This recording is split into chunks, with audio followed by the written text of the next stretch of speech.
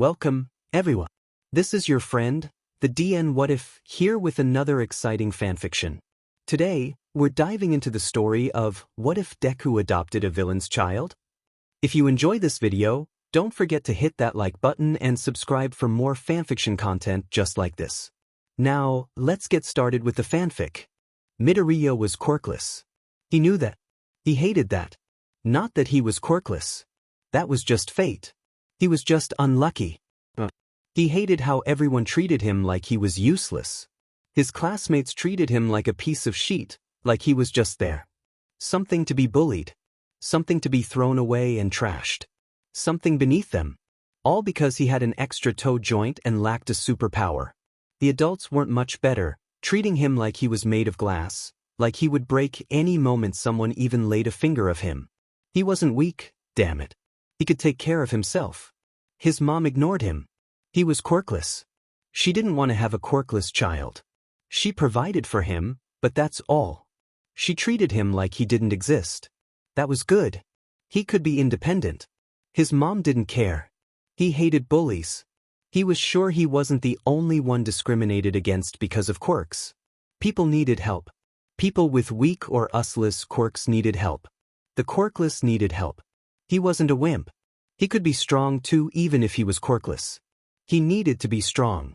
He wanted to prove his existence to himself. So when Midoriya found himself face to face with All Might, a person he admired all his life, just the tiniest bit more than Eraserhead, after he had defeated a villain near his school on his way home, he couldn't help himself. Then he, All Might, do you think a quirkless person could be a hero? The answer hit him. I'm sorry. I don't think that's a good idea. It's good to dream, but please, make it realistic. That statement shattered the boy. But that one small shard of hope, deep in his heart, shined the brightest. He couldn't be a hero? Then he won't be one. No one officially acknowledged by anyone anyway. He was smart, he liked to analyze quirks. He could do this. After all, he could only get arrested if he used a quirk, right? Aizawa sighed. He thought he had done a good job keeping a low profile.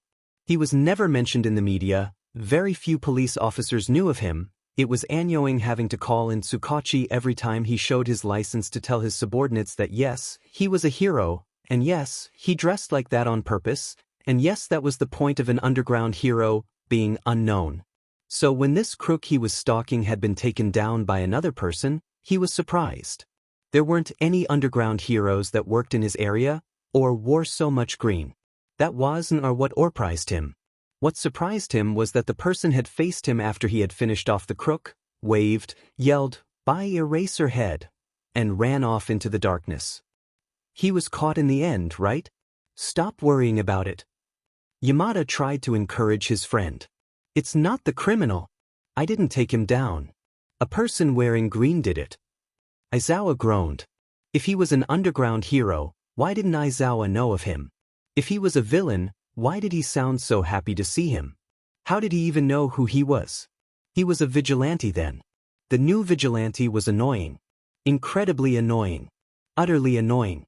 Every single adjective the pro-hero knew was added in front of annoying, and his mental list kept growing. And he was so small. Almost like he was a child. He was even smaller than those kids he was teaching in UA. Damn it. He was worried. The kid looked like he knew what he was doing, but it would put Aizawa at ease to know that there weren't kids running around trying to be heroes. That meant he was going to have to find out who the heck this kid was. Midoriya was happy. He actually met Eraserhead. That was awesome. His classmates had bullied him again, but that wasn't enough to damp his spirits. Good, treat him like he was crap. One day karma was gonna get him. He only hoped he would be there to witness their eventual downfall. He had been training himself since he was 8. Ever since All Might said he couldn't be a hero. It was worth it. The exhilaration of being strong behind his peers' backs. The joy of knowing he was helping others. Being able to help the society even if it was just taking out purse snatchers or idiotic drunk villains. It was all worth it. The training, the pain, all the effort is put into this. Meeting Eraserhead on his 9th birthday was just the icing on the cake. Yup. He could actually live like this. His mother didn't care enough about him to check if he was sleeping or not. As long as he kept his grades up, He wouldn't have to bother anyone, or make his teachers suspicious. Midoriya glanced around as he heard sniffling. He was in his way home, and had checked out a hero fight just because it was nearby. He peeked into the alley next to him, eyes widening as he noticed a small boy with purple hair sitting on the ground. He looked like he was crying, had bruises everywhere, and his clothes were dirty and smeared with dirt. Are you okay? Midoriya asked, carefully approaching the boy like he was a scared animal. In all fairness, he was just a toddler, and humans were technically animals if he took the official classification that humans were mammals and mammals were animals. The boy just looked at him with large, purple eyes, before he turned away and tucked into a ball, backing away from the older boy until his back was pressed against the wall. Okay. I won't come close to you. But can you tell me if you're okay? The child just looked confused at the question. How old was he? 2? He was small. Very small. And most children were aware of their surroundings when they reached 6 to 7 months old. This kid was too young, too small, too vulnerable on his own. The child carefully slid over a piece of paper robotically. Almost like he didn't want to, but something in him was forcing him to do so. The poor kid looked so tired, like he was going to drop and pass out anytime soon. I'm sorry. I cannot take care of this child anymore. Adoption centers won't take in a person with a brainwashing quirk. Please give him the home and love that I, as a mother, failed to give. His name is Shinso Hitoshi. He's 1 year old and manifested a villainous quirk early. Take him in at your own risk. His father's a villain with the same quirk, and I'm sick of seeing the same purple eyes and hair grow up and turn into a villain as well. Please don't hurt him anymore because he did nothing wrong to deserve this fate, and he will turn into a villain one day. You don't want to become a target. The handwriting kept changing. The paper was crumpled. Almost like 2 people were fighting over who got to write, and they had ended up both writing the letter. He was getting really mixed signals. He did understand a few things. Shinso's mom wrote this. Her husband was a villain, and it literally drove her mad that her son looked like his father and ended up with the same quirk. Her motherly side and her angry deranged side probably had a very bad disagreement about him, and she ended up with a split personality or something. They were fighting, probably ended up hurting the poor kid in the process, and she decided to leave the boy where hopefully someone would take him in. The date at the bottom of the letter suggested that the kid had been here for a few days. It was definitely not healthy for the child to have gone starving for so long, or possibly even longer. People with mental quirks were considerably smarter. While the bodies of peoples with physical quirks had adapted to allow the quirk to grow stronger, mental quirks weren't as straightforward as physical ones. They needed to brain capacity to understand the fine-tuning of their quirks, and to avoid the negative mental backlashes that came with it. They usually also had better memory so they don't forget how to use their quirk and give themselves a burst blood vessel in the brain cause they couldn't control their quirk. A normal child at this age would probably only know that he was abandoned. Shinso was probably too young to understand the true intent of his mother. All he knew and understand was that his quirk was bad, and his mom hated him for it and how he looked, and he felt sad about it. He understood and felt bad. He was inclined to give the letter even though it was probably the thing that kept him from being adopted because he wanted people to understand, as if he was trying to chase people away. It was a wonder he hasn't been kidnapped already. Midoriya empathized with him too much. Being quirkless, he was often treated like he was trash or just plain fragile. He was always getting pushed away, but his mother never raised a finger against him and chose to ignore him like he was a ghost or a specter. He was lucky that he still had a place to stay, and his mom just left him alone. He had it better than Shinso. At least he wasn't living on the streets. Shinso needed love. More love. If everyone he had ever met treated him like crap, all the more he had to shower this poor child with all the love and care and affection he could. He had tons of it to spare, but no one to spare it on. Until he found this poor kid. Midoriya placed the letter on the ground. Come here, Shinso. The child just looked so surprised. Someone wanted to take him in? The child shook his head. Me. But bad power. Midoriya knew he could literally just pick the child up off the ground, but he wanted him to come willingly. To understand that he wasn't bad because of his power. He didn't know how much the child knew, but if he was saying things like that, he probably knew a bit too much. It's not a bad power. You can choose how you want to use it. Come on. Shinso shook his head. For a 1-year-old, even with a mental quirk, this kid was smart and stubborn. Too stubborn. Midoriya liked smart. Midoriya slowly advanced, and Shinso just looked at him curiously and tiredly. Use your power on me. Shinso's eyes grew slightly larger and he shook his head even harder. No hurt. God damn it. He was just a kid. The baby. And he had to suffer like this, thinking he's hurt everyone? Midoriya was taking him in if that was the last thing he did. Shinso, you're not a bad person, okay? It doesn't matter what everyone tells you. You're a good child. You won't hurt anyone. Shinso wanted to believe that. He wanted to, so badly. But that nagging feeling deep within him wouldn't let him. He remembered the last thing his mom told him before she dumped him on the ground in a cardboard box. No one would want a little villain like you. He had no idea what a villain was. But he knew it was bad. He was bad. That's why no one wanted him. Midoriya stopped moving. His eyes glazed over. Shinso panicked. He used his quirk.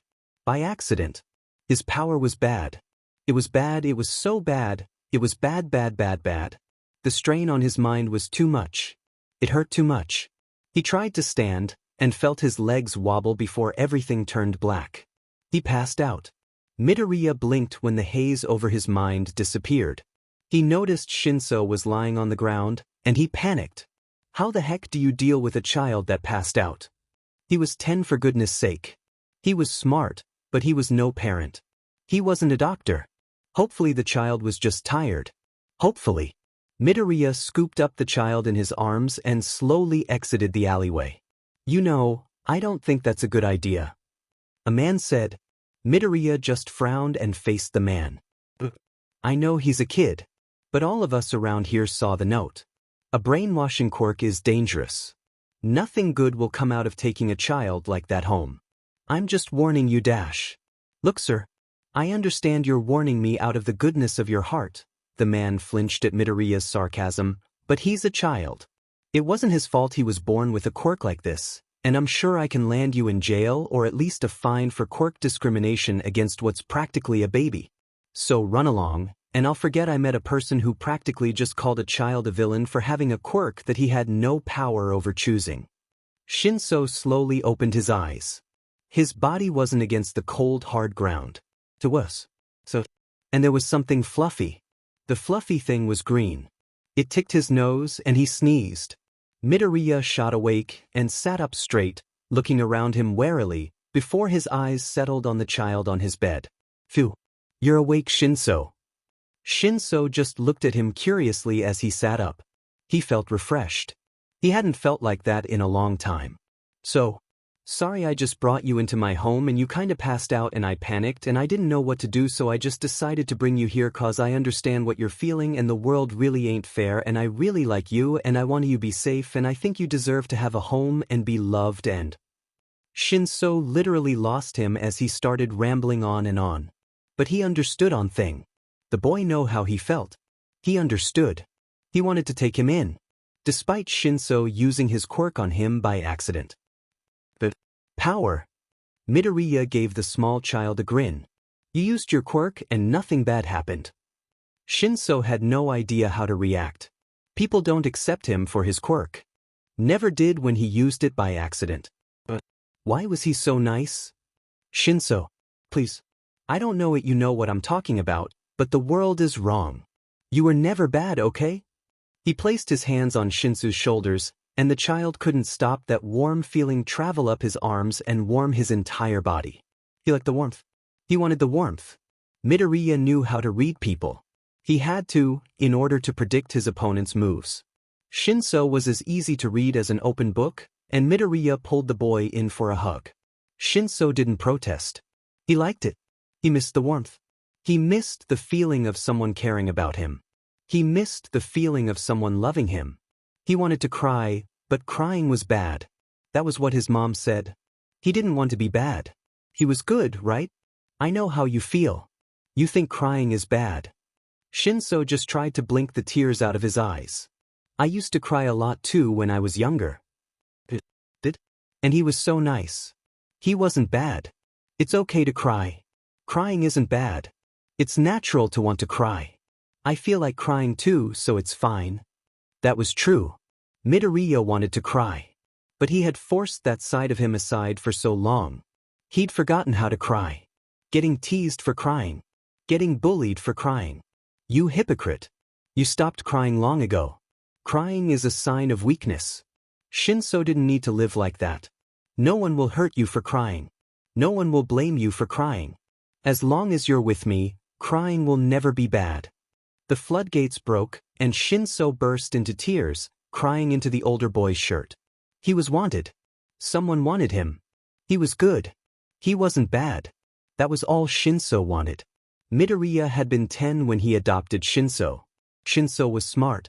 Midoriya would be loving this child more and more, if he wasn't already loving the child with every ounce of love he could give him. It's been a few months since Midoriya took Shinso in, and both of them were just really happy.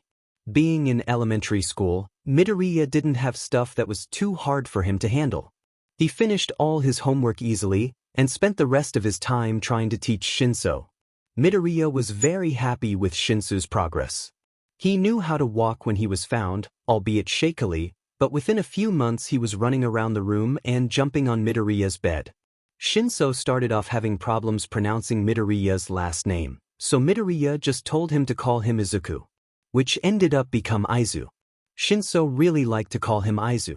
He found that Midoriya really liked it, so he kept calling him that. In turn, Midoriya called him Toshi. Shinso liked the nickname. Both of them were really happy, and they sometimes ended up just having a rally of calling the other's nickname until one of them gave up. Midoriya always relented, letting Shinso win, and the both of them just flopped on the bed and laughed. Midoriya was right that people with mental quirks were smarter. Shinso knew how to write. It was messy, but it was legible. A lot better than what he could say about his own classmates. A child had better handwriting than a bunch of 10-year-olds. Shinso didn't know when his birthday was. Midoriya was thinking of putting down the date he was found as his birthday, which was exactly 2 weeks before his own when they realized the birthday problem. They could celebrate both their birthdays at the same, right smack in the middle of both their birthday dates. Shinso already knew about Midoriya's status when Midoriya told him about it. Shinso knew that people had powers. He knew he had his powers early. He did not know that Midoriya did not have the powers that everyone else had. Did that stop him from loving the only person that he loved? Nope. Nah. Never ever. And somehow, Shinso also found out that Midoriya liked to sneak out of the house at night and return when he's usually asleep. Shinso knew the boy was busy, but he never really questioned how. He was a kid. He had questioned the older boy out of curiosity, of course, before Midoriya just told him, "Someone told me to stop dreaming. So I'm pulling everyone into my dream." And Shinso accepted it. They both had dreams. They both wanted to be heroes. Midoriya told him about Eraserhead, one of the heroes who fought Quirkless but was still accepted by society. They both wanted to be like him. All Might was definitely out of the question. Midoriya didn't like how easily he almost shattered his dream. In fact, if he wasn't Quirkless, or was someone else, he was sure he might have turned to the dark side. That was pretty ironic. Hey, it's the Quirkless Deku again. Tsubasa laughed. Bakugo and Akiro, the boy with a quirk that allowed him to extend his fingers, but Bakugo just looked a bit worried for Midoriya. Midoriya had no idea what was it to Bakugo. Bakugo liked to blast him, but didn't want to hurt him? It was confusing. Midoriya didn't really get it. Midoriya internally seethed, before he realized, what if Shinso was with him? Was he going to roll over and let his little brothers see how weak he was?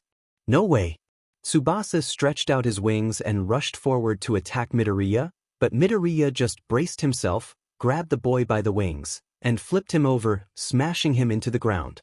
Akiro tried to rush in to help Tsubasa, but Midoriya just grabbed his finger, pulled, and grabbed the boy's arm, also flipping him over completely.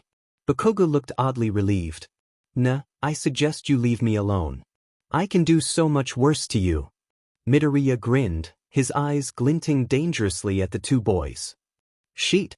Deku's lost it. Tsubasa, we need to warn the others. Akiro yelped, helping the winged boy up as they limped away. So, you finally got the guts to fight back, huh? Bakugo smiled at him. Finally. I always was able to fight back.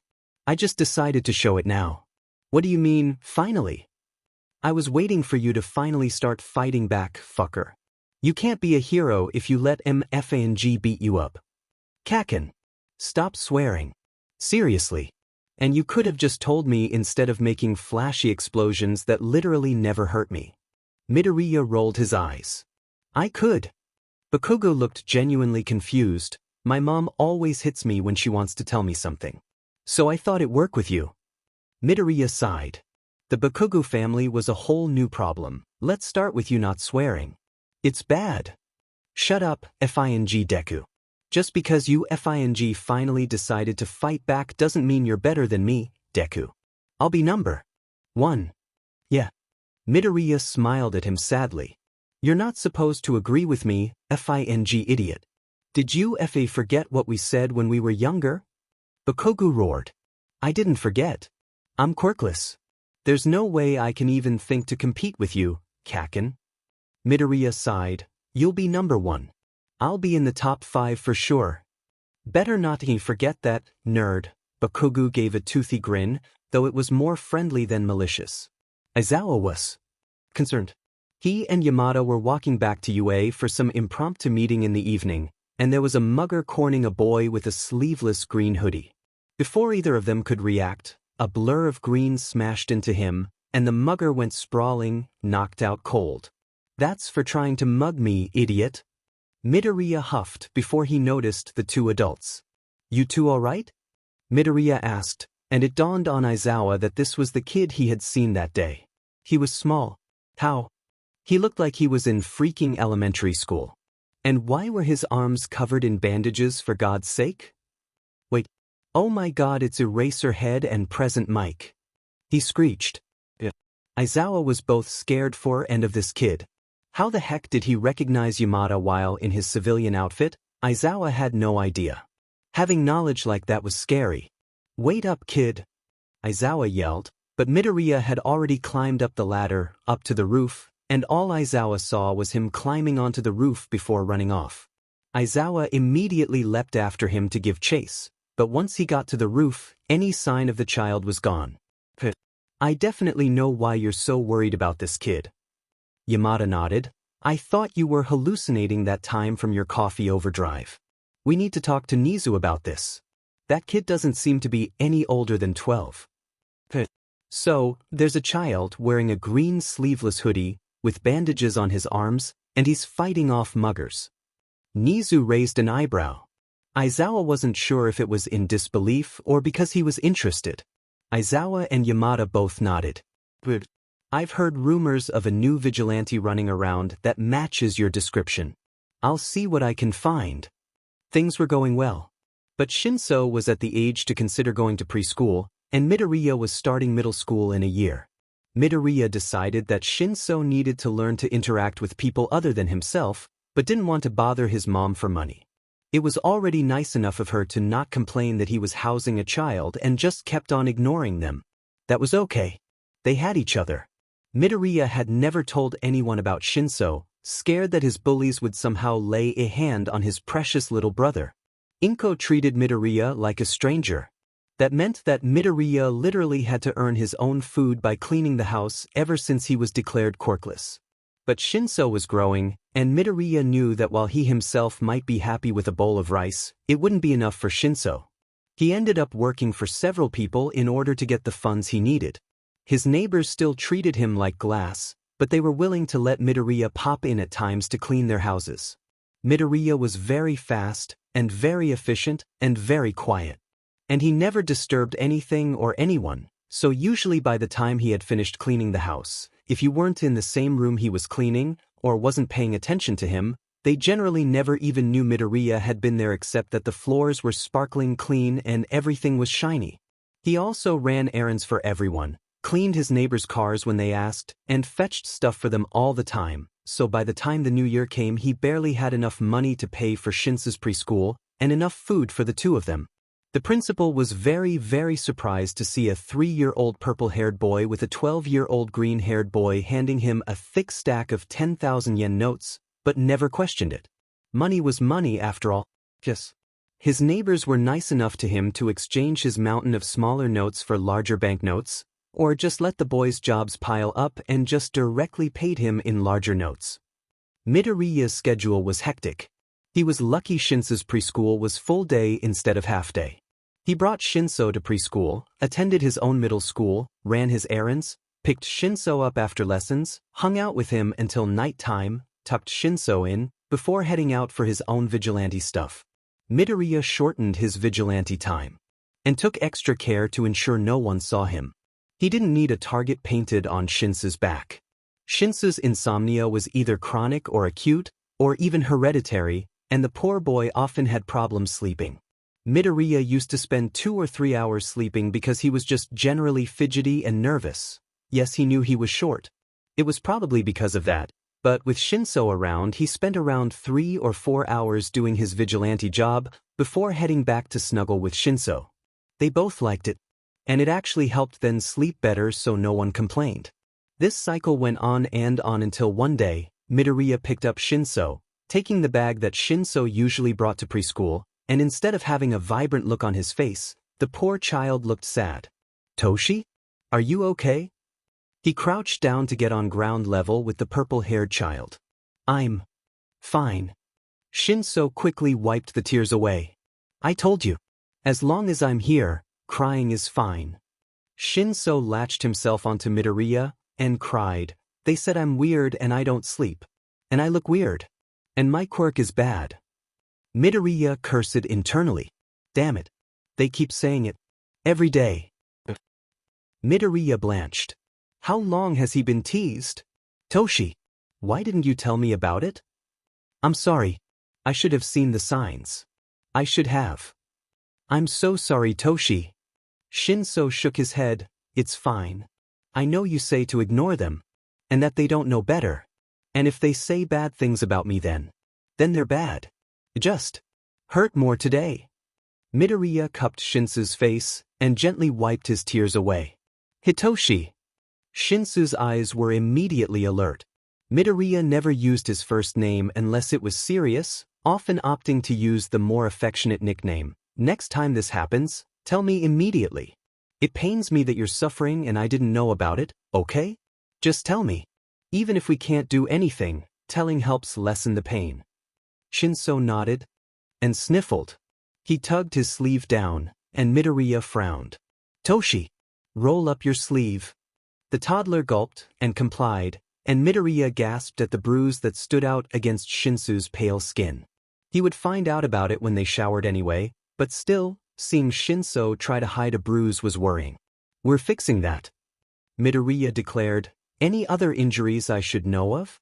Shinso shook his head, and Midoriya decided that he had probably pushed Shinso enough. He carefully picked Shinso up and started walking home. Shinso usually liked to walk beside him and would protest he was cute when he did that, whenever Midoriya picked him up when he didn't want to be. Shinso instead just nestled himself comfortably in Midoriya's arms, eyes drooping. They were both tired. It was a long day. A warm shower and some fried rice sounded nice. Midoriya didn't do his errands that day. "Sir, he's getting bullied. I don't know about you, but I'm very sure that it's bad for children, especially at his age, to be told that he's going to end up as a villain." The previous day, when Midoriya picked Shinso up, Shinso said that his classmates took his pencil, and when Shinso tried to take it back, they broke it and told the teacher that it was Shinso who was taking their pencil. Guess who the teacher blamed? The child with the brainwashing quirk, of course. Said he shouldn't use his bad quirk to do bad things, and that things like this were what made people into villains. That word. Shinso hated it. Villains were people who hurt others for no reason. Shinso wasn't a villain. He didn't want to be one. He never wanted to be one. "Look, the entire class said it was Shinso's fault, Midoriya." The principal sighed. "I understand that the teacher shouldn't have called him a potential villain, but if everyone says that Shinso is wrong, then he's wrong. It's the majority. The majority is wrong. Look, I raised that kid. Myself. I know him. He wouldn't want to do anything wrong. You think he would take someone else's pencil when he has his own, and without asking for permission? He's trying his best to be perfect given his circumstance, and I don't think having all the kids bring him down is good for him. Midoriya growled. I can speak to the kids. But you know how kids are. You're quirkless. You know exactly how bad kids can get. I'm sorry, Midoriya, but there's nothing we can do. They're all toddlers. We can't punish them for being influenced by their surroundings. The principal shook his head. Then can I talk to the kids myself? Midoriya asked. I think we can arrange that. But if you try to defend Shinso, it won't last. I've been taking care of kids for so long. Once you leave, they'll pick on Shinso again. It would be better if he learned to stand up for himself. It might be better to homeschool him. That's the problem. I have school. I can't. This is the only place near my school and home that is affordable. At the very least, can you try to stop them from physically hurting him? I'll talk to him myself later. The principal sighed. Midoriya was stubborn. Very stubborn. He was old. He would never be able to win an argument against the 12-year-old. Midoriya himself went to that preschool before. He knew Midoriya was quirkless, and seeing the timid child finally standing up for himself warmed his heart. That was the only reason he allowed Midoriya to enroll Shinso for a lower rate that was within the boy's price range. Yes. He knew that Midoriya ran all over the neighborhood to run errands for people. He never thought that he adopted a child, and was surprised. Midoriya was picking Shinso up when he found a woman picking up another boy who was staying behind with Shinso. Toshi, how are you? Midoriya grinned. Shinso had turned 4 a few months ago, and Midoriya could see the huge improvement that he had with his quirk. Apparently it manifested early, but the actual workings of the quirk only just came to him, and they were working on giving Shinso complete control over his power and finding the limits of it. Shinso merely frowned, and slowly grabbed Midoriya's hand. You okay, Toshi? Shinso nodded. Mom, that's the weird one that controlled me. Midoriya frowned. He had been training enough with Shinso so that he wouldn't use his quirk by accident, and Shinso was so good with it that he only used it when he wanted. Only when he was scared or threatened that he would unintentionally activate it. Toshi, what happened? I'll tell you what happened, young man. That freak brainwashed my child. Such a villainous quirk, why is he here? The lady, whom Midoriya assumed was the other kid's mother, screeched. Excuse me, I would prefer if you not call him a freak. Midoriya snapped. I didn't even use my quirk. Shinso muttered. He pushed me, then started yelling that I controlled him. No. I bumped into him by accident, and he made me give him my bag. The other boy whined. Midoriya growled. This kid was getting a bit too much for him. Kid, did Shinso say anything to you? The boy nodded, crying into his mother's shirt. Did you reply? The boy shook his head. Midoriya let out an angry, tch. Look, brat, and you listen up as well. Midoriya growled at both mother and child. His quirk is response-based. If you don't reply to him, he can't control you. The child's eyes widened. And Toshi has been training his quirk day and night to control it, so don't you dare accuse him of doing it by accident either. Midoriya poked his finger into the child's chest. You know, lying is bad. This reflects very badly on you and your mom. The mother tried to protest, but Midoriya's aura flared up. He had been learning to do that for a long time when he encountered another vigilante called Stendhal. Instead of being scared, he found it really fascinating, and had prompt questioned the bewildered vigilante on how the heck he did that. Stendhal ended up giving the child some pointers, before they ended up parting ways. Both mother and child froze in place, scared stiff of the menacing aura right in front of them. Shinso clutched Midoriya's leg, scared of what was going to happen. You leave Shinso Hitoshi alone. You lay a single finger on him. Regret. Understood? And it's very rude of you to call a child a freak simply because of his quirk. Midoriya hissed. Say that again, and I will get you in trouble with the police for quirk discrimination, got it? The mother and child both nodded, and she picked up her child before leaving. Midoriya reined in his anger, before turning to Shinso, who was still scared and clinging to him. Toshi! The toddler let go of his leg, and Midoriya scooped him up. I a villain? You'll never be a villain, Toshi. You never even used your quirk. Midoriya ran his hand through Shinso's hair. You're a hero. My brave little hero, okay? Shinso nodded. You're my hero too. Eraserhead is second. You're first. Midoriya was internally screeching in happiness that his little brother thought he was a hero. I'm your hero. If you ever get into trouble, I'll save you for sure. So never give up, ever. Okay, Toshi? Shinso smiled and nodded. You like that cat cafe, don't ya? Come on. Let's go there for dinner. I'm sure Snowy and Sherry miss you already. Snowball. The white cat is called Snowball. And the orange one is Cherry, not Sherry. Shinso protested. Midoriya just chuckled as the two boys walked away from the preschool. Midoriya's threats had a larger impact than he thought. The child that once lied about Shindu never bothered him again, but there had been several more incidents when other children picked on him and Midoriya had to deal with the idiotic parents who thought their children were angels when they were in actuality demons. Midoriya didn't care that he had to scare the wits out of adults and children alike in order for them to leave Shinso alone. He didn't care if his actions seemed like a villain's to other people. If he had to, he'd happily burn the entire world to keep Shinso safe. There were rumors starting to spread that he had a demonic guardian that would protect him if anyone were to lay a finger on him.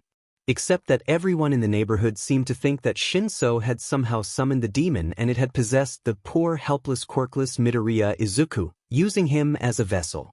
Midoriya really wanted to snort. Humans were just so dumb and ridiculous sometimes. But he didn't. There were consequences. Everyone now stayed as far away from Shinso as possible, scared that the monster would come after them. Word of Shinso's quirk had also spread, and more people talked about the purple brainwashing monster that had a pet demon right on a leash. And every single time Midoriya entered his classroom, everyone, except Bakugo. Bakugo was laughing at Midoriya's expense the entire time while also being very internally confused, kept saying exorcism prayers and holding crosses and all sorts of random items. One kid was apparently on a different page from the others, and threw garlic at him. And salt. It was annoying. Very annoying. His bullies sometimes asked him questions. If Midoriya played nice, they bullied him. If he talked back at them, they screamed that he was possessed and ran. He also had countless people come up to him to ask if he was okay, did he want ginger tea to expel the demon, etc. And apparently no one questioned his connection to Shinso, thinking that he had no idea who Shinso was or that he was possessed. Midoriya was fairly sure it was the dumb parents that made it up. They hated Shinso and his quirk. They were scared of the child's guardian, and upon finding out he was quirkless, he was possessed by an evil spirit. So dumb. And the people that believe it all? Also dumb. Why the heck was everyone so scared of Shinso? He was a nice kid, perfect if anyone asked Midoriya. Shinso just wanted to help, make friends, be a normal kid. But no. He naturally had pale skin and eye bags. His hair seemed to defy gravity and was fluffed up for no reason. Midoriya really liked it. It was so DMN fluffy. So much fluffier than his own. Shinso said otherwise. He was kind, nice, polite, had perfect manners, never interrupted people when they were speaking and never lied. He hid his wounds and the bullying, but that was something else altogether. Shinso was practically like a kitten begging for positive attention, and everyone just kicked him away because he was different. Midoriya would indulge him, but both of them knew it wasn't enough. Midoriya was the only positive influence in Shinso's life, and Midoriya knew it wasn't healthy for the toddler. It got worse. Apparently, his father was a villain too. How coincidental. Inko didn't know about it, but when Midoriya went home one day to find his house in flames, he had panicked and barged into his home. Apparently, his father came home, talked with Inko, realized that she hadn't outrightly abandoned Midoriya for being quirkless, and had gotten angry. There were eyewitnesses who saw the fire-breathing villain stomping around, and Aizawa and Yamada, who just happened to be the closest heroes to the scene, managed to apprehend him. They had no idea what or how the villain was connected to anything, just that he was burning houses, and when they caught the villain they left to let their statements get taken. But the damage was already done. Midoriya had to practically beg Shinso to stay with the principal of the preschool for a few days while the entire matter was sorted out. Shinso didn't want to leave, but Midoriya promised that he would visit him every day until he managed to fix the entire situation. He didn't want to be seen with Shinso. That would just complicate the entire matter, cause then everyone would say Shinso brainwashed him and set the house on fire or something. It was better if Shinso stayed incognito to the government for the time being. Inko technically owned the house, and had already paid for electricity and water for the next few years, and since she was dead and his father was a villain, the house was put under Midoriya's name. However, her savings and money came from Hisashi, who apparently provided for her, so that had been confiscated by the government. Midoriya, who was 13 at the time, had outrightly refused to go into an orphanage, and practically told everyone that he was capable of taking care of himself. No one wanted to argue with the quirkless kid. They didn't really care either. They left him to his own devices, and just provided enough money for food. Everything else was swept under the rug. Midoriya was fine with that. He didn't want government people in his home anyway. Shinso would still be safe with him. He was capable of providing for them all. He did have to end up working a lot more in order to pay for his own education as well. Apparently the government thought that Midoriya ate a lot or something, cause the amount provided was way too much just for food. But was enough for him to pay at least half his own school fees, so while Midoriya didn't have to work that much more, it was still very, very annoying that they just agreed to let a kid live on his own just because he was quirkless. The discrimination was that bad. Midoriya was very much considering just studying ahead and getting out of junior high early, but both of them agreed that doing so would make him stand out and it would end up being much more dangerous for them both if anyone found out that two kids were practically living on their own. You're telling me that this villain killed people, burnt a few houses, we caught him, and now there's a child living on his own. Nizu nodded. Yeah.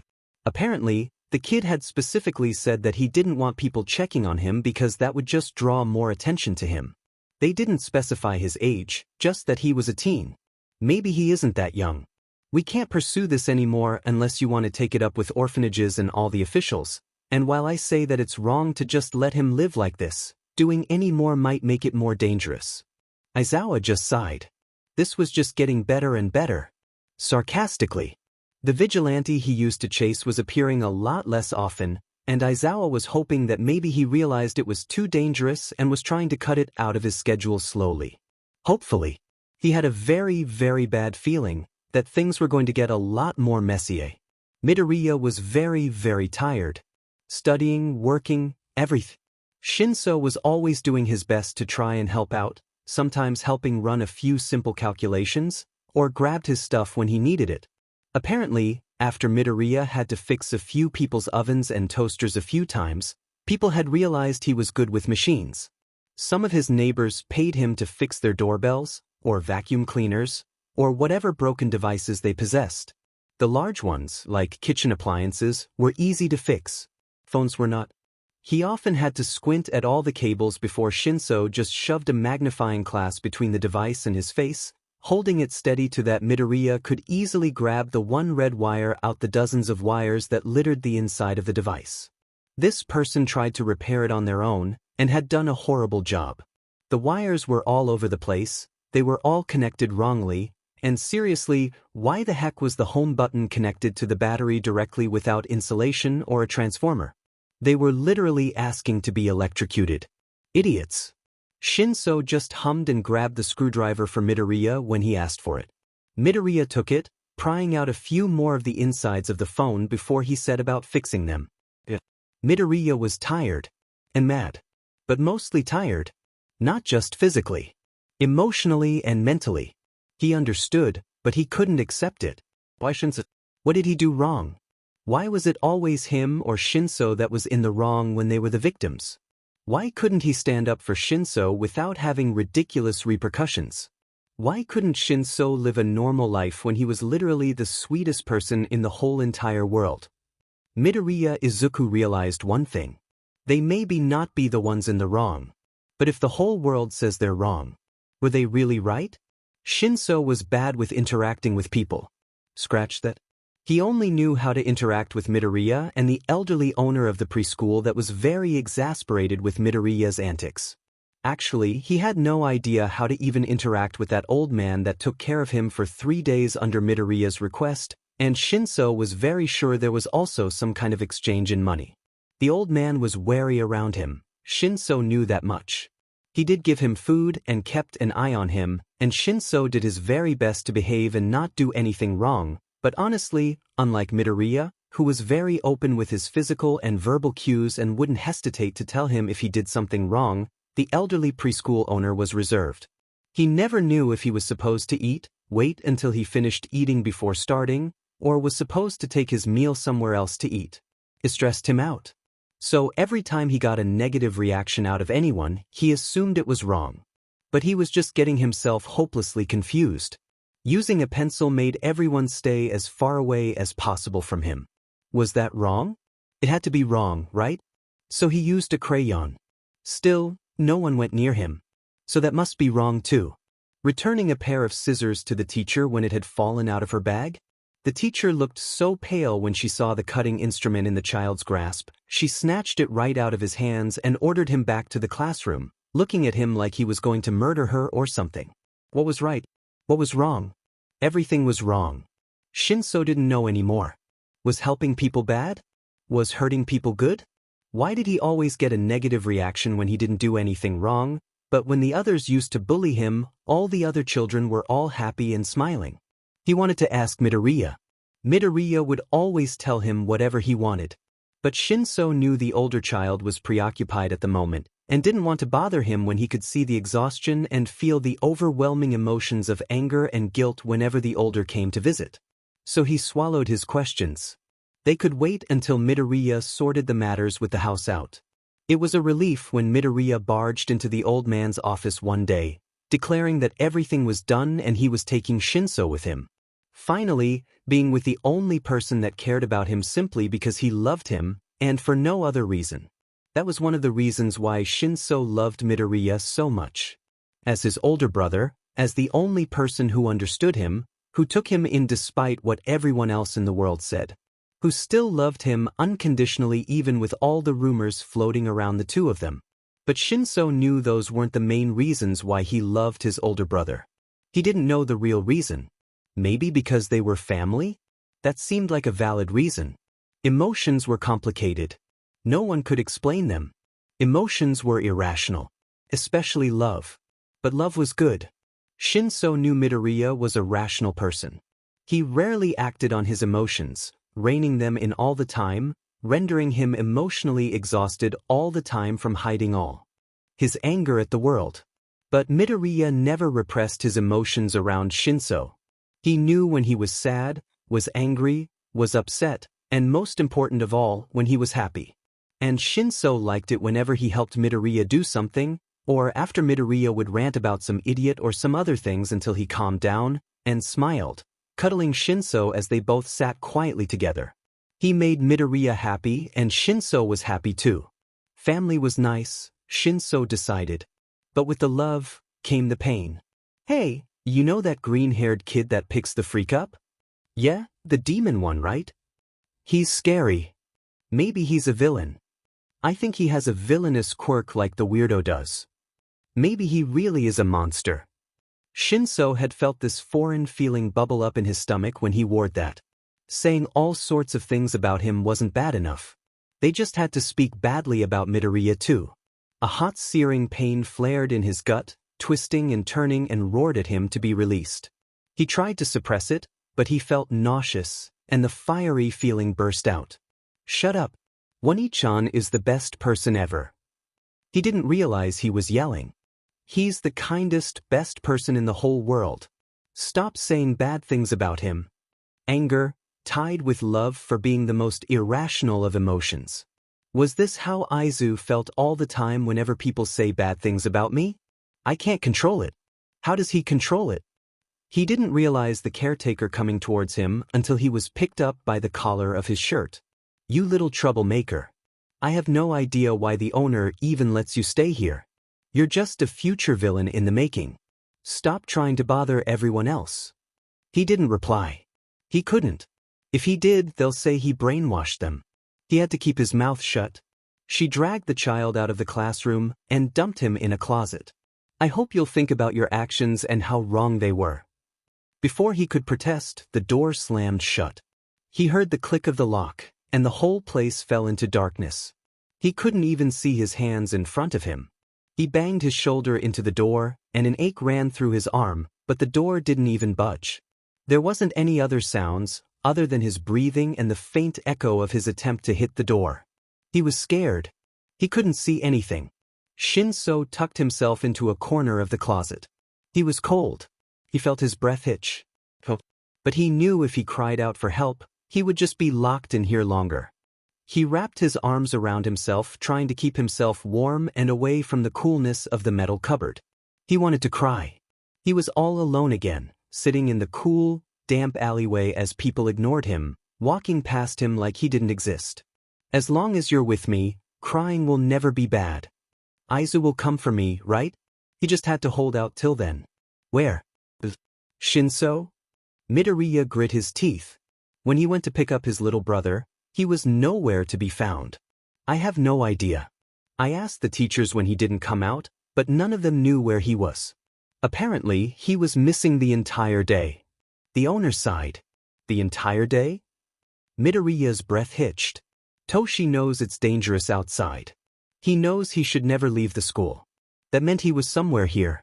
Midoriya raced into the school, despite the elderly owner telling him to calm down and think. Toshi! He raced around the first floor, yelling desperately, Toshi? His voice echoed in the hallways eerily. His footsteps sounded like thunder in the creepy quietness of the preschool.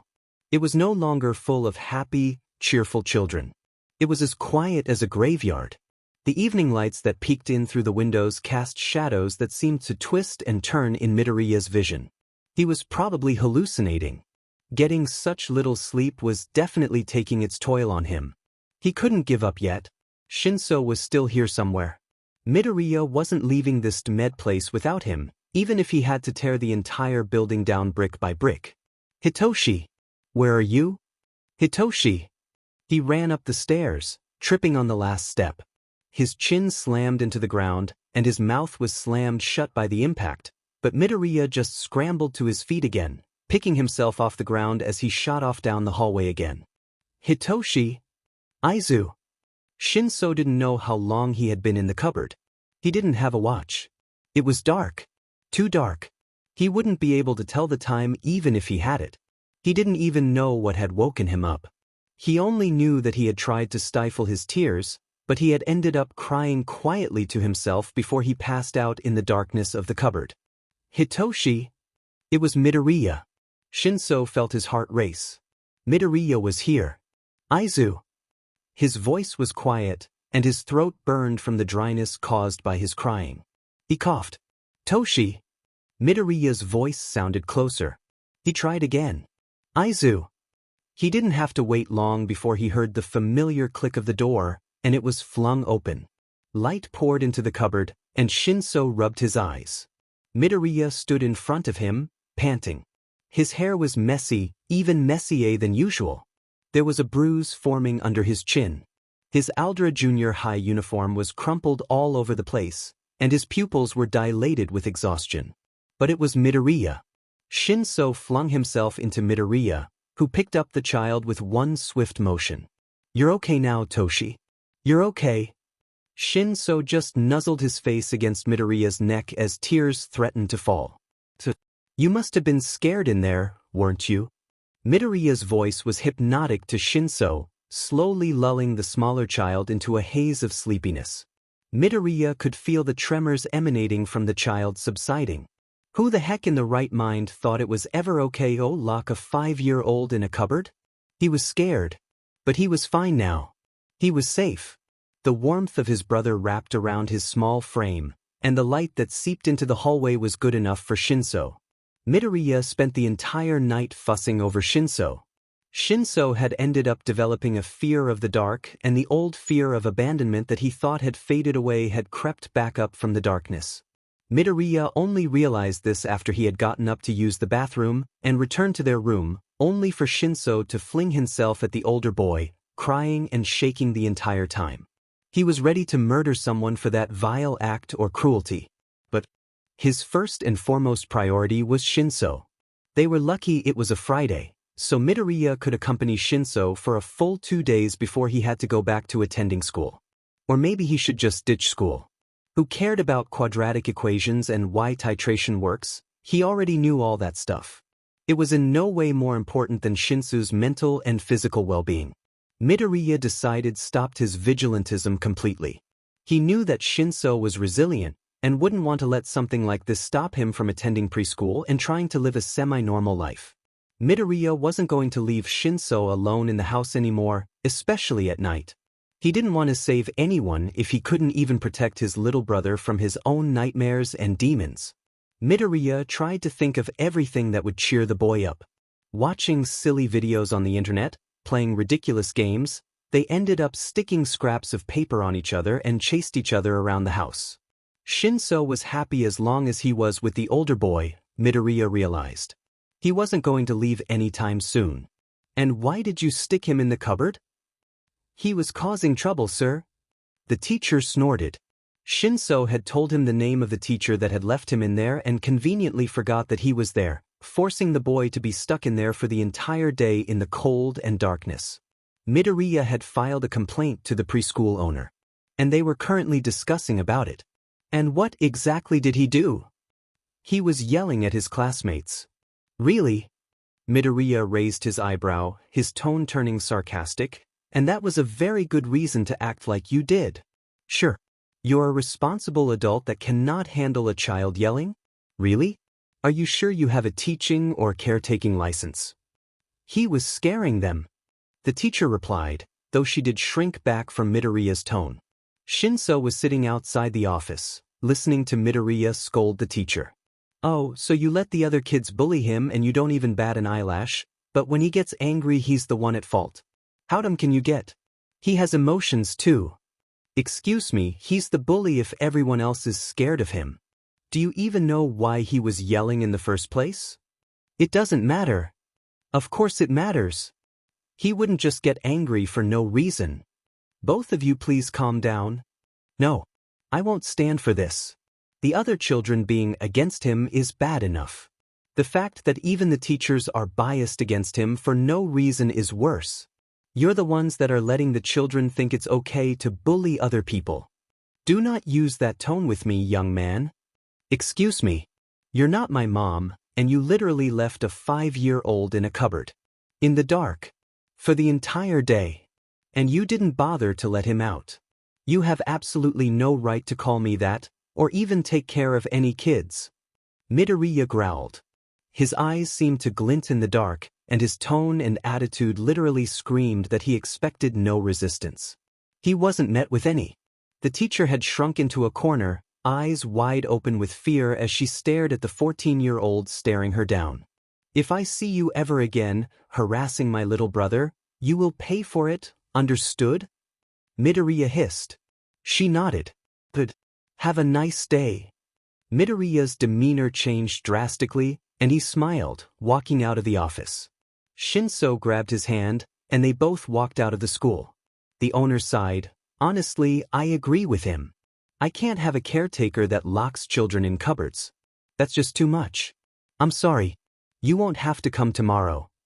The stupid child. The woman hissed as she collected her belongings and walked out of the school. But it seems like the rumors were right. She smiled, picking up her phone. Hello? I got fired. I have the info on both the brainwashing child and the supposed quirkless demon. When do you think we can get them? Any time after 3 to about 5 in afternoon. That's when he gets picked up. Good. Midoriya tapped his foot restlessly as he waited for his lesson to end. The teacher was talking about algebra manipulation. That was fun. Midoriya had already finished the entire worksheet that the teacher had given him, as well as the English grammar worksheet the other teacher had given him. He literally didn't have anything to do. It's been a few weeks since Shinso's incident of being locked in the cupboard. Midoriya was still very, very angry over it. But the teacher had been fired and there weren't any more incidents like that, so all was good. Deku, stop tapping your feet, damn it. Bakugo hissed, it's annoying. Midoriya rolled his eyes, but obliged. His relationship with Bakugo was. He knew why Bakugo used to blow him up, but he was still slightly peeved that Bakugo hadn't thought to talk to him. Then again, the same could be said about himself. Why didn't he question why Bakugo was blowing him up all the time? He couldn't really blame Bakugo. They both had no idea what they were doing. They were currently at the point where they had made up, they gently sparred sometimes during lunches and breaks, but were very awkward around each other. Neither of them knew what to talk about, and it was still weird to be next to the person that blew him up every 5 minutes since he was a toddler. Bakugo was okay with that. They both needed time to adjust. Midoriya was still worried about Shinso. He knew all the teachers were biased against the child with a brainwashing quirk. That was the only teacher that acted against him, but who knew when any of the other caretakers would take action again? Shinso was idly doodling on a piece of paper. He got bored often. Waiting for Midoriya was painful when the only thing he could do was stare at the clock on the wall and the seconds ticked past. Midoriya had started teaching him basic mathematics, and he had already finished up the math exercises that Midoriya had placed in his bag. Math was. It was logical. Shinso liked logical stuff. It made sense. And things like 19 plus 24 weren't that hard. The bell by the door chimed as the door was pushed open. Shinso lifted his head in anticipation, hoping it was Midoriya and that he had come to pick him up early. To his dismay, it wasn't his older brother. It was a man with long brown hair that reached his shoulders, with eye bags that rivaled that of Shinso's own. His eyes were red and full of malice. The man just felt so wrong. Shinso wished he was back in the cupboard instead of right in front of this new person, and that was saying a lot about the amount of fear and unease he got looking at the man. I'm here to pick up Shinso Hitoshi. Shinso blanched. Who the heck was this guy? Midoriya wouldn't get someone else to pick him up without telling him, much less a stranger. He wasn't on the piece of paper that Midoriya had handed him. Midoriya had drawn 4 people, but apparently 2 of the 4 drawings were of the same person. They were both blonde. One was of Present Mike, a hero and DJ that they both liked to listen to over the radio when he blasted all sorts of music over the weekends. The other blonde was apparently him as well, but without the tinted glasses, and he had his hair tied up in a bun. There was another with spiky, beige hair. His eyes were red, and according to Midoriya, he swore a lot, but he trusted this person called Bakugo Katsuki who had an explosion quirk. The last person had a gray scarf around his neck, black eyes and equally black long hair. Eraserhead. Those were the people that Midoriya said were trustworthy. This new guy wasn't either of them. So he couldn't be trusted. What does he want with me? The old man looked at this new guy weirdly. Please don't let me go with him, please don't let me go with him, please don't let me go with him. Who are you? You're new. I don't recognize you. Thank God. Shinso's caretaker told me to pick him up as he's busy. The man shrugged. Look, who is Shinso's caretaker if you don't mind me asking? He doesn't want to reveal his name. There was a problem. The old man and Shinso were the only ones who knew Midoriya's name. If there was someone who was picking Shinso up in his place, they should have mentioned his name. It wasn't like there was anyone else in the room that was trying to eavesdrop. The old man sighed. Look, please get out of here. You seem like a decent person, but please stop harassing this kid or I'll call the police for attempted kidnapping. The man sighed. Looks like we'll have to do it the hard way. The man immediately whipped out a gun, and before Shinso could do anything, an loud bang rang out through the preschool. Shinso flinched at the sudden loud sound. He blinked, and realized that the elderly owner of the preschool was slumped against his table, a red liquid slowly dripping off the table. Shinso gulped, and backed away from the man, who was twirling the gun in his hand. Come on, Shinso. You don't want to end up like that, do you? He cornered the smaller boy, and Shinso looked around. He was backed into a corner, and he could feel his back against the wall. Before he could even think about making another move, he felt something sharp sink into his neck. He blinked. His eyesight turned blurry. He couldn't see straight. He felt his legs give out from under him as he gazed at the man in front of him. Shinso couldn't move his body. It felt stiff and it wouldn't respond to him. He felt. What was that word that Midoriya taught him? Paralyzed? Midoriya finished all his stuff early and went to pick Shinso up. His finals were coming up soon, and while he didn't really need to study for it, he had to start getting ready for UA's entrance exam. He also didn't want to leave Shinso in preschool for too long either. Who knew how long more the child had to suffer in the demon closet if Midoriya hadn't gotten there earlier than usual? Midoriya felt a shiver up his spine. Something was wrong. Very wrong. He shook his head before he started running towards the preschool. He just rounded the corner when he saw a man walking out, carrying a child. He blinked. The child had purple hair. Toshi! Hey! Put him down! Midoriya yelled as he ran at the man. His hand automatically reached into the hidden compartment in his jacket to pull out his retractable staff, one that he and Shinso both had fun making together with the scraps from the nearby garbage beach. You must be the demon, eh? The man grinned before a dark liquid was expelled from his mouth, enveloping the duo. Toshi! Midoriya yelled and leapt at them. But it was too late. The black ooze had literally disappeared into thin air, and Midoriya bashed into the ground. Toshi! There was no reply. He had disappeared. With Hitoshi, Midoriya felt nauseous. His throat tightened, and he felt utterly sick to his stomach. Hitoshi was gone. He forced that uncomfortable feeling back into the depths it had crawled out from. He couldn't let himself be bothered with his emotions right now. He needed to get help. Midoriya slammed his palms onto the desk of the police station, the loud sound echoing throughout the office. Tsukachi and Aizawa jumped at the sudden loud noise and turned away from whatever conversation they were having to face the green-haired boy who had barged into the station. They were originally talking about the disappearance of the new vigilante. Aizawa was worried. What if he was dead? He was just a kid. Aizawa couldn't help it. Vigilantes don't just disappear like that. Aizawa looked up. He recognized the kid. He remembered seeing him once walking along the side of the road, talking to a purple-haired toddler. Aizawa could tell by how they looked at each other, they both loved each other like the other was the entire world. That kind of pure, unadulterated like was rare in this world, especially among siblings who wanted to make it big in the hero industry. It was pathetic. To be a hero, you had to step over others, but that was life. You couldn't get too attached. That would hinder their work. There's a kidnapping. I saw it. He took my little brother. The police officer at the desk blanched. The demon? I'm not a demon. Midoriya growled. You guys are idiots if you're believing stupid rumors like that. Now get serious, put that stupid mug aside and help me, goddamn it. Aizawa blinked. What the heck? Why is the kid giving off such intensity? The police had cleared his desk and was sitting upright, perfectly still in an instant, faster than either of them had seen him react before. Who is this kid? Sorry. Who are you? Midoriya Izuku. Age 14.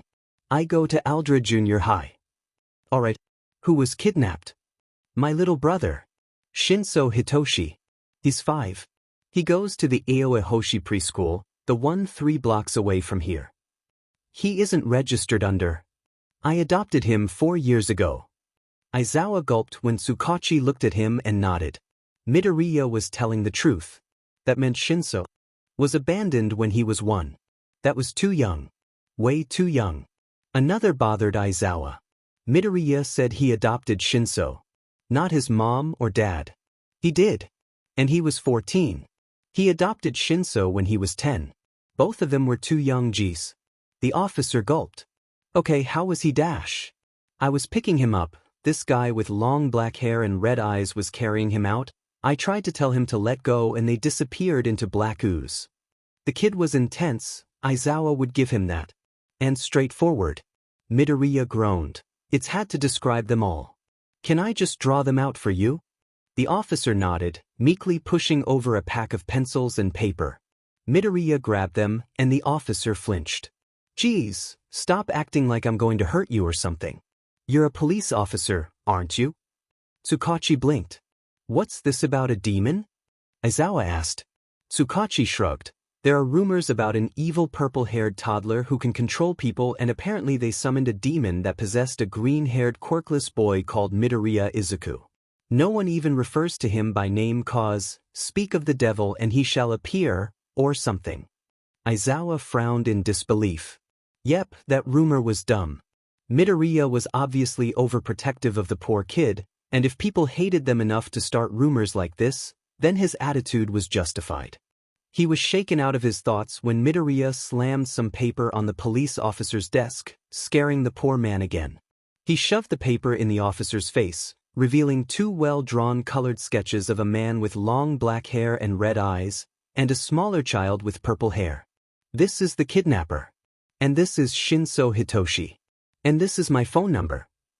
Midoriya leaned forward and growled, I want in on this case. Any new information, leads, clues, I want to know. If your boss doesn't want to, you contact me and I will speak to him myself. Understand? The officer nodded meekly, and Midoriya sighed. Okay, can you guys send some people to investigate Aoihoshi preschool? Didn't dash. Of course not. Do I look like I work for the police? Midoriya snorted, and that's why I didn't call, and instead ran here.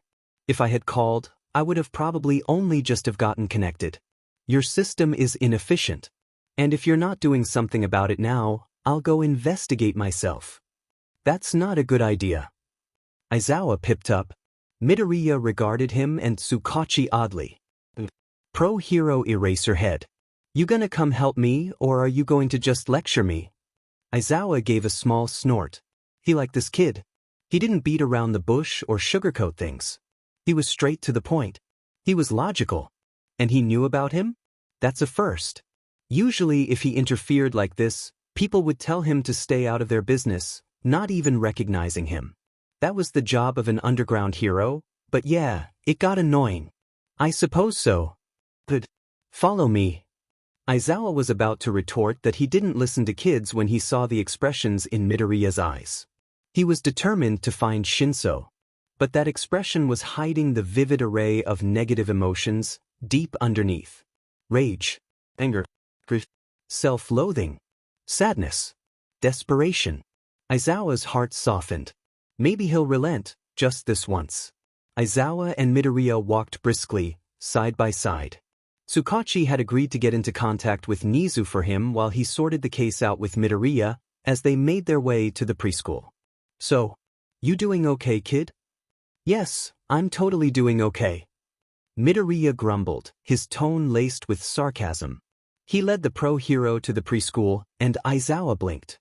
He pushed open the door, and grimaced as the metallic smell of blood filled his nose. Midoriya essayed in a breath when he essayed the still, bloodied form of the elderly preschool owner.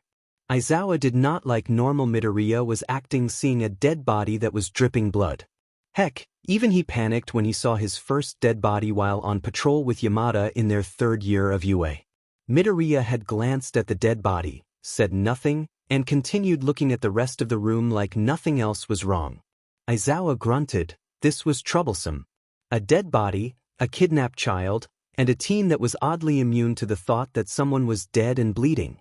Then Midoriya saw a small green bag on the ground. Toshi's bag. He yelped, and was about to rush into the corner with the abandoned bag, when he was grabbed by Aizawa before he could run further into the school in a panic as mess up the scene. Calm down. Deep breaths. Do you know where to security room is? I need access to the cameras. Midoriya nodded, gulping. I fix the tech here sometimes. I can get you access. Alright, let me there. There's going to be more heroes and police arriving, so if you're not with me, you'll get in trouble. Midoriya mutely nodded, as he pushed a door open and made his way down the hallway. That's him. Midoriya nodded at the picture shown on Aizawa's screen. Nizu had sent a picture on the database based off the drawing that Midoriya had made. However, his quirk wasn't the black, gooey teleportation quirk that Midoriya had described. His quirk was a paralysis quirk, where his nails could grow into needles and all he had to do was stab someone to paralyze them. It matched with what Aizawa got from the security cameras. They saw the man enter. They saw him shoot the preschool owner, corner Shinso, and stab him in the neck with his needles. Midoriya had almost bashed the screen in his rage. At himself or the villain, Aizawa didn't know. Probably them both. He just tied the smaller child up in his capture weapon while he tried to access the rest of the security feeds. He saw the fluffy-haired child being bullied. He saw the teacher lock him in the cupboard. He saw Midoriya running throughout the school, before finally letting the child out of the closet. He saw parents pointing fingers at the poor scared child, before Midoriya retaliated and defended the kid. For goodness sake. Shinso had it rough. And a brainwashing quirk? No wonder everyone thought so badly of him. There was a villain like to hide in the shadows, and took control of random people, making them commit crimes completely against their will. He remembered one encounter where a teacher was yelling at the students to run away as he tried to hack away with them with a knife. He was lucky that Kayama was there and managed to knock the teacher out before he could hurt anyone, but the students were traumatized. And the ooze person. Nizu had identified him as another villain. The fact they had a teleportation quirk user was scary. Leads would be even harder to find since there wasn't even a trail for them to follow. More pro-heroes had arrived at the scene, and Aizawa had to pull Midoriya out of the school. The teen just looked emotionless. His eyes looked dead. All the anger was gone. He looked like his entire world had shattered. Aizawa groaned under his breath as Yamada, in his present mic persona, tried to comfort the boy, to no avail. If there's anything we can do to help Dash. If you want to help, please. Find him. Help me find my brother. Midoriya's voice cracked. He's the only person that matters to me. Please. Aizawa thought. Shinso meant the world to Midoriya. His entire world did shatter. Aizawa pulled the boy in for a hug. He couldn't help it. He was attached already. The boy was quirkless. Aizawa understood how he felt. He himself practically fought Quirkless, given his quirk didn't even work on mutant-type quirks. He could probably guess how badly the boy had been shunned for it. He was scary at times, sure, but he wouldn't be able to find or rescue Shinso without help. He had seen how much Midoriya loved Shinso, how much he cared about him. He had no problems threatening pro-heroes or police officers just to be able to understand the entire situation and get as much information as he could about his brother's state. The fact that he was asking, practically begging for help, showed how desperate he was. Yeah. We'll do our best. Problem child. Midoriya growled. It had been a few days after the start of the investigation. He popped by the police station every day, but they had no information for him. He wasn't sure if it was because there were no leads yet, or they didn't want to deal with the quirkless green-haired kid that they all called a demon. He had gone back to vigilantism, or just running all over the place in a green hoodie. He didn't really focus on taking out villains, just finding information about his brother. But if anyone came after him, they would have hell on their hands. So, if they weren't going to spill to a 14-year-old student, maybe a vigilante? He knew that Aizawa was after him. He did like to dance around the pro-hero, popping up, teasing him, sending silly messages and cat pictures on his vigilante phone. Aizawa was annoyed with him for sure. But maybe he might be more willing to open up. With that, he put on his sleeveless hoodie, put his voice modulator mask on, and hopped out of the window. The UA exams were in 3 or 4 months. Aizawa would probably stay in the area. But finding where the pro-hero patrolled at night was. He wore black. That was a pain to find. Maybe he should let Eraserhead find him instead. Green was a much easier color to spot. He quickly whipped out his phone and texted the hero. Eraserhead. I want to meet up at 11. Find me 2 stations away from UA on the usual rooftop. Present Mike can come too if he wants, I guess. He pocketed his phone and leapt off the roof, rolling, before blasting into a sprint. He had 2 hours before he was due to meet the hero. Maybe he could sniff around for more clues and take his anger out on villain small fries. Aizawa groaned at the text. The vigilante that disappeared for several months was back, roaming the streets. And now he wanted to talk. And at least he was alive. How old was the demon vigilante anyway? Aizawa slumped back into the sofa, aggressively sipping his juice pack. Everything seemed to be going crazy now. The UA exams in general, the kidnapped child, and now this. Thank God he didn't have a homeroom class, or he'd go mad. What's gotten you so worked up? Yamada asked, tossing another juice pack at Aizawa. You've been angrily skiing that thing for so long, I'm surprised you haven't passed out from the lack of oxygen. Aizawa tossed his juice pack in the trash can across the living room. It smacked against the wall and pathetically slid into the trash bin, before the tired pro-hero grabbed the new pack and decided on it with what was definitely more force than necessary. You know that vigilante? The one called Akatani? Didn't you mention that he disappeared a few months ago? Yeah. He's active now. Aizawa nodded. He just texted me. He wants to meet. He said you could come if you wanted to. Gimme a second to gel my hair, Sho. It takes at least half an hour for you to do your hair, Zashi. Sup? Midoriya greeted, as he saw Aizawa and Yamada climb up the ladder that led to the roof where he was waiting. So, Akatani, what do you want now? You disappear for a few months, and then you come back again? What do you want? I had stuff to do. Midoriya grumbled. Eraser was really worried, you know? Yamada said. Midoriya's face shot up. Aizawa was worried about him? Sure, he and Aizawa had met a few times while Midoriya was patrolling, and they did have conversations while the teen was trying to avoid getting caught in Aizawa's capture weapon, but he didn't think that Aizawa was that concerned. Shut up, Mike. Aizawa growled. He didn't want to admit it. Midoriya sighed and got straight to the point. So, kidnapped toddler. Yamada and Aizawa straightened out. This case wasn't revealed to the public, at least in Mizudafu, seeing how bad a reputation Midoriya and Shinso got. If they revealed it, who knew how the public would react? How did the vigilante know about it?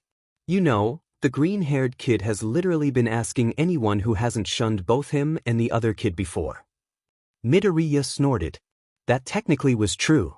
Whenever he saw a pro-hero or he sought them out, he literally ran up to them, asked them if they've seen a purple-haired toddler before spouting every single thing he knew about the case after literally dragging the hero into some place where they won't be overheard. Midoriya himself had a file on it at home that he personally compiled. Aizawa sighed. Midoriya really was determined to find his little brother. Heck, he was even dragging other pro-heroes into it. No wonder Kamui Woods was saying something about a kidnapped kid with purple hair and someone dragging him into an alleyway to talk. He did have to admire the kid's drive though. And could he really call it bothering heroes when this kind of stuff was what they were supposed to do in the first place? So, he asked you? Yep. If you can even call asking your hidden vigilante persona for help as asking. And you want to help him? Why?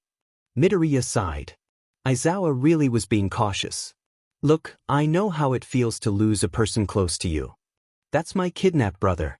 I lost the only person that I ever cared about. Toshi. I know it hurts a lot. My heart feels like it's being torn into two. I don't want other people to feel like that. I don't want to feel that. It hurts too much. Aizawa gulped. He didn't think that the vigilante had also lost someone. I'm sorry for your loss. It's fine. No, it isn't. Look, kid, I know you're a vigilante and stuff, but since you technically never used your quirk, hey, Eraser, he didn't use his quirk, right? So technically we can't arrest you, but this is supposed to be a secret from the public, you know. Yamada said. Midoriya snorted. He definitely liked Present Mike for trying to very nicely tell him to not get involved. If it was that flaming trash dump endeavor, no doubt he would have been fried to a crisp. There's a kidnapped kid. As far as I know, they have a teleportation quirk user and a user that can paralyze people. You're going to need all the help you can get. I'm not planning on revealing anything to the public, but I think we can speed this process up if we help each other. Midoriya said. Will you be telling Midoriya? Who's that? Midoriya feigned ignorance. The green-haired kid. Oh, of course not. That kid doesn't need to worry about any more stuff. Just let me worry, damn it. It doesn't matter if you agree to this or not. Anything you know, I will find out eventually. And I'm pretty sure I can find out more information about this than either of you. So you either work with me and we help each other, or I'll just investigate and rescue the kid myself. You can't. It's dangerous. Yamada retorted. And how old are you anyway? Old enough to protect myself. Midoriya snorted. That's a fair enough point. Aizawa sighed. The kid knew how to fight and avoid attacks at the very least. And he seemed smart, since was able to take out people that outnumbered him, or was a lot stronger than him. We can help each other, I suppose. Oi, Eraser, are you sure? Yamada groaned. Yes. This would definitely speed up the process of finding the kid. We honestly don't have much yet, but there's a few conditions. 1. Any information you get, you send it to us, immediately, along with sources and your own deductions. We would let the other pros see it, and it would be very weird if we gave them conclusions with no concrete evidence or thought processes. You're basically incognito to them. Yep. I was originally going to do that. Also, you guys have to spill too. Fine. 2. We meet every week. Somewhere. I want to make sure you're not getting yourself involved in something too big for you to handle. Midoriya snorted. Aizawa really was a mother hen. Or a mother cat. He seemed more like a cat. Yamada was a bird. 3. You do not tell Midoriya anything. We'll sieve through the information and tell him what is necessary. Fine. Is that it? No. Who the heck are you under the hood? Yamada asked, butting in. Nope.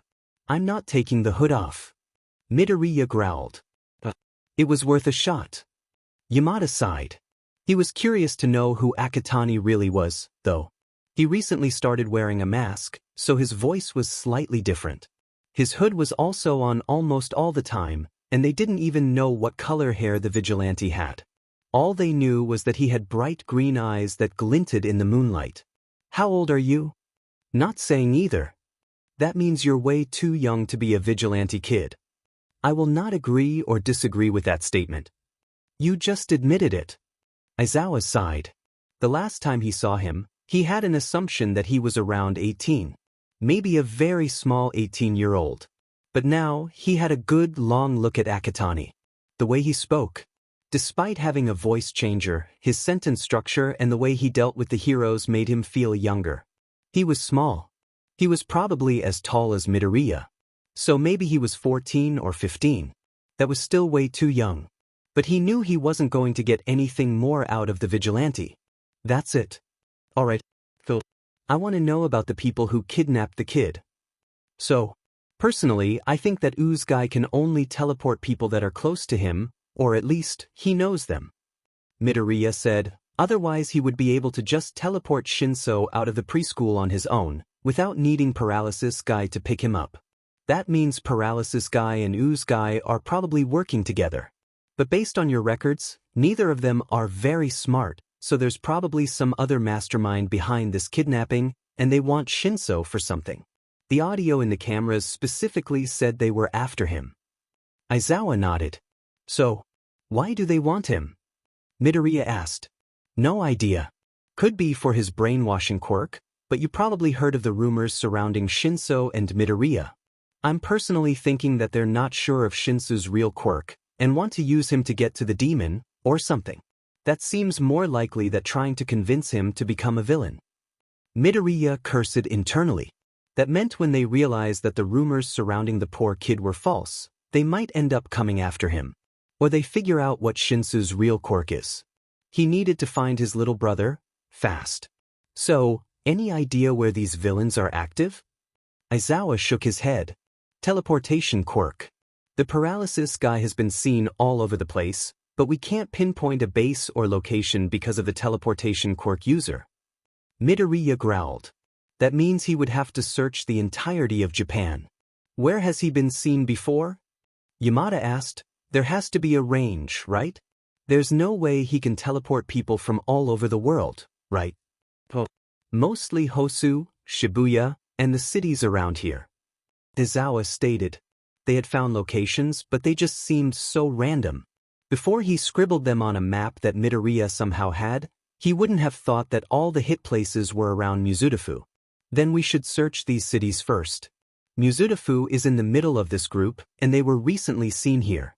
It might be a good place since they have a range around these cities. If you don't look at the map from above, people may not think of searching in Mizudafu, just the places that have been hit. Yamada nodded.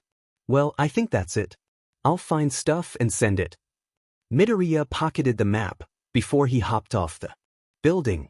Aizawa and Yamada panicked. leaning over the edge, before seeing Midoriya sliding down the building by a water pipe. He hopped off the pipe and ran off into the darkness. This was constructive. Aizawa blinked. Eraser, you're not adopting him. I can see it in your eyes. I'm not. Honestly, if he wasn't a vigilante, maybe. If he wasn't a vigilante, I wouldn't feel safe leaving him alone in the house even if I took him in. Look, focus on Midoriya first. Yamada sighed. His brother is missing. You said that he adopted Shinso. That probably means that there isn't anyone taking care of him.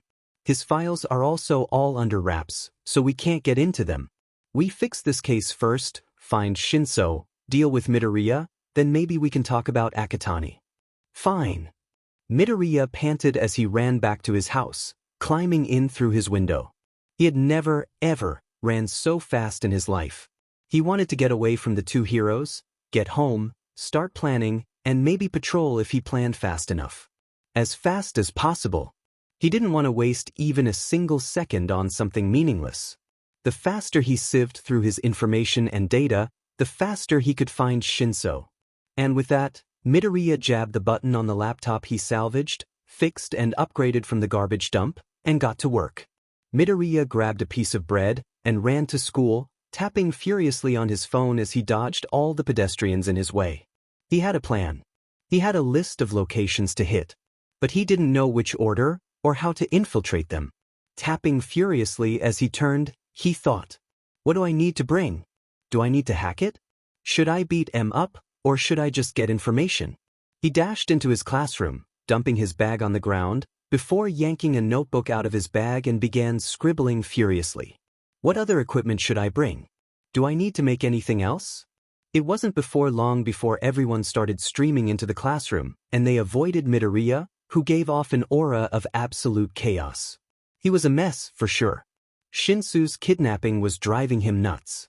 Hey, Deku. The teacher called. No one called him by his name anymore, just Deku. Midoriya didn't care, honestly. Everyone called him Deku anyway, the teachers calling him that didn't change anything. Midoriya didn't listen as he kept mumbling under his breath and scribbled. Oi. Bakugo turned around, whacking Midoriya's hand. Teacher's calling you. Don't bother me. X is 10, 4, or 5/2. Midoriya looked up, glanced at the question, quickly did a mental calculation and yelled. The teacher gulped. Midoriya never yelled. And he was scary. He wasn't going to call on the green-haired boy, ever, again. At least he seemed to know what he was doing. Aizawa was sure Midoriya's mental state was deteriorating. Either that or he was going crazy. Each time Midoriya burst into the police station asking for information, Aizawa noticed his hair getting even more wild and messy. His eye bags were getting worse. He saw a bottle of coffee in his bag pocket. He slouched a lot. He was originally worried that Shinso's disappearance would take a hit on Midoriya's education. He knew Midoriya wanted to be a hero. He had heard the boy say that once when he went to Aldra to check on his studies subtly. To his surprise, Midoriya was getting full marks in everything. So now, Aizawa was very sure that while Midoriya was set for his exams, his physical state was another problem altogether. There was once that Midoriya had fallen asleep in the police station, waiting for someone to get back to the counter. Both Aizawa and Tsukachi had found him, woke him up, and asked him why the heck he was sleeping there. I don't know. When was the last time you slept? Friday. So. The 22nd. No, 15th, I think. Aizawa was seriously worried. The last time he slept was 2 weeks ago? And was all he drinking just coffee and energy drinks?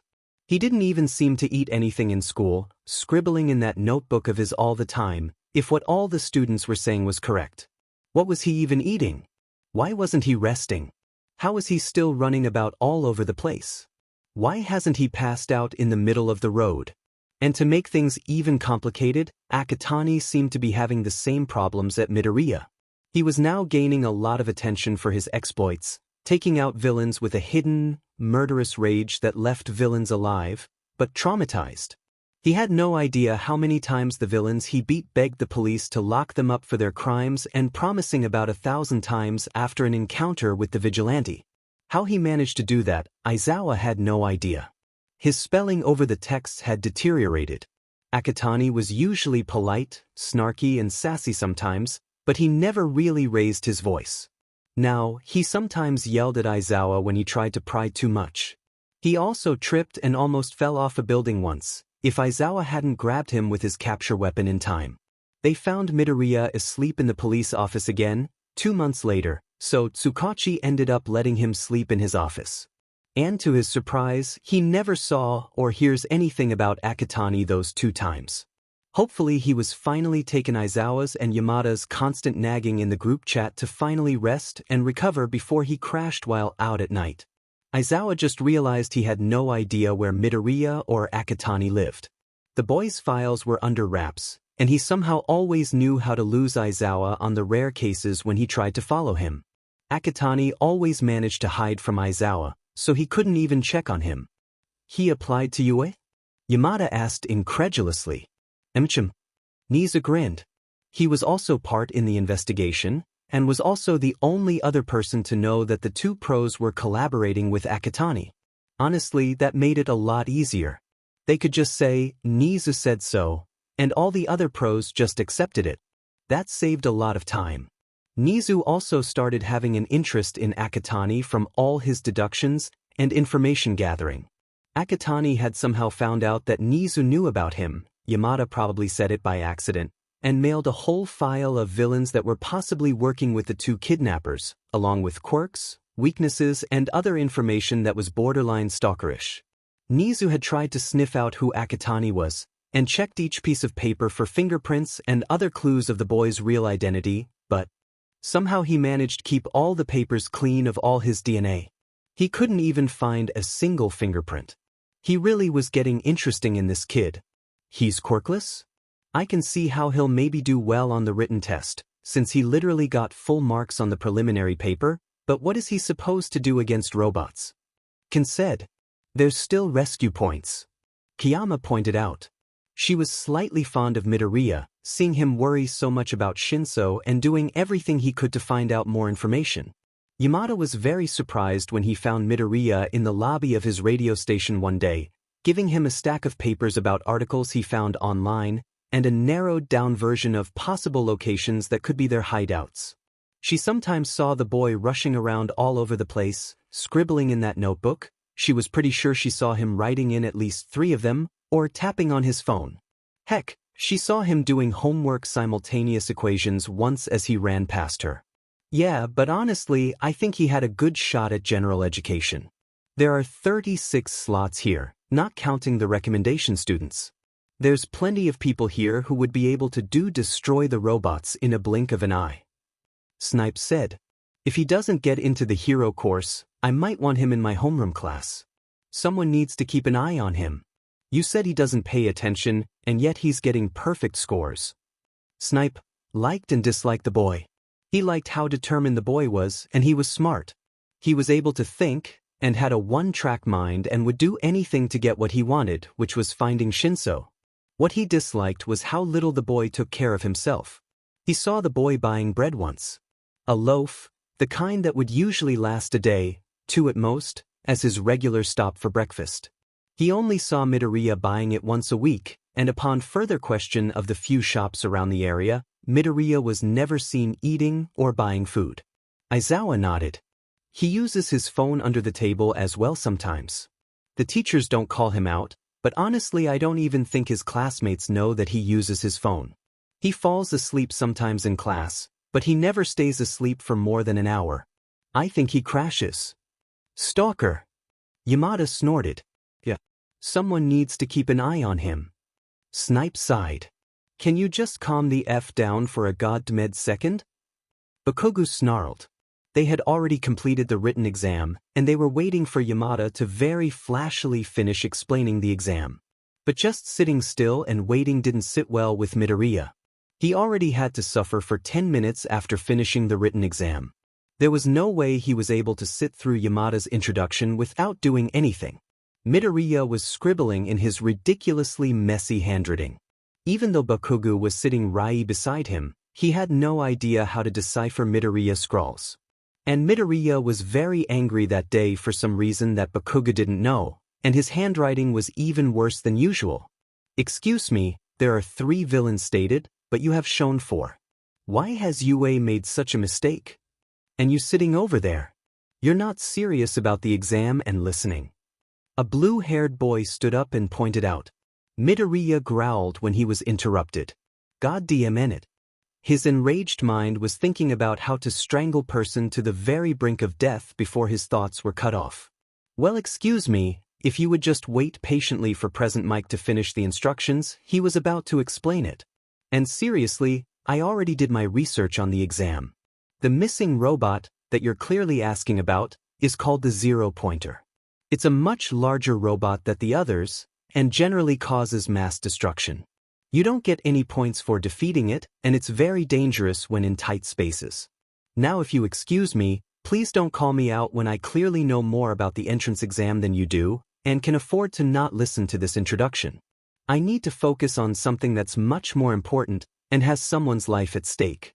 So if you excuse me, please sit down and let Present Mike continue. Midoriya said in the most flat tone he could use, while growling out his anger to make it very, very clear that he was serious, before sitting down harshly and continued his scribbling. The blue-haired boy just blinked, spluttered, and sat back before he could embarrass himself further. Oh, he's right about the Zero Pointer. Yamada tried to clear the air, before finishing up the introduction and letting the examinees off to their respective battlegrounds. Bakuga looked at Midoriya worriedly. What had gotten into him these past few months? Midoriya was tapping his feet impatiently as he waited for Yamada to give them the signal to start. He wasn't allowed to bring anything with him, so even his notebooks were stashed away in his bag in the changing room. He was angrily mumbling under his breath about the information he had gathered the previous day. Or more like the information sent to him. His address was placed as the post office's address, and he went to collect his mail every day. However, there was a letter slipped under his door when he had gotten home after talking to the police at night. To Midoriya Izuku, you know, this kid keeps saying that his big brother will save him. It's disgustingly sweet, how much trust he has in you. We locked him in a dark room. I heard he really, really loves it. Lots of love. It was an understatement to say that Midoriya was enraged when he stomped up to UA the next day, a few hours early for the entrance exam, demanded to see Present Mike and Eraserhead and shoved the letter in their faces. Can you please stop muttering and tapping your feet? Your antics are disturbing everyone. The same blue-haired boy spoke up, waving his hands robotically. Everyone turned to look at them. Well, excuse me, it appears that my so-called antics aren't bothering anyone except you. And now you're the one bothering people. If you don't like it, walk away and do something else, geez. Your family are pro-heroes, aren't they? Don't you know how to respect other people, Mr. Ida Tenya, brother of Ida Tensei, who used to go to UA? Midoriya snapped. His information gathering may have ended up with him researching every single person who may apply to UA. Wah, Ida was about to reply when Yamada yelled, "All right, examinees. Break it up. It's going to start soon. I'm pretty sure some of you are just jumpy right now." Everyone turned away from the arguing duo, and with a huff, Ida turned away from Midoriya and walked off. Sure enough, Yamada yelled a few minutes later, "And go! What are you all waiting for? There's no countdowns in real fights. Look at him." Yamada pointed out Midoriya, who had already ran into the battleground, before the rest of the examinees snapped out of their dazes and stampeded in after him. "All right, let's see." Maijima pointed, as Midoriya encountered a three-pointer as it rounded the corner. Honestly, wearing a tight black tracksuit with red sneakers, Midoriya was ridiculously skinny. There was no doubt Maijima could tell that Midoriya knew how to fight and instead just thought he was a twig. To his surprise, Midoriya just let the robot charge at him and made no move to dodge the attack. When the robot finally got close enough, it struck, lashing out with its metal arms. Midoriya jumped, landing on the robot's arm, before using it to jump higher into the air. He flipped around, and literally kicked the robot's head off. The joints at the neck weren't particularly strong, but the fact that he just kicked the robot's head off so easily took them all by surprise. A three-pointer turned the corner, and Midoriya looked up. A laser shot through the robot, and he grabbed the arm of the robot he just destroyed, and used it as a shield as shrapnel rained down on him. "Sorry, I didn't see you there." The blonde boy with a French accent grinned. "I don't think we'll see each other again." Midoriya was at a huge disadvantage, as they could all see. His combat ability was good, and his analysis and information gathering skills were awesome, but against mindless robots, other people with long-ranged quirks or strength quirks just had it a lot easier. Midoriya's skills were better against things that could think and react. He managed to get 15 points because of his head start, but once everyone caught up, Midoriya no longer stood a chance. "It's a pity." Yagi sighed. Nizu slammed the glaring red button down. The ground shook, and a robot emerged from the ground. Midoriya groaned. He knew he didn't have enough points, and it was near the end of the exam if Nizu decided to unleash the zero-pointer. He saw everyone running from the robot, and a cry of help rang out. It was the girl with the gravity quirk, Uraraka Ochako. She was pinned down by a large slab of concrete, and Midoriya could see blood pooling out. Midoriya groaned again. He couldn't just leave her there. He raced towards the zero-pointer. It was just large, but it was slow. Very, very slow. Aizawa's eyes were glued on the screen, as were Kiyama's, Yagi's, Kan's, Snipe's and Nizu's. "What are you doing? You'll die!" A red-haired boy yelled. "Kirishima Ijiro. Hardening quirk. Shut up. If you have time to talk, toss that to me." Midoriya screeched, pointing at a metal pole fair distance away from the zero-pointer. Kirishima immediately raced over and picked up the pole as Midoriya charged at the robot. He poked another guy with 6 arms, Shoji Mizo, who had the dupli arms quirk, and the stronger teen tossed the pole over at Midoriya. He caught the pole swiftly, and Sumiome with yellow hair yelled, "Watch out!" Midoriya promptly swatted away some rubble that was about to fall on him with the pole, and he casually turned back to see who had yelled. Kaminari Denki, the electrification quirk guy. He turned back to the zero-pointer. The robot was huge, and Midoriya promptly pried off the control panel on its leg with the pole. It would be dumb to put the control panel on its head, especially when the DMN thing was so big. You'd fall off the robot just trying to screw the panel back on. He dug the pole into the control panel, wrecking the circuitry, and the robot spluttered to a halt. "Are you okay?" Midoriya called out to Uraraka. "My leg." The slab of concrete was huge. She'd be lucky if her leg could still be fixed, even with the help of Recovery Girl. "And that's it. The exam's over." "And you?" Midoriya pointed at Shoji and Kirishima. "Help me try to get that thing off her." Kirishima agreed way too easily. Shoji did so as well, but he looked a bit more hesitant. The 3 of them tried to push the concrete slab upwards, but the DMN thing was heavy. Midoriya growled. "Stupid concrete slab. Someone dragged that stupid robot over here." He growled. No one made a move until he heard a hesitant, "That one, Karo?" "No, it's totally that other one that's all the way over there." He snapped sarcastically. "Ajuitiu frog quirk." He grabbed a handful of wires in the zero-pointer's control panel and started fiddling with them.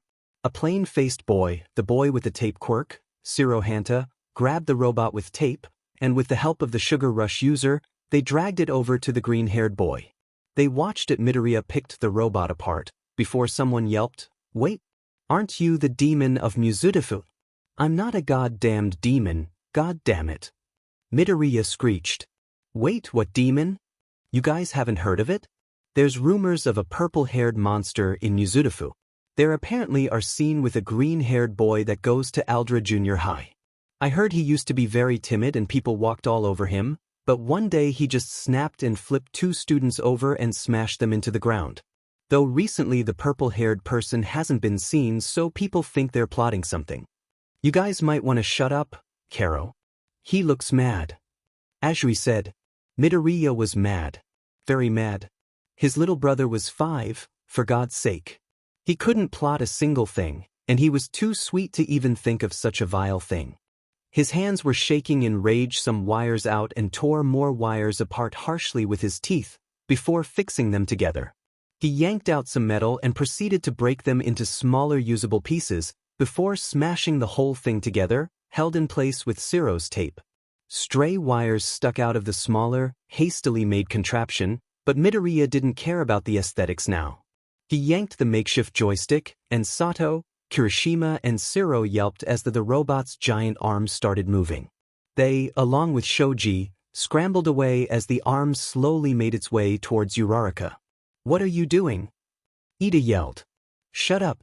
I know what I'm doing." "You'll crush her." "If you don't shut up, I'll end up crushing her by accident, damn it." Midoriya growled as he carefully punched a few buttons on the control panel and wiggled the joystick. The hand opened up, grabbed the concrete slab, and lifted it off Uraraka, who sighed as the pressure was taken off her leg. Shizenji appeared not too long after, healing Uraraka's broken leg. "So, he knew the control panel was in the leg?"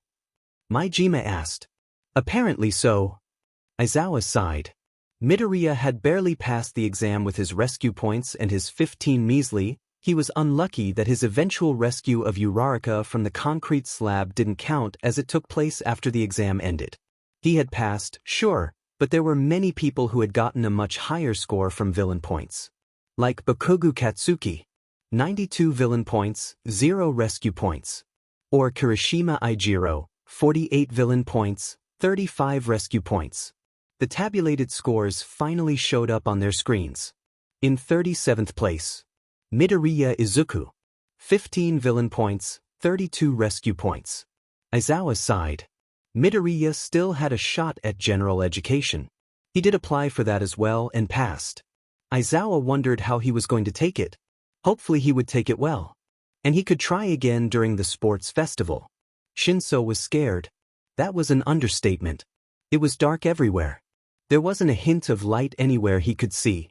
He remembered his body refusing to listen to him. He remembered Midoriya seeing him with the strange man. He remembered his older brother yelling his name as he lunged at them. He remembered his vision turning black. He shifted uncomfortably. He could feel the cool chains around his wrist, clanking against each other with every movement he made. The eerie clanking resonated throughout the room, echoing around. Why was it so dark? Shinso clutched the small, cool, metal feather that hung on a chain around his neck. Midoriya had given it to him when they celebrated their birthdays on the day right smack between both their birthdays, a few days after he was locked in the closet. He remembered Midoriya hunched over his desk, calmly telling him to sleep as he held a small penknife in one hand and a kitchen lighter in his other. Feathers come from birds. They aren't weighed down by the laws of gravity. We'll find our place, our freedom in this world full of discrimination one day. You're allowed to fly higher than other people. Don't ever let other people weigh you down, and don't ever give up hope, Toshi. I said I'll save you whenever something happens. If I don't come immediately, I'll get there eventually. I'll always be with you, Toshi, no matter where you are. Midoriya had said, when he carefully clasped the metal chain around Shinso's neck. It was light. Shinso liked how it glinted in the light. He always kept it hidden under his shirt when he went to school, scared that the other kids might take it. He always liked the feel of the cool metal pressing against his chest when he attempts to curl up in a ball in a corner of the preschool room to stay as far away from the other kids as possible. It was comforting. This time, it was no different. The cool metal of the feather and the necklace felt different from the restricting chains that were wrapped around his wrists. He tried to relax his breathing. Aizu will come for me. I just have to wait.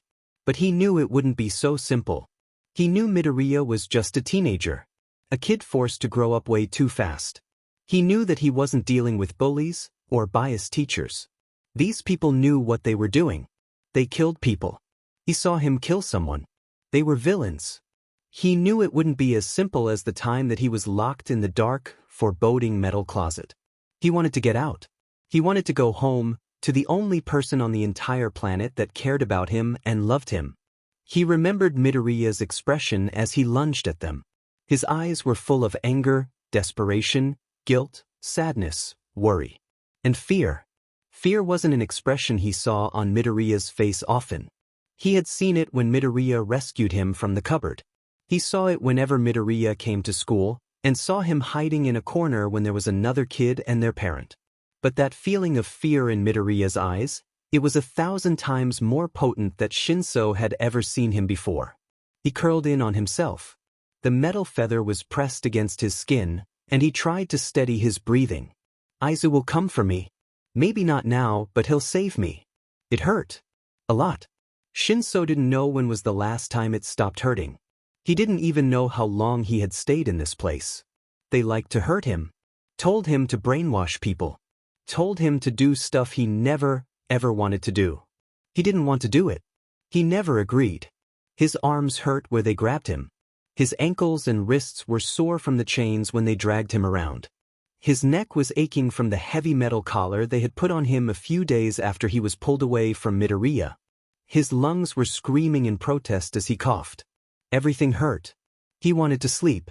But if he slept, they'll hurt him. They always hurt him. If he stayed awake, they wouldn't hurt him. But if he slept, they'll hurt him more. A lot more. Aizu will come for me. Aizu will come for me. Aizu will. Brat, we heard ya the first 1,000 times already. A man snarled. Shinso jumped. He didn't realize that he had said that out loud. Yeah. That brother of yours ain't coming. Another laughed. We won't ever be caught. This is a secluded location, kiddo. You'll never be found. Just listen to us and you'll have your freedom back. Hey, the green-haired kid ran into the station again today. How many times has he done that already today? The first man laughed. I dunno. It's a Sunday. I think this is the 3rd time he has done that. Doesn't he visit the station every day or something? They all roared in laughter. Shinso perked up. He won't come. He doesn't know where to look. He won't get anywhere, and he'll eventually forget about you and move on with his life, brat. One of them said, seeing Shinso's hopeful expression. Shinso didn't care. Midoriya was still looking for him. He still cared.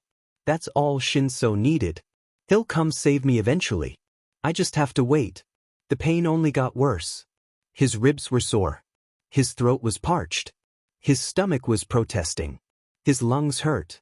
He didn't know when was the last time he ate or drank something. His ribs were hurting the most. They apparently decided that Shinsuo was a very nice football and literally kicked him around. His back was sore from the constant impacts against the wall. Shinso was very surprised that he hasn't broken anything yet. Or maybe they were broken and he just couldn't feel it cause everything hurt so much. They still wanted him to use his quirk. Brainwash people. Do bad things. Though one of the instructions confused him. Summon a demon. What? Yeah, Shinso had no idea what they wanted with him. Maybe he was going mad.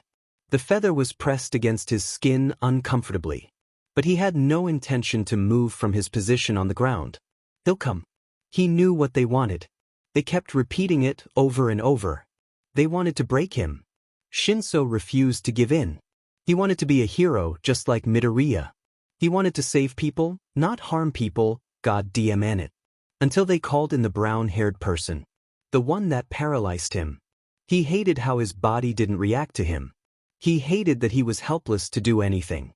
He hated how he couldn't even use his quirk to find some relief from the pain because he had quirk suppressing cuffs and it wasn't like he could brainwashing himself to not feel the pain. He still refused to give in. They also wanted Izuku. They wanted the supposed demon of Mizutofu. Shinso didn't want them to hurt Midoriya. Once he gave up, they'll use him to get to Midoriya. He knew it. They said so. They were just waiting for him to break. He wasn't going to break. Midoriya deserved the world. Heck, Shinso did not even know what he did to get someone as loving as Midoriya. Did he think he deserved Midoriya? Nope. His quirk was bad. Everyone said he was bad. No one wanted him. His mom didn't want him. But he ended up with the most loving and caring person in the whole entire world. Midoriya, the one who ran himself ragged all the time to keep up preschool, his own education, and all the other adult things that needed to be done, just to make sure that Shinso was happy and they were able to live semi-normally. Shinso didn't want his brother to get hurt just because he couldn't handle getting hurt. He didn't want to be a villain anyways. So when the paralysis finally faded from his limbs, he shakily curled up into a ball, careful to avoid aggravating the injury to his side that he had gotten when they decided to try stabbing him. He had been very lucky that the villains sometimes took the time to clean him up, washing the dried blood of his skin and off his hair. His clothes were still torn and broken, and oversized on the smaller boy, but at least they were clean too. They never bother bandaging his injuries, though, and they stung under the water. He clutched the necklace from under his shirt, and wrinkled his nose, trying not to let the smell of rotting flesh bother him. I can take this.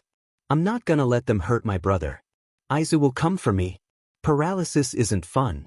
Shinso didn't like the brown-haired guy with piercing red eyes. But he decided he didn't like this new guy even more. He had purple hair, just like him, but instead of it being fluffed up, it lay slick against his skull. His purple eyes were cold and calculating, and held no warmth in it. Heck, even the other villains and paralysis guy eventually left the boy alone after roughing him up. This new guy looked like he could murder everyone and not feel a hint of remorse. And how the heck did Shinso know that? There were corpses in the room. Shinso never saw them before, and his shackles weren't long enough for him to move around that much. Speaking of which, he was sure the skin around his wrists and ankles were probably raw by now. But he couldn't really check in the dark. Only when they entered the room to collect him, that was the few times that light flooded into the room he was in.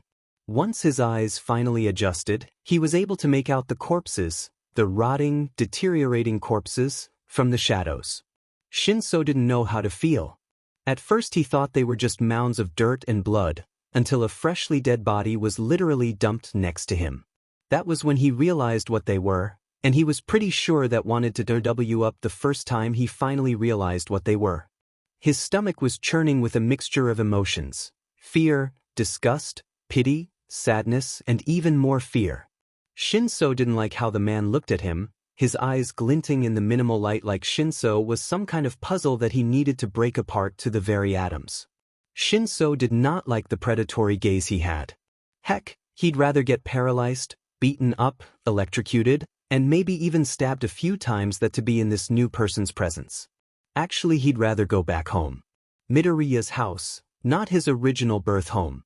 He didn't even know where he originally lived before Midoriya picked him up. He wanted to be back home with Midoriya. He wanted that warm, comforting hugs. He wanted to nuzzle into Midoriya's shirt and feel the older boy's hand ruffled his hair gently, twirling each strand delicately, never pulling or tugging too hard. He just wanted to be able to see his surroundings, the desk that Midoriya worked at, tools and scraps spilled over the ground instead of dark rotting guts and other insides Shinso was sure was supposed to stay inside the human body, and feel the soft fabric of the bed. He tensed up involuntarily, twitching as pain flared through his side, as the man walked closer. Hitoshi, it's been so long since I've last seen you. Shinso flinched. I still remember, you were so small, and you just cried. A lot. You've grown up, no? Shinso was confused, hurting a lot, and still very much confused. He was too tired to form a coherent sentence. I don't suppose you remember me. I've only seen you 5 years ago, I suppose. But you're here now. We're family now, after all. Shinso didn't like the way the man said that. Midoriya was his only family. No one else wanted him out of the goodness out of their heart like Midoriya did. They always wanted something from him. This man was no different. He scrambled away from the man, breathing in harshly as his spine was pressed up against the wall. He curled up and tried to get as far away from the man as possible. Just calm down. Just wait it out. Izuku will come eventually. He just has too much on his plate and these guys are smart and can hide. He'll come. He still likes me. He still loves and cares about me. He's not going to abandon me like everyone else did. He'll come. I just have to wait. Midoriya sighed when he opened the letter, skimming over the words searching for the phrase, "You didn't get into the hero course." He knew he didn't get into the hero course from villain points, and he didn't really care anyway. There was still the sports festival. He didn't have time to wallow in self-pity. It was robots. He couldn't do shit against robots anyway. He needed to find his little brother. He slipped on his mask, pulled up his hood and slid out his window. Bakugu sat on his table. He didn't know if Midoriya had gotten into the hero course, or even UA. He had started going a bit crazy about 9 months ago, and 2 months ago, at the entrance exam, had gone a bit more crazy than he thought was healthy. A lot more crazy. He was glad that Midoriya could stand up for himself, sure. But he didn't know what to feel when he sees Midoriya rushing all over the place, mumbling at breakneck speed and generally being tired, sleepy, angry, easily set off, cranky, and generally not taking care of himself. This random guy called Ida Tenya had yelled at him for keeping his feet on the desk. Wasn't he the guy that Midoriya called out before the practical exam?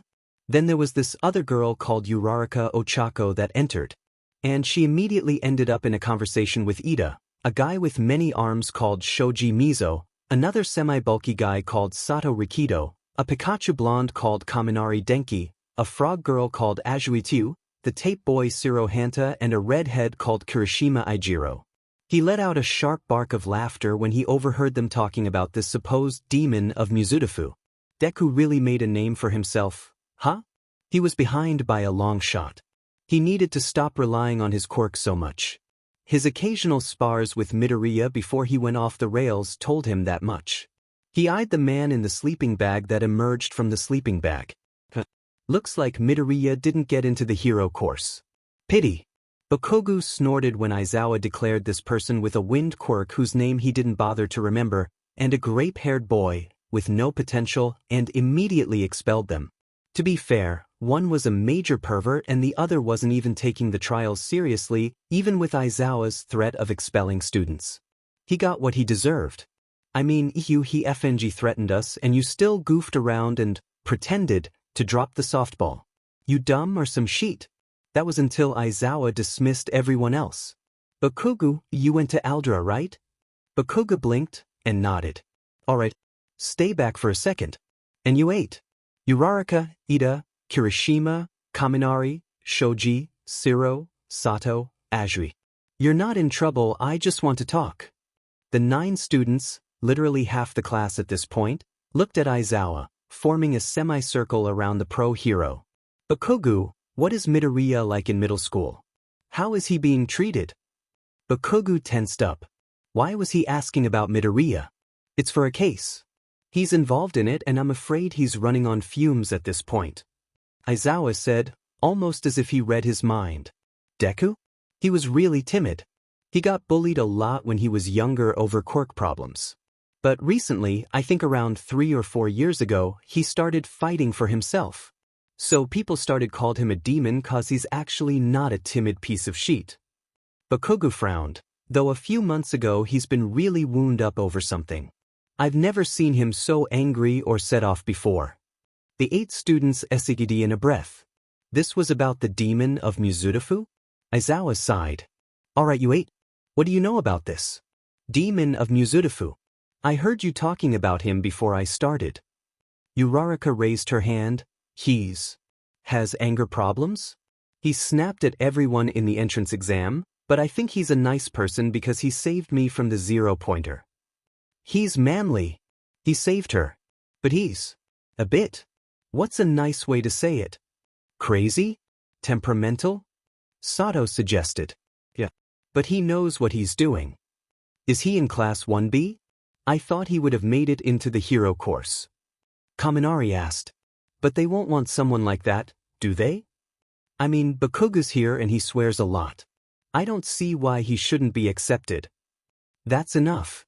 Aizawa sighed. I know he might not have made the best impression on you, but there's a lot going on for him now. I won't reveal much, but he's having it rough now. I hope you won't hold it against him. The 9 students blinked. Aizawa was fond of someone? Their scary homeroom teacher that literally expelled 2 kids?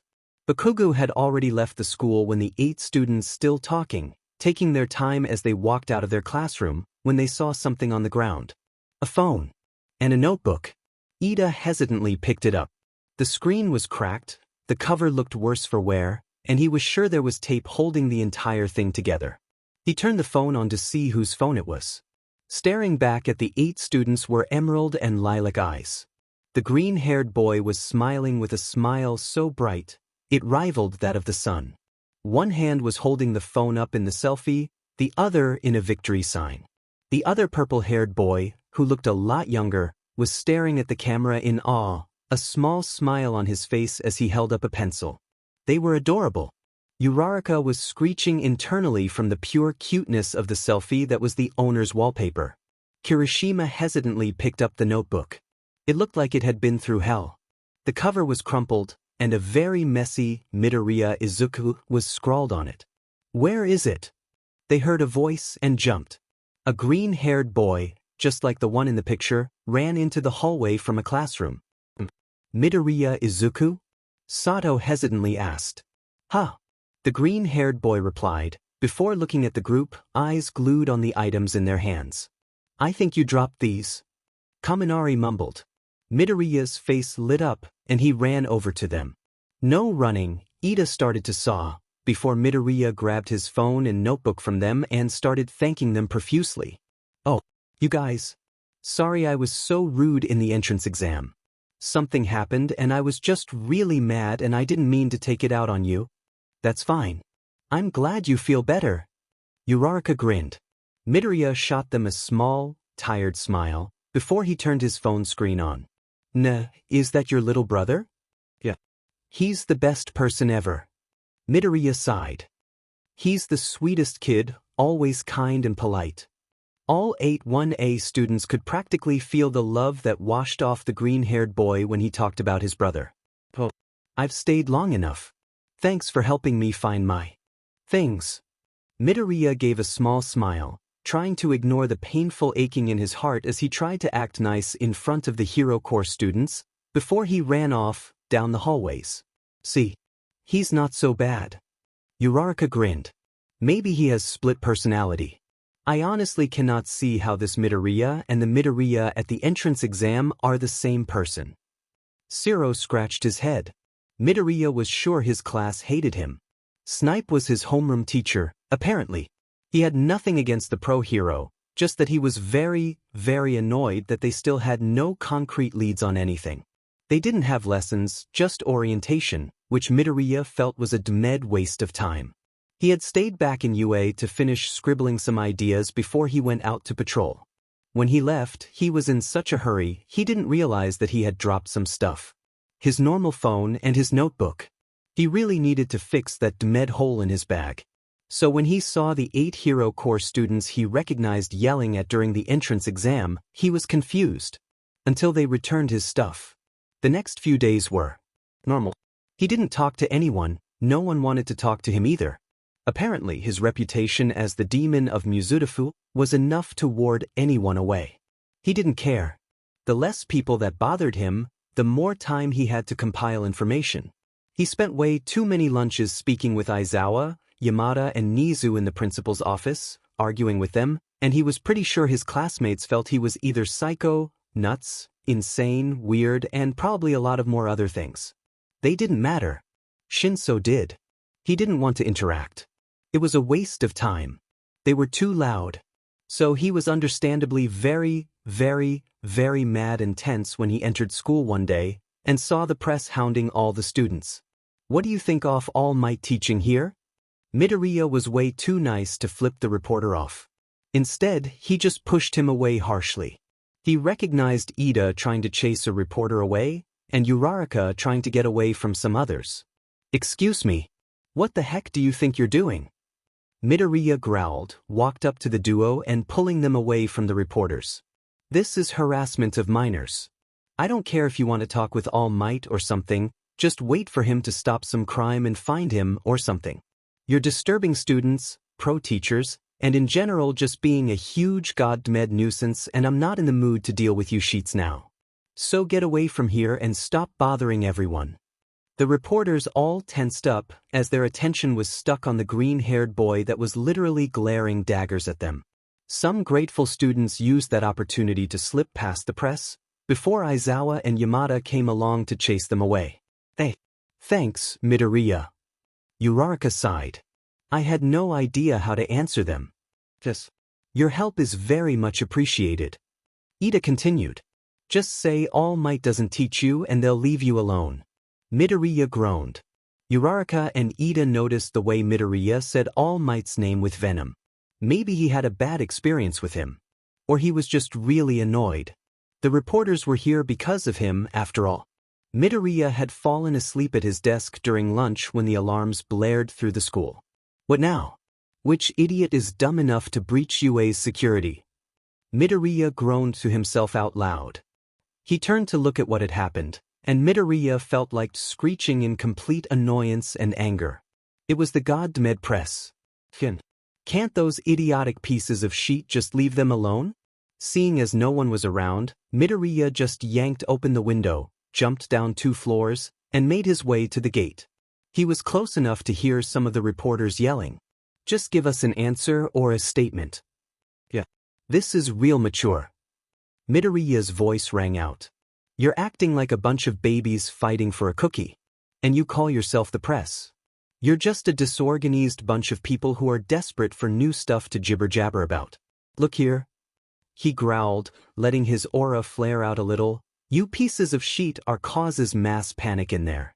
You're disturbing students and disrupting their education. And I'm pretty sure that none of you sheets was able to make a hole in the god Med wall, or you would have done that when you idiotically decided to trigger the wall this morning. So that means you're probably working with a criminal who has the ability to do so. This is vandalism, harassment, and I'm pretty sure I can list about 40 more laws that you guys just broke. Just to get a statement from All Might. The reporters flinched as Midoriya slowly walked towards them, his hands in his pockets. I'm tired of people like you, who think that you should get what you want just because you asked and you think you deserve it. Pro heroes have jobs. It's to save people, not to entertain you. Hero society already is as messed up as it is cause some people just want to be famous or well-known, and they don't care about the true essence of being a hero. So basically, to make it easier for a bunch of little kids screaming that they should get whatever they want to understand, the press messes up the true meaning of being a hero. Aizawa was impressed. Midoriya knew what he wanted, knew what he was talking about. He knew Midoriya hated Enji, and there were many heroes like him who didn't care about collateral damage or just did it for the fame. The reporters were scared stiff of Midoriya, and Aizawa could see how he had earned his title as the demon of Mizurufu. But he personally found it hilarious that a bunch of reporters that had no problems hounding him and Yamada, one underground hero and one relatively well-known hero, were scared shitless of a teenager that was shorter than them all. Midoriya's breath hitched as he froze. That warm, fuzzy feeling in his gut had burst into a wildfire. Something was gonna happen. And soon. Maybe he could get a doctor's note and call in sick, then use the time to patrol. Aizawa wouldn't be able to check on him since he's have to teach. He hurriedly tapped into UA's security frequency before he made his way to the clinic. Heck, he was pretty sure he didn't even need a doctor's note to skip school, but then he didn't want Aizawa and Yamada to worry more. The more they worried, the less time he's have to patrol. Better to play it safe now. Aizawa sighed for the umpteenth time. He originally wanted to convince Midoriya to come on the field trip on the excuse that he wanted to use Midoriya's analysis abilities. In actuality, he wanted to let the boy spar to let off some steam. The kid was like a wound-up spring that was gonna snap any time. But apparently he called in sick. He even sent a picture of a doctor's note as proof. Who was Aizawa to deny the kid rest when the kid needed it? I have a bad feeling about this. Aizawa sighed. 1A was being noisy. Very noisy. And Aizawa groaned.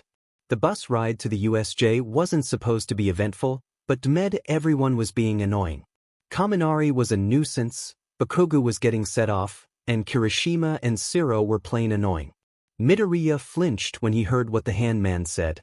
So, just Eraserhead, 13 and All Might. Yes. The misty purple man replied. Good. Let's get ready to crash the USJ. Are all the rest of the villains ready? Yes. Alright. Get everyone to their zones and get the signals jammed. Then we'll strike. Midoriya crept back up the vents. All Might had exhausted his time already. All Might, you god-mad idiot. And Aizawa couldn't fight a whole horde of villains on his own. 13 was a rescue hero. They didn't really know how to fight offensively. And the kids? They had no real battle experience with real villains. He needed to find Shinso. That meant that something like this couldn't get in his way. If this thing blew up, it would be even harder to find that Med kidnapper. He quickly made his way to UA. His student card was with him, so he was able to pass through the gates quickly. UA was huge and the USJ was a pretty far distance away. Enough time for him to try to figure out how to unjam the DMED signals and send a note to Yagi and Nizu. They wanted to crash the USJ? Well, he was doing the same too then. Yup. Aizawa was not expecting a god DMED portal to appear out of nowhere. God damn it. Aizawa moved forwards to protect the students when he heard a creaking sound. He whirled around, just as the metal doors to the USJ were pried open with a crowbar. A familiar head clad in green and a mask popped in.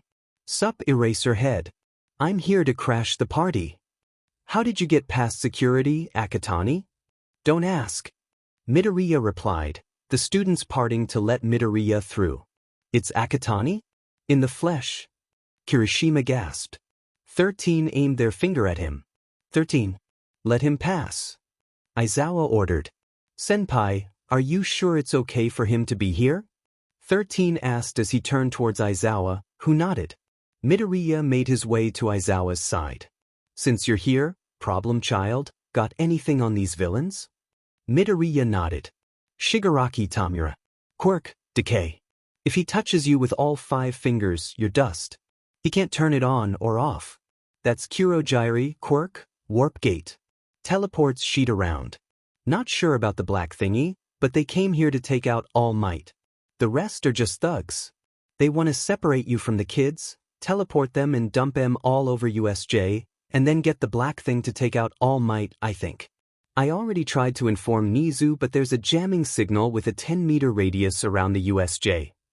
Midoriya whipped out his phone and checked it. I already set a program to hack through it, but my phone's slower than my laptop. It will take some time for the message to get through, and for them to come.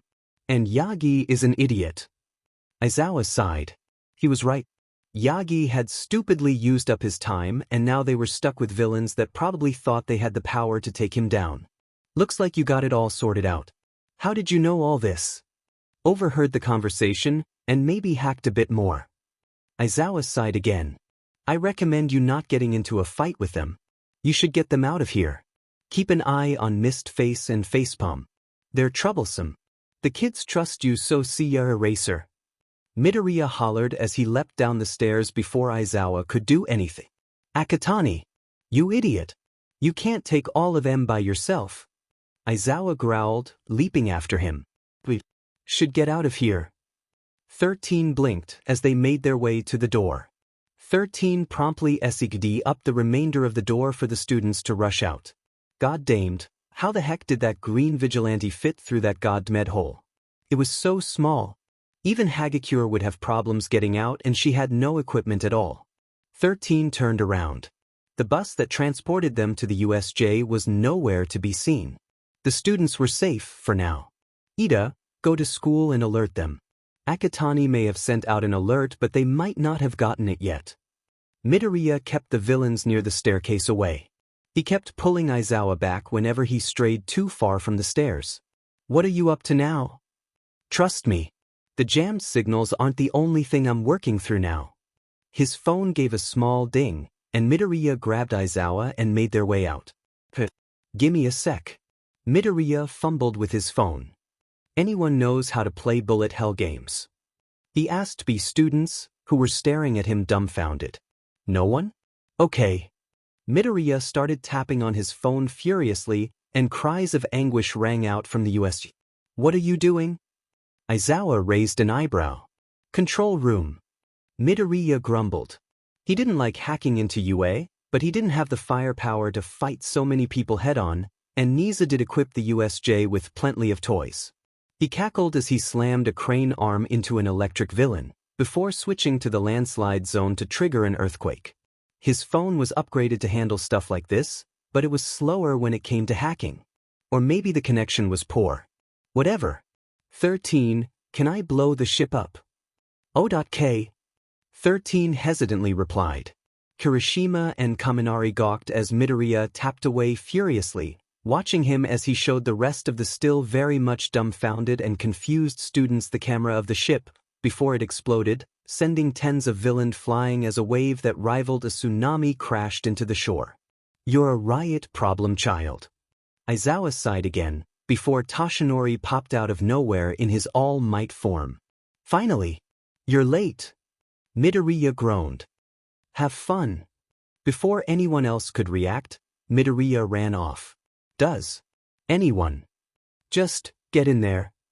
Aizawa snorted, pushing Yagi into the USJ, just as a horde of teachers came stampeding in behind him around 5 minutes later.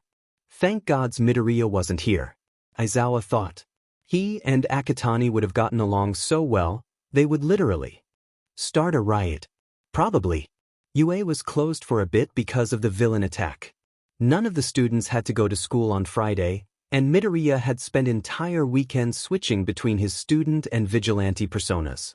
Aizawa was checking in with Akatani, while Midoriya was chewing another police officer out. It was problematic, but if he had to put up with it to find Shinso, so be it. He was glad he managed to get Aizawa out of harm's way though. Otherwise there would be one less hero to help with the investigation was actually nice and helpful.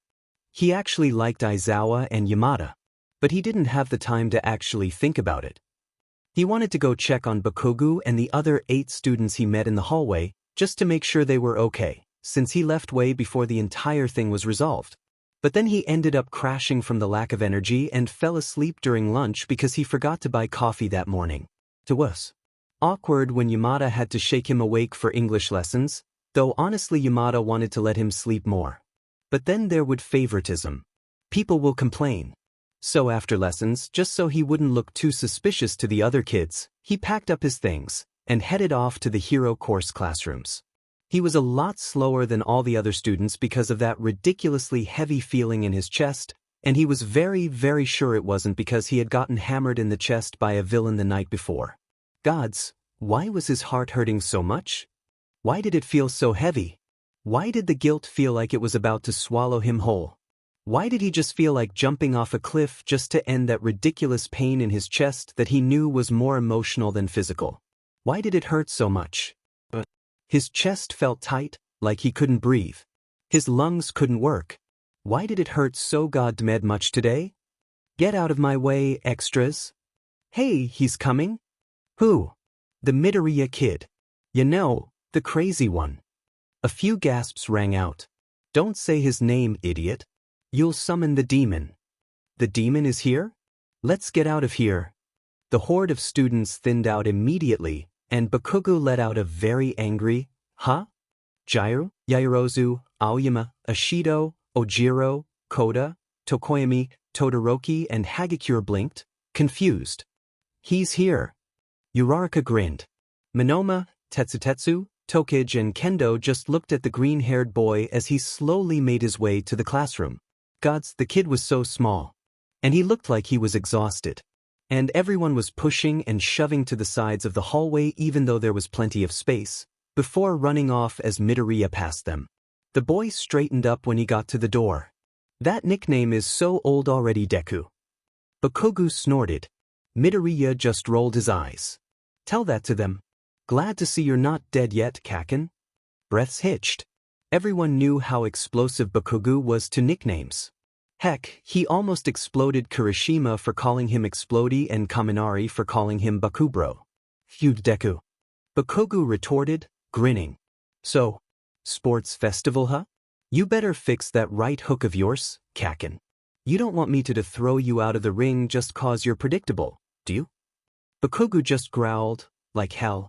We always sparred Quirkless cause of you're useless, but this time, I can use my quirk. So it ain't gonna be that easy to just toss me out of the ring, F-face. Midoriya raised an eyebrow at the swears. Speaking of which, why the hell aren't you in the FING hero course, Deku? I don't know. You tell me. Midoriya shrugged.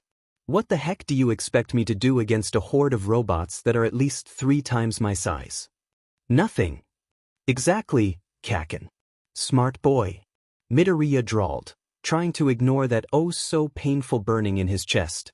Don't you know how to hack? Yeah, and break school security? It's sheet, you know. And you know that. How? Hey, didn't that vigilante at the USJ hack into the control room? Midoriya growled. Bakugo in a breath, how the heck did you know that? Midoriya bit his lip. He shouldn't have said that. I know stuff, Kaken. A lot of stuff. A lot more than you ever will. Stop acting like you're better than me. Midoriya let out a snort. He turned to leave. Well, I guess I better get going. You better not disappoint, Kaken. He turned and accidentally slammed into the door frame by accident, rubbing his eyes. What the actual Deku? I'm just tired. Jeez. Stop yelling like a maniac. Bakugo grabbed his arm, whirling Midoriya around. He noticed Midoriya's eye bags, and how terribly exhausted and tired he looked. When's the last time you FNG God Dmed slept a whole? Lunchtime. Before that face. 15th. What the F is wrong with you, Deku? It's the 14th. Bakugo snarled. Exactly. You haven't slept in a God Dmed month? I was busy, Kaken. Midoriya snapped.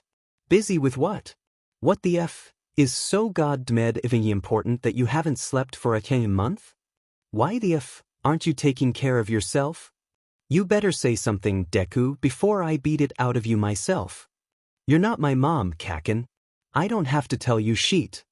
The Hero Corps students just watched them banter, gulping as the air between them grew thick with tension. Then where the F is your mom? Lying in a grave, probably. Midoriya growled. My dad burnt her alive. Gods. Bakugo gasped. Who the F is taking care of you now? I can take care of myself, Kaken. Thank you very much. I don't need a stupid caretaker. I ain't that useless. Bakugo grabbed his arm even tighter. Look, Deku. If you haven't slept for a month, then you aren't taking care of yourself. Well, I'm still alive. I have all my limbs intact. It's not like I'm suicidal or want to jump off a roof or something. Yeah.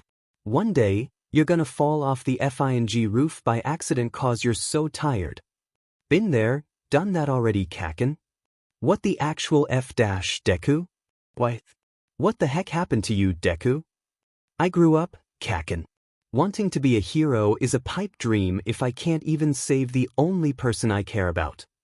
Midoriya felt that ache in his heart again, growing stronger, heavier. He wanted to puke, to just hunch over and drop dead. The pain was unbearable. Bakugo stepped back, seeing the absolutely chaotic aura Midoriya was giving off, filled with grief, guilt, anger, and so many negative emotions that he felt like was being swallowed whole by this whirlwind of negativity. Deku, shut it, Kaken. Stop treating me like something that needs to be protected. I'm not made of glass. I can take care of my God Dmed self. Midoriya lost it. He grabbed Bakugo's collar and dragged him down to eye level. You'll never understand. All of you were born with the perfect hero quirks that are just flashy or destructive. It's sheet. Society is sheet. You either have a perfect quirk or you're practically trash. I only have one thing to live for, and that's to protect the only person who cares about me for who I am instead of what kind of stupid, useless quirk I have. The only person I care about, who's getting bullied by this God Dmed world because of his quirk. But no, I can't even do that right. I'm weak. I'm so God Dmed weak and I can't even that right. He shouted. Midoriya was trembling. He released Bakugo and reached up to his face, covering his eye. You haven't lost anything before, Kaken. You had everything. A loving family, a perfect quirk, friends. I never had anything like that. The one person I care about, gone. It's the only thing I can do now, trying to find him. So don't try to act like you'll understand me, Kaken. Cause none of you will ever get it. He pushed past Kendo and Shiozaki, before running away from the classroom. What the heck? Bakugo blinked, completely dumbfounded. Must be his little brother. Kirishima pipped up. Bakugo whirled around, staring at Kirishima like he grew a second head. What the F dash? Deku's a single child, shark teeth. He doesn't have a brother. Yamada was walking towards Aizawa's classroom. Apparently, all the kids had decided to check 1A out, and he wanted to talk to Midoriya. His bag was still in the room, so he was probably still in school. A blur raced past him, and when Yamada turned around to tell the person to stop running, he blinked as he recognized the fluffy green hair. Midoriya? A choking sound echoed down the hallway, and Yamada promptly chased him down. But what are you doing? Where's Midoriya? Aizawa popped out from the staff room. About that? He ran past me and I'm 70% sure he's not okay. Aizawa blinked. He had never seen Midoriya break down before. Sure, he got angry and sad and he felt all over the place, but the 9 months of stress was finally smacking him dead on the head. Where is he now? Not sure. He ran past here. Aizawa groaned. Let's go. They searched the classrooms. They searched everywhere. They couldn't find Midoriya. Until they heard a choking sound coming from the supply cupboard. Aizawa leapt at it, wrenching the door open, only to find Midoriya curled up in a ball, clutched his chest as choking sounds emanated from him. His eyes looked dead. He was shaking all over, and Aizawa just carefully and slowly walked over to him. Midoriya? Go away. Leave me alone. Midoriya rasped. His eyes were red, like he had been crying, but there were no tear tracks. Maybe he just rubbed his eyes a lot. Aizawa carefully scooted closer to him, as Yamada watched from the door. You want to talk about it, problem child? I want to rip my heart out of my chest. It hurts so much. It just hurts. He choked, and Aizawa rubbed his back comfortingly as Midoriya curled in on himself. I'm useless. So utterly useless. My little brother's missing and all I can do is just sit here and cry like an idiot. I really am pathetic. Aizawa had so many words to say to that, but respectfully kept quiet to let Midoriya rant. Everything hurts. I don't want to feel anything anymore. Hey listener. Yamada bent down to get with eye level with Midoriya. You're just a kid. If even we have trouble finding him, there's no way you'll be able to find him either dash. I promised him that if anything happened to him, I'll come save him. And I can't even keep that promise. Midoriya coughed harshly, burying his face in his knees. I'm a disappointment. I'm a failure. I promised to do one thing and I can't even do that right. Hey, calm down. You getting all riled up isn't going to help save him. Aizawa mumbled.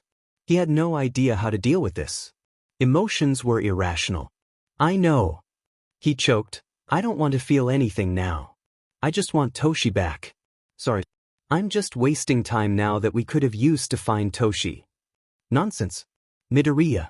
Shinso wouldn't want you to wear yourself out, would he? That's the problem, Eraserhead. He can't want anything if he's dead. His voice betrayed the absolute desperation he felt, and Midoriya just sounded so absolutely miserable. Aizawa reached over and pulled him in for a hug, wrapping the smaller boy in his arms. Yamada carefully padded over and squeezed himself into the small space created when Aizawa pulled Midoriya away from the wall he was leaning on. Midoriya unconsciously leaned into the source of warmth, and Aizawa cringed when he realized that Midoriya was freaking skinny. What was he eating? I'm pathetic. You're not. We'll find him, alright? Just calm down, Midoriya. Izuku. Yamada and Aizawa blinked. I trust you guys. I told Toshi to trust you too. Yamada wanted to screech internally. He trusted US to use his real name. They were one step closer to actually just adopting them. Find Shinso, and they would be all good, and they could force Midoriya to take more care of himself. Except that was the hard part. They were still clueless about Shinso's whereabouts, and no doubt once Midoriya recovered from this breakdown, he would go back to chasing every single lead he could find until he collapsed again. He had seen the kid pass out in lessons and the police stations way too many times for it to be healthy. Midoriya slowly evened out his breathing. Feel better, kid? Aizawa softly asked. Midoriya slowly nodded. If you feel like you're gonna break down again, just find either of us, okay? Or just ask the teachers to find us. He nodded again. Just eat something, face. Bakugo growled as he literally dragged Midoriya by the collar into the cafeteria and dumped him on a chair. He threw a packet of bread in his face, and Kaminari slid over a cup of tea. Midoriya was still scribbling away in his notebook, trying to draw as many connections between the villains as possible. He tore the bread wrapper open with his teeth and ate it, before literally pouring the tea down his throat without even batting an eye, his pen still making markings on the paper. Kaminari, pass the salt. Jiro called. I took the sugar, Kaminari replied. Confused. Look again. Uraraka blinked, and Kaminari's eyes trailed to the shaker in his grasp. The pepper shaker, to be precise. Deku, why the heck did you not say anything? Bakugo screeched. He was very set off. He had questioned his own mom about Inko, and Mitsuki had very honestly stated that Inko broke off all contact with her since Midoriya turned 6. She hadn't talked to her, or anyone for that matter. The fact that Midoriya had to take key of himself did not sit well with Bakugo at all. I'm wondering how someone like you got into UA. A voice rang out from behind Midoriya. He didn't react to it until his notebook was literally snatched out from under his hand. Midoriya turned around, coming face to face with a bulky third year. Satsuki Akiho, older brother of the twins Satsuki Amira and Satsuki Akira. You went to Higasaki Junior High, now you're in class 3D, took piano lessons every Wednesday and Sunday. Blood type AB, you're a 190 centimeters tall and 65.6 kilograms. Satsuki, or so Midoriya called him, was just staring at the boy. In shock or in fear, no one knew. You enjoy playing computer games, and you dated a girl called Misato Elena for a month, then broke up with her, and now you're dating Nari Hitome, who's in class 3C. Are you some kind of stalker? Satsuki just looked sick. No. There's just a lot of stuff that I know. Midoriya shrugged, taking his notebook back from the grasp of the taller boy whose grip had slackened. Look here. Satsuki grabbed Midoriya's collar. My siblings have been saying that the little purple freak of yours has been making fun of them. Let me go. Instant. Midoriya growled. Everyone flinched as that wave of pressure rolled over them, smashing into them with the force of a hurricane. Midoriya unlatched the fingers from around his collar, and Satsuki fell to the ground. Just so you know, the person you're talking about hasn't been to school in 9 months. Unless you want me to go there and terrorize all the kids there for telling lies and generally being disappointments to human society, I suggest you refrain from calling anyone a freak. Midoriya grinned and bared his teeth. I can do so much worse to you. Bakugo couldn't help but stare at Midoriya's sharp canines, that seemed to be glinting with bloodlust. Got it? Good. Midoriya reeled his aura back in and collected his things. Have a nice day, sir. Really are a demon. Midoriya paused. Call me whatever you like. I didn't care 3 years ago when that nickname popped up, I still don't care. I stopped caring a long time ago. Midoriya really didn't care anymore by the time the sports festival came. His heart was completely breaking at his point. 10 months. Shinso's been missing for 10 months. Midoriya didn't care as he walked out into the stadium for the sports festival. Who cared about that? Bakugo did, apparently. All of you are just stepping stones for me to become number 1. Shut it, Kaken. We both know I could beat you in my sleep. Midoriya snorted. Fight me, Deku. Yeah, get to the final round first. Then we talk. Aizawa sighed. Both Midoriya and Akitani were worrying him. He was hearing less and less from Akitani, but the DMN vigilante was as hardworking as usual and was just dumping files and files of information directly in Nizu's office. How the heck the DMN child was getting past UA security all the time was driving him and Nizu up the wall. Nizu was taking it like a challenge to up the secretly in school, and Aizawa was pretty sure he was constantly glancing out the window all the time, expecting to see Akitani strut into school in all his glory. Then there was Midoriya. He seemed to have cooled his head after his breakdown, and not only was he still running around like a headless chicken finding leads and scribbling all over the place in the 10th notebook he had shoved at Aizawa, the students were also terrified of him. First, second, and third years. 1A seemed to be okay with him, but even then half of them were still hesitant to go anywhere near him. Only Uraraka, Bakugo, Kirishima, and Kaminari actually had the guts to wrap an arm around the boy, or sit next to him, or just throw bread in his face, Bakugo, in his classroom. And now, he seems to be so frustrated again that he's unintentionally riling himself and Bakugo up. The first event was an obstacle course. Todoroki and Bakugo had ended up taking the lead, But Midoriya somehow hacked the zero-pointers to grab Bakugo and Todoroki and literally throw them back into the horde of students who were pushing and shoving their way out of the tunnel. He had taken the lead. He had gotten past all the robots easily, smashing one in the face before fiddling with its circuits, much to Yamada's confusion. It was only minutes later, way after Bakugo shot past, and most of the Hero Corps students had passed it, before they realized what Midoriya had done. He had set the robot to explode, apparently. Not only the robot he had destroyed, but also all the other robots that were left behind at the entrance. Nizu was watching the third-year events, but he was keeping an eye on the first and second-year events on his phone. Aizawa was pretty sure that he would be cackling at the exploding robot. Midoriya was neck and neck with Bakugo and Todoroki. Bakugo was flying over the canyon, Todoroki was skating across the tightropes, and Midoriya? He was jumping off the tightropes, using them to propel himself forwards as he ran along the ropes. Bakugo tried to blast Midoriya off a rope, but Midoriya just grabbed the rope he had fallen off from, using his momentum to swing himself upwards, kicking Bakugo away, before regaining his footing on the tightrope and running off again. DMN. And he's in the general education course. Kendo sighed as she wiped the sweat from her brow. Apparently. Monoma groaned. Midoriya had finished the second part of the course a few seconds after Todoroki did. Todoroki was just staring at the dark patches on the ground in confusion, before carefully making his way across. Alright. Todoroki's starting the third and final segment of the obstacle race. And Midoriya's catching up. How will he plan to get past the minefield? Midoriya? Todoroki carefully turned around to see what had shocked Yamada so much. Midoriya was running, racing across the minefield, leaping about as he powered forwards, not even placing foot on a single minefield. Todoroki gulped. Midoriya was catching up, fast, and Bakugo was also. Behind him, powering forward. Todoroki hurriedly created a path of ice to run on, just as Midoriya appeared next to him. He started running and he was neck to neck with Midoriya. He could win this. All he had to do was freeze Midoriya. Nope. Midoriya was apparently faster. Way faster.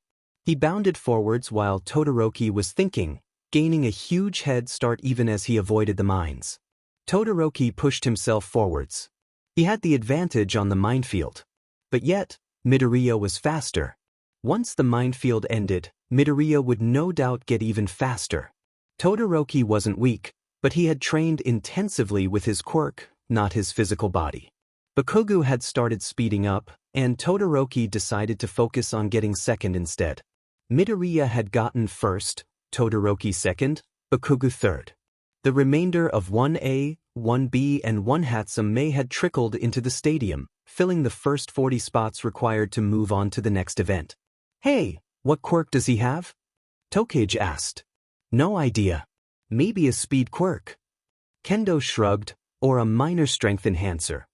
Apparently, the second event was a two-man cavalry battle.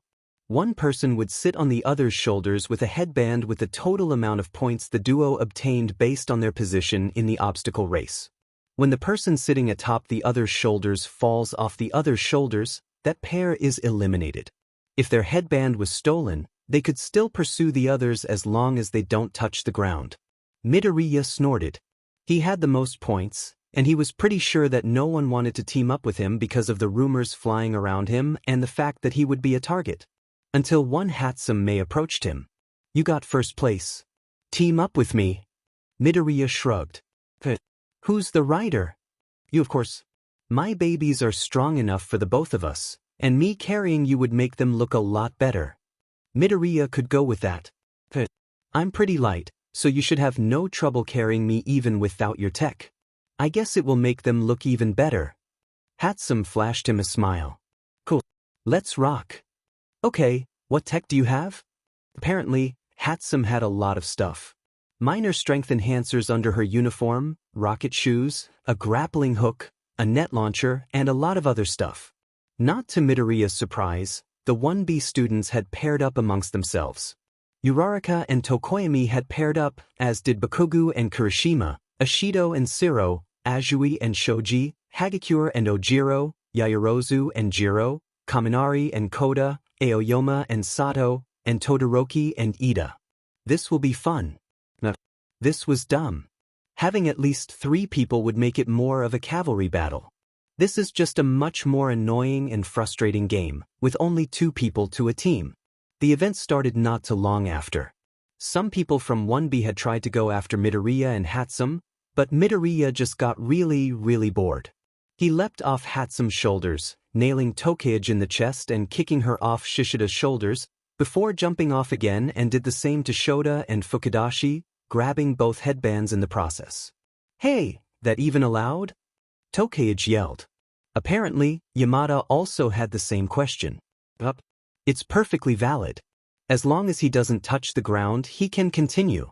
Tsunatori and Banda fired off horns and glue at Midoriya when he came after them, but Midoriya expertly twisted mid-air, dodging the attacks.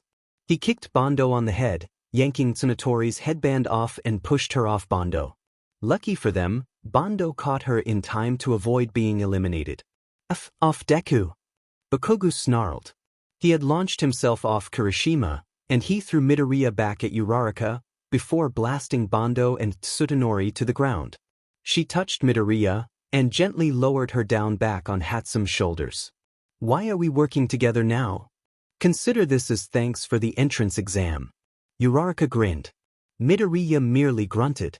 One of Tsutanori's horns had went off course when she fell, knocking Hagakure off Ojiro's shoulders. Monoma had pulled a card from Bakugo, swiping his quirk as Kirishima picked him up and blasting Kaminari off Koda's shoulders.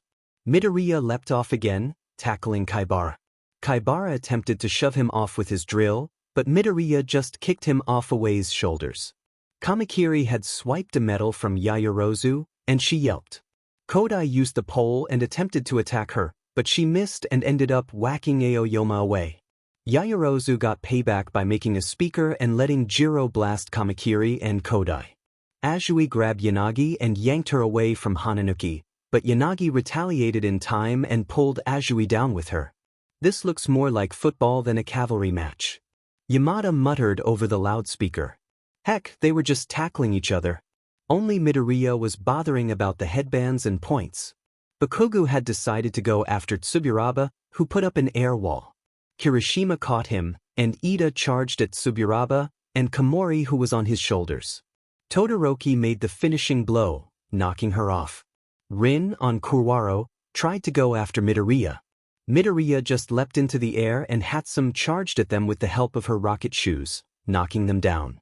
In the end of the second round, which had lasted 5 minutes, the remaining 16 students were Midoriya, Hatsum, Uraraka, Tokoyami, Bakugo, Kirishima, Ashido, Siro, Yaoyorozu, Jiro, Todoroki, Ida, Kendo, Monoma, Shiozaki and Tetsutetsu.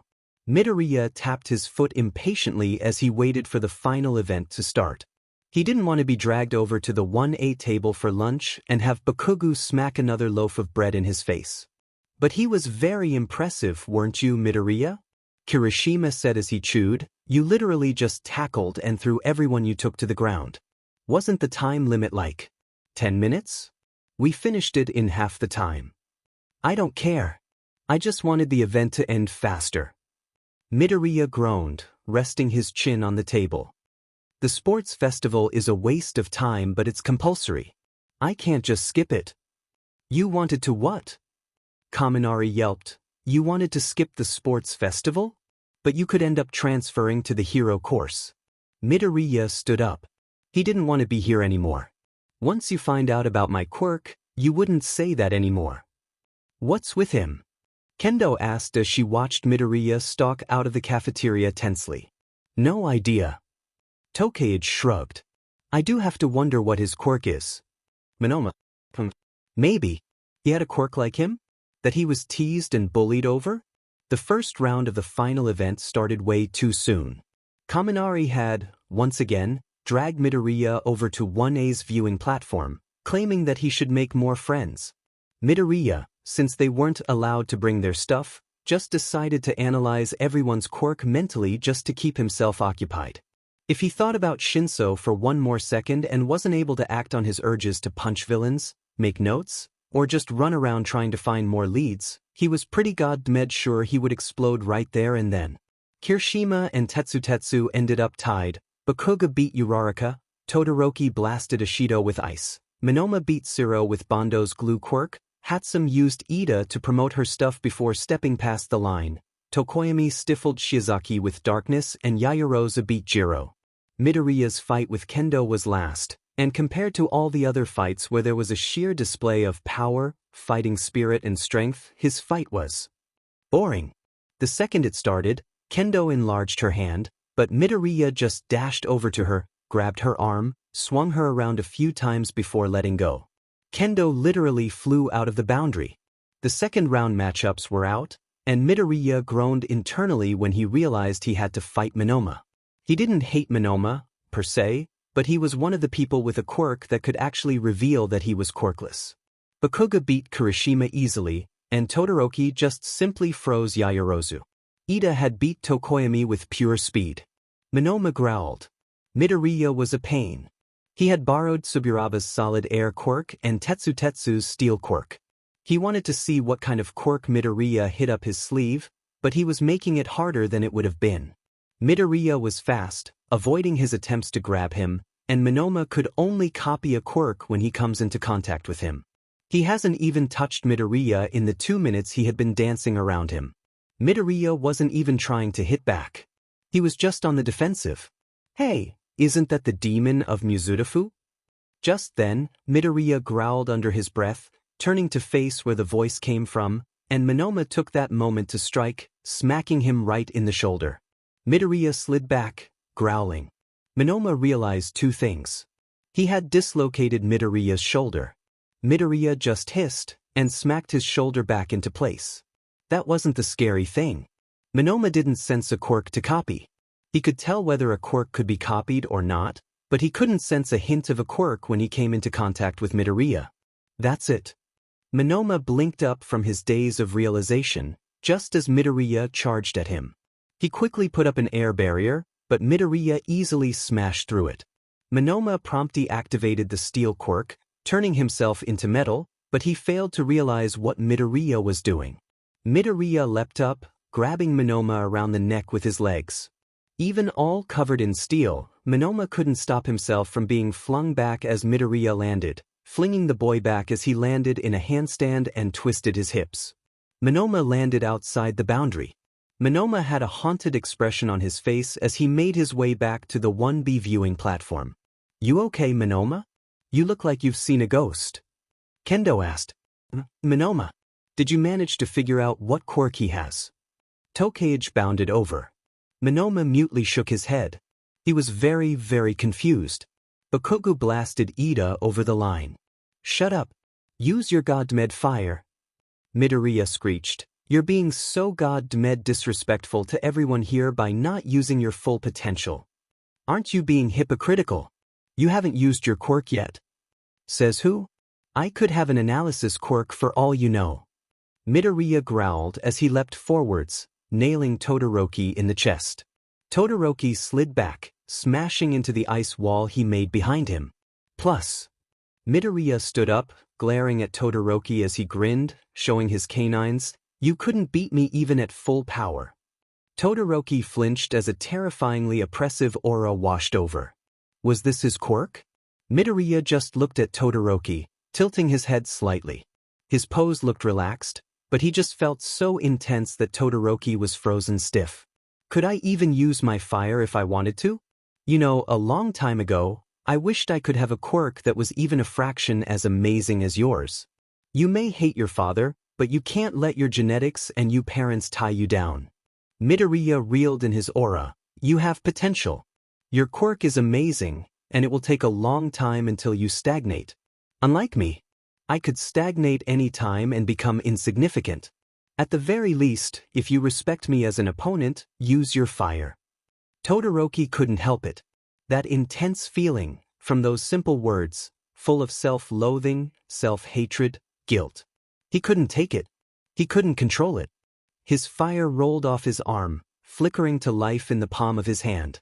A small smile appeared on Midoriya's face, and his expression softened. "Come at me, Todoroki Shudo." Uraraka gasped as Midoriya leapt to the side, rolling to dodge Todoroki's fire. He landed and bounded towards Todoroki, who hurriedly put up a large ice wall to keep him out. Midoriya skid past the ice, as Todoroki launched another wave of fire at him. He jumped over the blast, nailing Todoroki in the face, before sweeping his legs out from under him. Todoroki yelled, and tried to blast Midoriya with ice and fire, but Midoriya just grabbed him by the legs and threw him out of bounds. Was Midoriya ever so strong? FNG Deku. He was holding back against me this entire time. Bakugo roared. That piece of shit.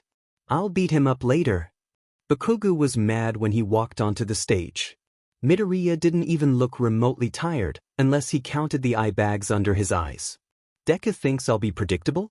Oh, I'll start with a right hook alright, then nail him somewhere else. Bakugo did just that. Except that when he suddenly twisted midair with a blast, trying to kick Midoriya in the chest as he smoothly transitioned from a punch to a kick, Midoriya caught his foot. You're still predictable, Kakin.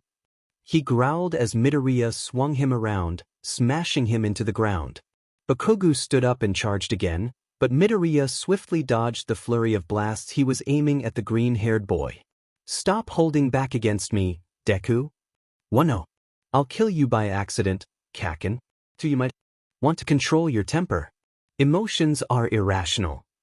Bakugo was about to reply when Midoriya suddenly sidestepped and shoved his face towards the ground, right past the line. Oh hell no. With a well-timed blast, Bakugo barely blasted himself in time to avoid smashing into the ground past the boundary. He hissed as he stood up and faced Midoriya. He raced forward, trying once again to blast and kick the other. Kakin. I can read you like an open book. Control your temper. Shut the f*** up. Fight me properly. Stop acting like a coward. He's just playing around with him. Kirishima mumbled. The fight kept on going. Bakugo pushing Midoriya back, until Midoriya uses Bakugo's own power against him and almost sends Bakugo out of the boundary if he didn't catch himself in time. Finally, Bakugo coughed as he tried to push himself off the ground, panting. Midoriya just stood there, looking at Bakugo emotionlessly. Why aren't you just attacking? Bakugo roared. But this entire time, he hasn't been exerting himself. He used everyone's own power against them, almost like he's trying to conserve his energy. That's all he's been doing. Midoriya shot forward, nailing Bakugo in the chest, pushing the ash-blonde-haired teen out of bounds. Hey, isn't he quirkless? Apparently so. He's the only quirkless one in Mizudafu. Maybe he just developed a quirk late. You'd think he's announced it though. Monoma swallowed as the rumors and chattering amongst the crowd grew stronger and stronger. Quirkless? Midoriya? Quirkless? Was that why he didn't sense a quirk in him? He eyed Midoriya as he stood on the podium as Yagi hung the first-place medal around his neck. The kid looked like he wanted to explode. 1A and 1B eyed the rest of the spectators warily. Even some of the pro-heroes looked uneasy as everyone murmured about Midoriya and his supposed quirklessness. Would you like to say something as the first-place winner? Kayama asked. Yamada was screeching in her ear through the earpiece, telling her not to, even though they did that every year. Midoriya took the microphone from her, and the stadium fell deathly silent. If you have such a big problem with a quirkless teenager winning, then come down here and fight me yourself. Either way, I don't lose anything. I win. It just shows that my training since I was a kid to make up for my non-existent quirk paid off. You win, then you have no right to call me a monster or a demon. Monoma's breath hitched. He had practically admitted that he was quirkless. The spectators were silent for the remainder of the prize-giving ceremony. In awe, in fear, or for what, no one knew. Aizawa sighed as he slumped into the chair. He was glad that was all Midoriya did. He honestly expected him to start ranting at the spectators like he had to the media and reporters before the USJ attack. Though, honestly, Midoriya just looked tired, sick of everyone, and Aizawa really wanted him to just go home, sleep, and not think about anything else. Midoriya unlocked his front door, dumping his bag on the ground. He was prepared to put his hoodie on and go out on a patrol, and had been trying to use as minimal energy and effort throughout the entire day. Then he caught a letter, sitting on the ground. Hand this to Akatani. And no looking, or your little brother may suffer the consequences. He was stuck with a dilemma. Midoriya was very, very conflicted. The message literally confused him. The letter was addressed to Akatani. But he, as Midoriya, wasn't allowed to look, or Shinso may get hurt. But he was Midoriya, and he was Akatani. The letter was basically telling him to look, but he couldn't look. Midoriya had no idea what to do. But just in case, he changed into his vigilante outfit. There probably weren't any cameras or anyone spying on him, or they would have realized a lot sooner about his vigilante identity, but just in case, he shut all the windows, drew all the curtains, switched off the lights, hid in the cupboard, and changed into his hoodie and donned his mask, before he flipped the light switch on, looked around once more, locked all the doors, grabbed his flashlight, and hid under the covers, before ripping open the letter. He was paranoid, damn it. A set of coordinates and a message. We want to talk. You don't want the missing purple brat or the other green brat to be hurt. You follow our instructions. We know you're working with the heroes on this case. You cannot talk to them about this letter. You talk to no one. You meet us here at midnight. Midoriya scowled as he searched up the coordinates. It would take him an hour or so to get there, and it was dinner time. He stretched out on the bed. He was slightly tired from the sports festival, and he was going to need all the strength he could get on this lead. He set his alarm before trying to sleep. He didn't end up getting any. His mind was plagued with horrible scenarios, ones that left Shinso dead. What did they want? Why did they want him? What did they do with Shinso? Midoriya was scared. He was scared he'll find Shinso beaten beyond recognition. He was scared they would have forced his little brother to do horrible things against his will that would end up breaking him. He was scared he, as Akatani, Wolf be used against his only remaining family. He just tried to soothe himself while nursing a steaming hot cup of coffee. He couldn't let his emotions cloud his judgment. He needed to get his baby brother back. Midoriya crouched on the rooftop, eyeing the alleyway where he was supposed to meet up with the villains. There was no one to be found. He checked his phone. 5 minutes to midnight. Maybe he was just early. He jumped down and watched from behind a corner. He waited. A man with purple hair walked out of nowhere. You must be Akatani, no? Yeah. And you are. My name is of no concern. You want Shinso Hitoshi, don't you? Of course. Midoriya growled. What have you done with him? Nothing too bad, he reassured. We just want your cooperation. That depends if I can get Shinso or not. Too bad. The man snapped his fingers, the harsh sound echoing in the empty, deserted alleyway. Like a curtain was pulled back, a multitude of figures appeared, and Midoriya scowled. An ambush. Of course. We always get what we want, regardless. The purple-haired man chuckled. Get him. Midoriya desperately tried to defend himself against the horde of villains. Damn it. He really was that similar to Aizawa, huh? He was pretty sure if he wasn't so god. Med outnumbered at least 100 to 1. Where the heck did these villains keep popping out from? He would be able to defend himself. But no, they just had to have a large number of quirk users that he wouldn't be able to defend himself against. He jumped, leapt off a wall, but got nailed by water and electricity. Damn it. There wasn't enough space for him to do anything. They could just blast the entire area with attacks and he wouldn't be able to dodge anything. He could use his knife, yeah, but he couldn't do much against water or fire or electricity or anything. Midoriya slid under the fire that blasted overhead, the water on the ground allowing him to skid past the fire user and trip him up. He quickly stood up, kicked another small batch of villains away, before he was picked up and thrown into a wall. He shook his head, shaking the dizziness out of his head, as he jumped over a punch aimed at his face. He punched that villain in the face, before tanking another few hits with the thin metal bands on his arms. He used his retractable staff to knock out a few more, before he was blasted with water again and the metal staff was ripped out of his grip. He was so lucky he had decided to bring one of his other weapon prototypes with him, in a way. Many sleepless nights of fidgeting and panicking had resulted in him trying to calm down one day, scribbling stuff on paper, before actually building the weapon. It could be used in both offense and defense, And with a subtle twitch in the right way, he was able to activate the blades that sprung out of the bands. They weren't that light, but Midoriya was strong enough to use them, at least basically. If Snipe could literally use guns, then knives were probably okay, right? The surprise of the new support item had allowed him to take out a lot more villains, earning quite a few new injuries in the process as he was still unused to the new weight, right until he got a knife to the shoulder. He felt his body freeze up, not listening to him, as he crumpled to the ground. He tried to push himself up, but his body no longer responded to him. A man with long brown hair and red-piercing eyes walked up to him. The guy with the paralysis quirk. The one that kidnapped Toshi.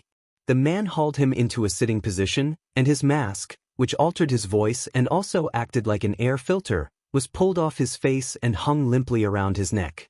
Luckily it was so dark in the alleyway. No doubt they would recognize him as Midoriya Izuku otherwise. A needle found its way into his neck. Midoriya felt the cool liquid being pushed into his veins. Probably trying to drag me or something. His eyes felt like closing, but he tried his best to fight against it. He was so close. He couldn't give in now. You sure it was the chloroform? Pretty sure, boss. Well, maybe he just needs some convincing. Midoriya didn't hear anything else when he felt a sharp pain against his head, and everything turned black. Shinso woke up, and for the first time in a very long time, he could actually see his surroundings. He looked around, before his memories rushed back. One of his captors were drunk, and had dropped his cuff keys. Shinso knew it was probably not a good idea, but he had grabbed the key and proceeded to work his cuffs off. He was barely able to undo the cuffs. He couldn't see where to insert the key when the door to his prison opened. Without thinking, Shinso had run out, knocking the guy that had opened his door to the ground. It was obvious that he had been recaptured. He had neither the strength, the energy, or the knowledge to be able to do anything substantial. Shinso carefully grasped the paper clip in his hand. He had stumbled upon it when he had tried to escape, decided it was shiny and kept it. There were metal bars in front of him. He was sitting in a corner, chained to the wall. That wasn't new. He carefully looked to the other side of the small cell, before realizing there was a figure chained up to the other corner. He jumped. Who was he? Shinso took in the shoes, the green, torn up and bloodied hoodie. He noticed the metallic mask hanging of the guy's neck, and he blanched when he managed to make out some green strands of hair under the hoodie. Aizu. Was he dead? He looked dead. Those wounds were nasty. No, he wasn't dead. He could see the faint rising and falling of his chest. The doors swung open, and a man crouched down in front of Midoriya, grabbing him by the collar. Let's have some fun, shall we? We're planning to take down several heroes. I'm pretty sure you know them, or at least some strengths and weaknesses, Akatani. The ones that hang around that Midoriya kid. Eraser Head and Present Mike, no? Shinso swallowed. They still didn't know that Midoriya was Akatani. They were after his brother. I only work with them too. Midoriya coughed, to find Shinso. I don't know anything else about them, Themis. Well then. The man stood up, and neither Shinso nor Midoriya liked that glint in his eyes. You'll need some convincing. I heard you're fond of him. He pointed the smaller purple-headed boy out to Midoriya, and Shinso noticed how Midoriya's eyes just widened when he realized that he was so close. So dead close. Make a sound and we'll move on to him, alright? Either that or you cough up some information. A foot was planted in Midoriya's stomach, and he bit his lip to avoid hissing in pain. He wasn't going to let them lay a single god-med finger on Shinso. Aizawa sighed as he talked to his homeroom class about the basics of their internships. He was hoping to talk things through with Midoriya, seeing as Akatani had texted him and told him not to meet up the previous day. Then Snipe had informed him that Midoriya was absent. Hopefully he had just overslept, and wasn't in any real danger at the moment, even though there was an uneasy feeling churning in his gut. He was just in the middle of telling the kids to choose their hero names wisely, before the television in the classroom flickered to life. He hadn't even noticed it until a strange static sound made its way into his ears, and everyone, including Kiyama, was staring at the electronic device that was installed above his head on the wall. Hey, shut it. I'm not even a proper technopath. I can only broadcast signals along other signals. I can't control it. Just get it right. He was about to complain and ask who switched it on, before he realized what was on the television screen. The child with the wild purple hair. Shinso Hitoshi. Aizawa gulped. When he realized just how small, how young the child was. Then he noticed the other figure in the corner. Akatani. He swallowed down his words. The other problem child. Shinso didn't look too injured, but on a television screen, he couldn't see much. Akatani, on the other hand, was bleeding from several wounds his shoulder and arms, but it seemed that he was more drugged than injured, if Aizawa could see anything through a television. He unconsciously reached for his capture weapon as he heard the captors threatening Shinso, before kicking the vigilante in the stomach viciously. He was pretty sure he saw a knife or two. Stop it! Leave him alone! He could hear Shinso, or who he thought was Shinso, screeching as he struggled against his own chains. God damn it, Aizawa thought. He didn't want to see this. He already knew that Shinso having it rough. He didn't need to see this. He was just a goddamn child. He didn't have to see a boy that was probably of a similar age to his older brother getting beaten up and tortured right in front of him. Akatani looked horrible now. His hoodie was in tatters, and there was a pool of blood forming under him.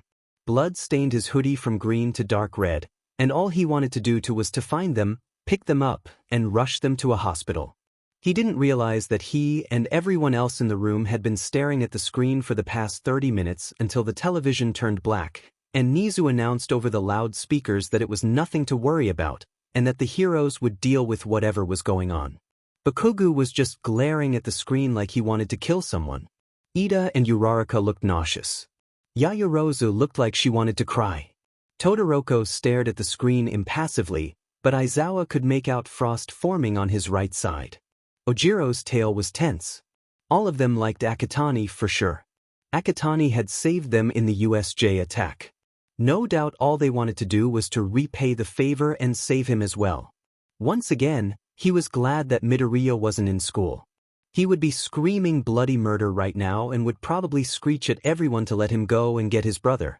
Speaking of which, maybe he should pop by Midoriya's house to check on him.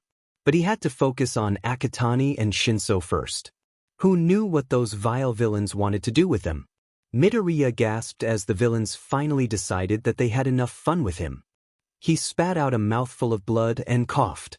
His chest was bleeding and he wasn't really sure if all his ribs were intact.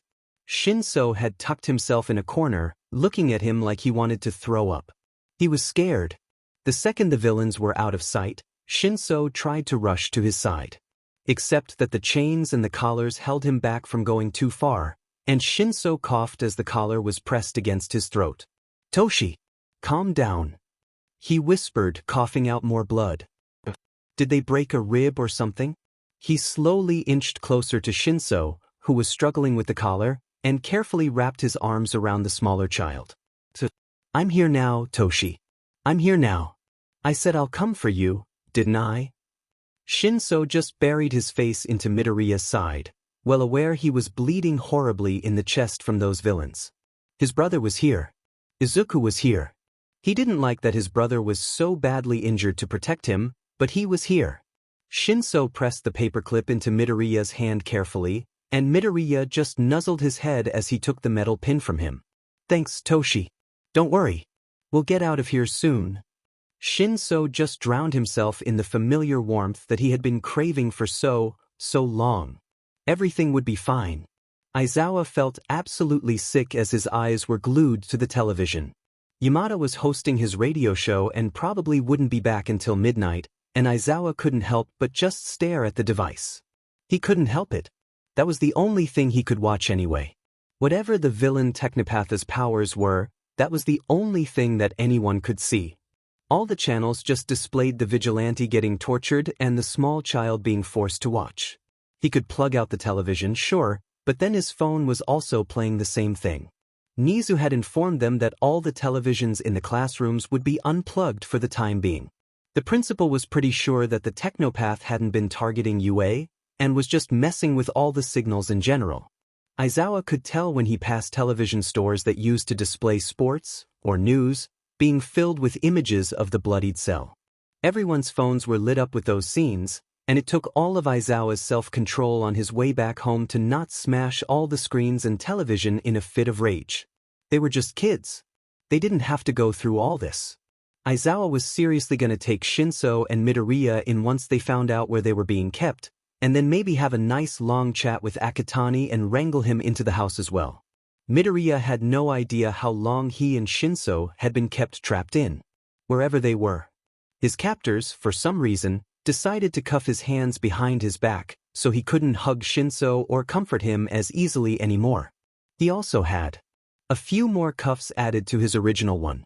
It was insanely hard to pick a bunch of locks behind his back while his arms were being restrained in a horrible position and he was bleeding. Midoriya was pretty sure he had quite a few busted ribs.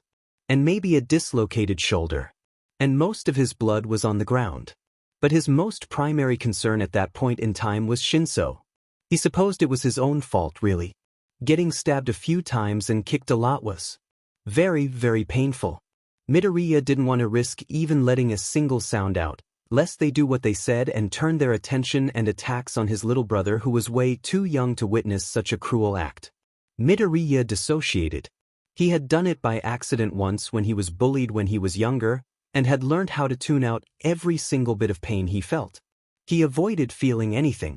He was fairly confident that unless the villains decided that somehow he was bloody enough, Shinso should be safe from harm.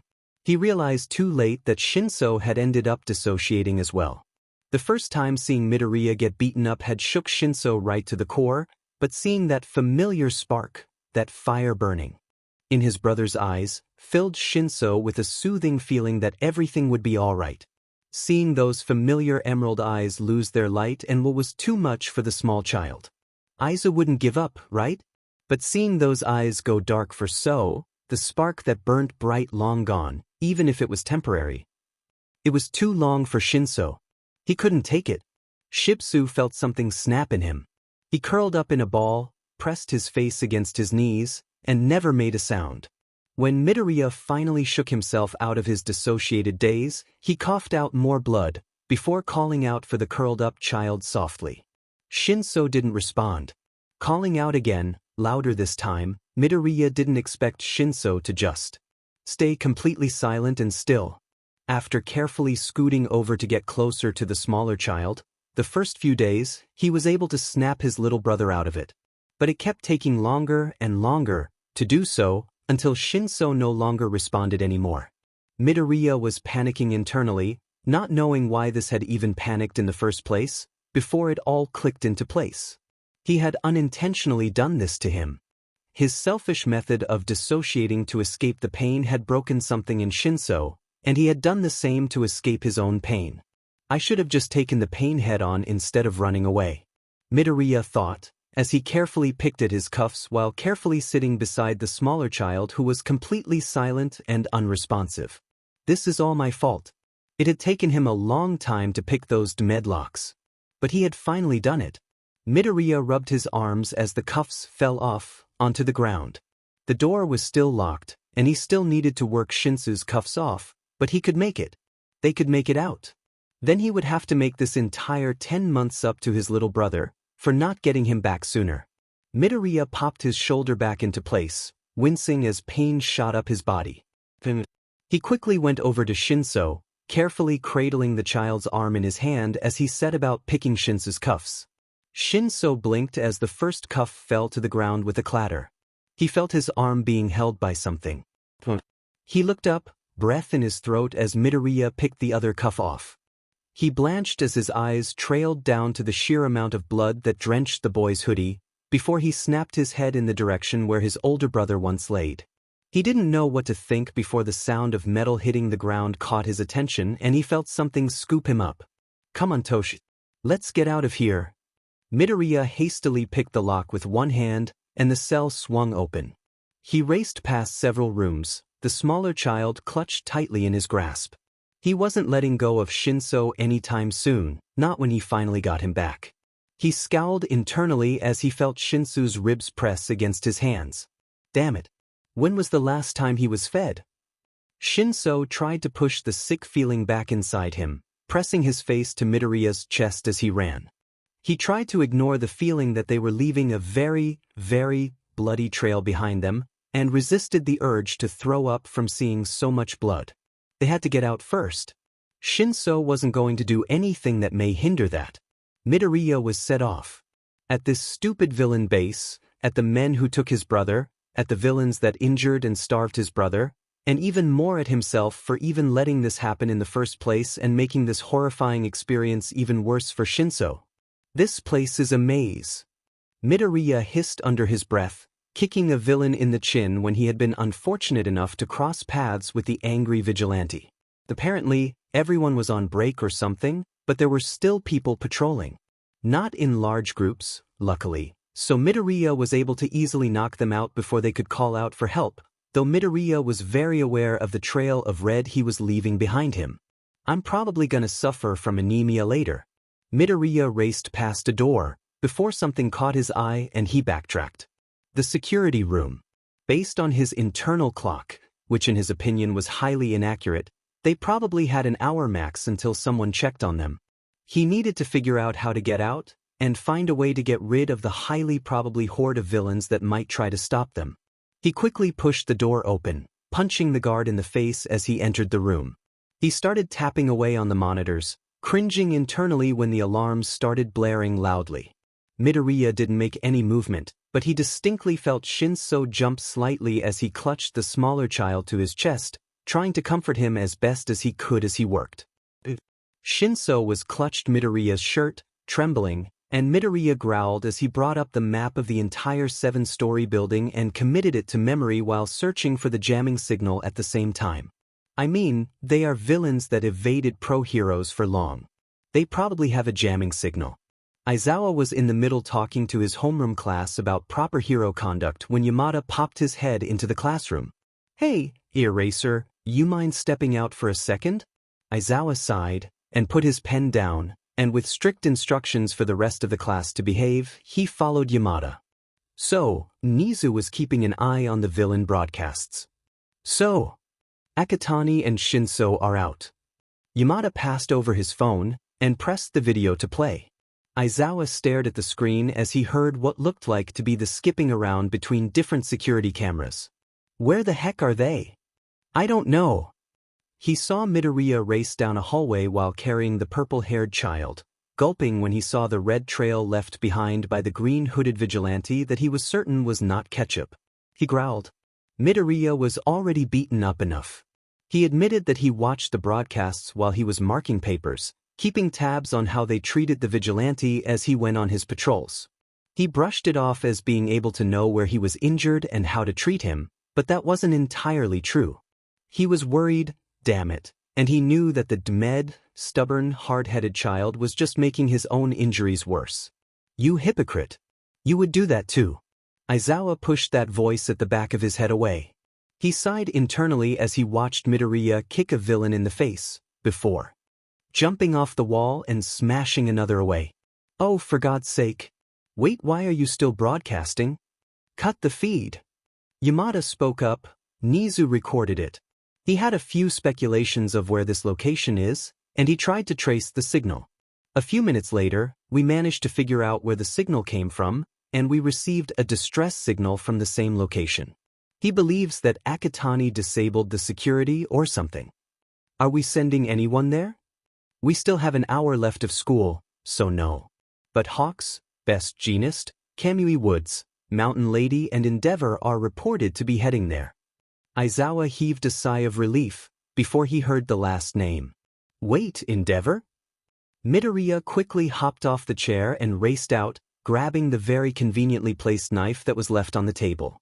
He already memorized the map of the area, and gods, it was going to take some time to get out, even without interruptions. He couldn't exactly jump down 7 stories. He could on his own, but not when Shinso's safety and well-being was his utmost priority. He was somewhere in the middle of the building, and Midoriya raced off to find the staircase. He was lucky enough to manage to avoid a few villains while he made his attempt to escape, but it was incredibly annoying and Midoriya could feel his strength oozing away like the blood that stained his hoodie and ran down his chest. He bit his lip and pushed on, ignoring his protesting muscles that felt like they were being torn apart. They probably are. They did cut me up a lot. But damn it. How could anyone, be so cruel as to let a child see all this? Even Midoriya wouldn't wish any of those idiotic kids in Shinso's preschool to see any of this. And of all the people that had to experience it, it was his dear little brother. The sweetest, kindest, best child in his opinion. He cradled Shinso with both hands as he kicked the door to the staircase open, leaping down the stairs 3 at a time. They'll be out soon. Midoriya would make sure of it. Enji growled. There was a missing kid. He was sure if his Shudo was the one missing, he would be able to bust himself out. Demon kids. Many different hero agencies had been trying to trace the broadcast that plagued all the digital devices that everyone owned. Phones, televisions, laptops. People had no choice but to avoid them at all costs unless they wanted to watch a guy in a hoodie get slashed apart and kicked all over the place with a small child watching and struggling in his own chains. They finally traced it. Several hero agencies that specialized in hacking and tracing had finally detected the signal, as well as a distress call. Even Nizu had confirmed it. And now he and several other pro-heroes were investigating. What was pissing him off the most was how jittery Nishiya was. He was literally hiding behind Hawks, trying to keep as far away from him as possible. Endeavor, you might want to put that flame out. Hawks grinned, pointing to the flame hero's fist that was on fire. Enji brushed the winged man off. They had stuff to do. This is the place, huh? Hakamata muttered, as they walked up to the 10-story industrial-looking building that looked like it may fall apart in an hour or so. Yep. Takayama replied. Loud screaming, things breaking, and utter chaos could be heard from the outside. Fire was blasting from one of the upper floors. There were some people lying on the ground, with broken windows clearly showing they had jumped out or had been kicked or pushed out. Villains were streaming out of the building slowly. Wasn't he stabbed? He's the one we caught. He was stabbed a lot. He's a monster. They didn't even seem to register the fact that there were heroes. We got him pinned. For God's sake. He has a knife. Why is he still standing? The heroes looked on in utter confusion as the villain screeched. Hakamata quickly grabbed the fibers of the villains that he could easily reach, binding their clothes together. Together, Nishiya and Takayama took down more villains and restrained the remaining villains as Enji and Hawks stormed the building. Enji burned up quite a few villains and Hawks was doing everything he could prevent as many villain deaths by burning, somehow preventing the entire building from breaking on itself and trying to figure out just what in the blazes, very literally, was going on. Damn it. Earthshaker is down. Flare was taken out on the upper levels. Phantom is knocked out. Hawks immediately grabbed the man who was yelling into a phone. The villain dropped his phone in a hurry. Who are you talking about and what is going on? Hawks growled, his wings spread out menacingly, though they were much smaller than before. We have guards on every floor. Flare is the fire-wielding head on the 7th, Earthshaker is the head of the 6th and Phantom is the head of the 5th. We have an escaped prisoner that is wrecking havoc. The villain gulped as Enji glared at both Hawks and the villain. I only know there are a few more guards and dash. They were interrupted by yells of, holy shit, and get out of the way, over the phone. The villain froze up and Hawks knocked him out, seeing as he wasn't going to say anything else. Villains poured through their corridor, and Enji and Hawks both looked at the staircase that led from the upper floor to their level. They froze up, feeling a ridiculously pressurizing aura flare out, and gulped as a figure emerged. They weren't expecting it to be a person, covered in blood, carrying a child, walking out, leaning against the wall and panting. The figure spat out a mouthful of blood, wiping his mouth with his sleeve, before glaring at the villains. A knife was in his hand, and even though he was just holding it, not even in a menacing manner, they still got the feeling that this kid knew how to use it. Midoriya growled. Hawks and Endeavor. Sure, they were heroes, but no doubt that while Hawks was probably nice enough to let him pass with Shinso, he did accidentally crash into the winged hero once a few years ago. He was nice enough by Midoriya standards. Todoroki Enji would probably try to burn him to a crisp. Vigilante, villain, it didn't matter to him. They broke the law, and thus, they'll burn either to death or in hell. Akatani. Hawks hesitantly asked.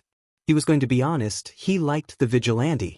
The kid never used a quirk as far as he could see, tell, or heard, so he was safe from illegal quirk usage laws.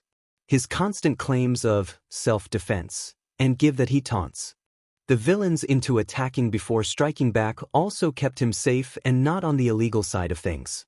Seeing the poor kid get kicked around on live television ignited a flare deep in his gut. Something he couldn't really recognize. Now, seeing the kid once more after so long, covered in so much blood that Hawks suspected to be his own, made Hawks much more sick than he had ever felt when he was a hero. He'd seen blood. He'd seen murders. But only just managing to figure out that the vigilante was a child, just a kid, from his initial attitude, his posture and stance, and how scared he seemed right now with the only thing driving him being the much smaller child in his grasp, Hawks felt his mood plummet. NG was well on his way to plunge his hand forward, his fist burning, before Hawks managed to swat the fist away. Midoriya advance, taking advantage of Hawks' actions to leap off the railing and continue down the hallway behind the two heroes. "What are you doing?" NG roared. "That was a vigilante. In case you haven't noticed, he has a child with him." Hawks grumbled, "You can't use your fire unless you want to end up severely injuring or killing them both, and that has consequences." He didn't need NG to find out his interest in the vigilante clad in green. As far as he knew, none of the heroes had any contact with him, save for Eraserhead a few years back, but that was a given seeing as they both were underground fighters. An underground hero with a non-offensive erasure quirk and a vigilante who ran around with support items, which were probably self-made, and knives, and who was probably no older than 18. "Look, Endeavor, I know he's a vigilante and he's technically a lawbreaker, but right now, our priority is that purple-haired who has been missing for 10 months. And I don't know about you, but that very vigilante you tried to burn to a crisp had gotten him out of that cell. So I think I'd rather let him get the kid out." Hawks turned to NG. At the very least, he didn't focus on Midoriya who had reached the end of the hallway behind them and seemed to have gone downstairs, as far as Hawks could tell. Though NG was very set off that he didn't manage to burn anyone. Hawks turned around to chase after Midoriya, with NG right behind him. When Midoriya was on the second floor, he knew that something was very wrong. His senses felt. All his senses were working perfectly fine, but he felt as if in a second everything he could see and hear would disintegrate into nothing. He could feel his heart pounding in his chest. He could feel Shinso's heartbeat. He could feel the tremors of footsteps, both his own and others. He could hear screams and yells. He could feel the fire, the heat on the upper floors, spreading downwards. He could smell his own blood. Shinso's too. Midoriya could smell Shinso's fear. Anyone else's fear, a hero's, a civilian's, a villain's, a child's, Midoriya would have acted on it. A villain, he would just walk up to them, telling them that they shouldn't harm people before knocking them out. Civilians he would ignore, but let his presence, his aura, linger, reminding them that yes, he was quirkless, but he was by no means weak. He would just use that to motivate them to find his little brother. Children, he would just ramp it up and make them fear him, just to protect Shinso. But when the fear came from his dear little brother himself, Midoriya wanted nothing more than to wish he had a quirk at this point in time. Something strong, something destructive, just only to be able to get out of this hellhole fast than he could with just muscles. He was already tired, but he was pumped with anger and adrenaline and his so very desperate need to get out of there before either of them could be hurt anymore. He wasn't afraid of getting hurt or dying. Not if he could keep his brother safe.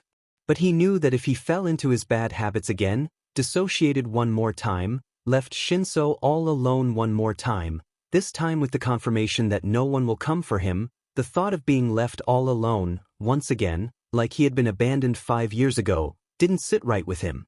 It would break him. And to Midoriya, the very thought of it felt like his heart was being torn into shreds. Then the villain in front of him had the galls to fire a gun right at Shinso, who Midoriya was carrying close to his chest, instead of at him. He managed to shift in time, the bullet grazing his shoulder and adding to his impressive amount of blood-spilling injuries.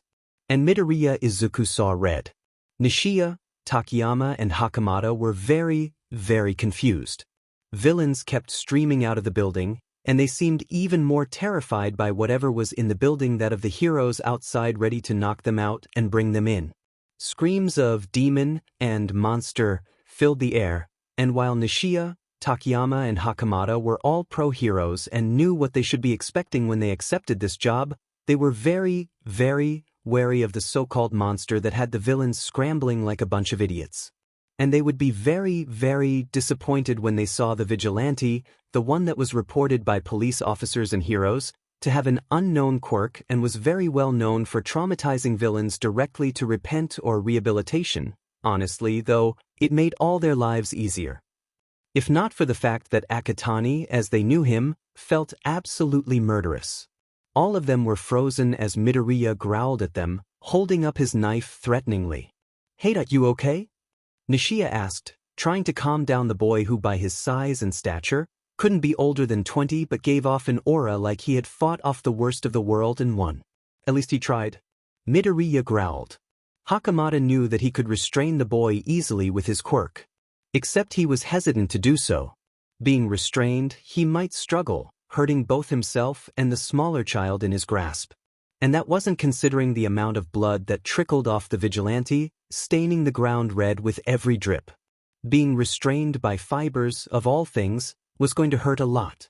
And Hakamata did not want to hurt the boy any more than he already had been treated for the past 4 days. Most pro-heroes never went through something in their entire lifetime and career, yet here was a kid, probably a teenager, doing everything in his power to protect a child. Nishiya extended his quirk to try and restrain him, but the vigilante was good with that knife. He slashed through Nishiya's bark, hissing, "Get out of the way! Leave him alone!" His eyes were wild, unseen. It was almost as if he didn't see the pro-heroes for who they were, but villains. People that he had to fear instead of those that could help. He cared enough about the child to try to attack what he thought was a threat, and at this point of time, they really wished that they had Kayama and her sleeping gas to knock him out and bring the child in peacefully. They didn't expect that Midoriya, as injured and tired as he was, to suddenly appear in their faces, dodging Nishiya as he acted on reflex, evaded Takayama as she grew to her gigantium size in shock and sliced through the fibers that Hakamata had tried to use to grab his clothes, before racing past them out onto the road. They blinked as more villains spilled out, followed by a fiery roar that belonged to none other than Enji. "Endeavor! Stop it!" They heard Hawks yell as Enji raced after Midoriya and Shinso in a heat-filled rage, even though he looked like he had gone grocery shopping in the rain. Hawks tried to follow, but before he managed to get out of the building he was tackled by a few villains. He wasn't hurt, and easily shook them off, and grumbled as the sprinklers in the building continued splashing water all over the place, taking out the fire slowly and drenching poor Hawks who shot out of the building to shake the water off his wings. "Oh, sheet!" Nishiya cursed. Midoriya raced past people, swerving around passers-by and dodging around others. His senses were messed up. His eyesight was blurry. Sometimes he could see what was front of him, sometimes he couldn't. He couldn't see the road in front of him or the traffic light that he had almost ran into. He could see the umbrella of the diner 2 streets away or the bird that perched in a tree. His nose was picking up all sorts of smells ranging from lavender from the perfume shop he just passed, or the burnt tires on that car that passed by, or the tangy smell of blood that probably covered his entire being at this point. He was hearing too much, too little. He couldn't hear his heart pounding. He could hear what seemed like to be a cat crouched in an alley. His footsteps were heavy. The bicycle that raced past him sounded more like an annoying muted ringtone. It had that be some random villain's quirk. He mused as he let his feet lead the way. He was panicking for sure. He could hear footsteps echoing behind him. Footsteps that were heavy, pounding away. They were laced with malice, forgoing all sense of stealth, just with the intention of catching him and putting him down like a rabid animal. He didn't know, couldn't tell who was chasing him, but Midoriya wasn't about to give up now. Not when he was finally getting Shinso out of that hellhole he had been forced into. He couldn't fail him again. He'd rather die. He let his instincts guide him to the safest place that was known in his subconscious. He didn't know where he was, and he knew he was following that very irrational burning gut feeling, but it had never been wrong, and Midoriya was really hoping that he knew what he was doing. Where he was going, he didn't know. He just hoped that he wasn't presenting himself, or more importantly, Shinso, to the villains, or running like a headless chicken into some kind of ambush. He saw himself run under a blue structure that hung over his head. He sensed people, many people, and a building beyond them. He heard a sharp sound pierce the air, and the distinct feeling of something rumbling beneath his feet sent Midoriya into an internal panic. He raced past the gate, slowing to a halt as he wrestled control back, turning around to figure out what was going on. Metal shot up in front of his face, inches away from clamping him and Shinso in their metallic jaws, slamming into the blue structure and fitting in perfectly as he heard locks snap into place. And all Midoriya wanted to ask was, where the heck was he? Midoriya hated it. He hated that his sense of sight, sense of smell, sense of hearing, those three major senses were working against him. He was lucky his sense of touch was still working right, or he was as good as crippled, but it was completely disorientating when things were clear, then blurry, suddenly loud, then soft, smelling something sweet, and it immediately being replaced with something pungent. He was fairly sure it was the work of a villain and their quirk. He could sense the people starting to crowd around, and in a panic, he let out a small burst of his aura, just to keep them at bay. They were just going to crowd him, overwhelm him with numbers. This was no longer a hallway where the enemy could only attack from the front and back. He was in an open space, where they could converge around him and take Shinso away, once more condemning the poor child to his fate again for his quirk and taking him away once again.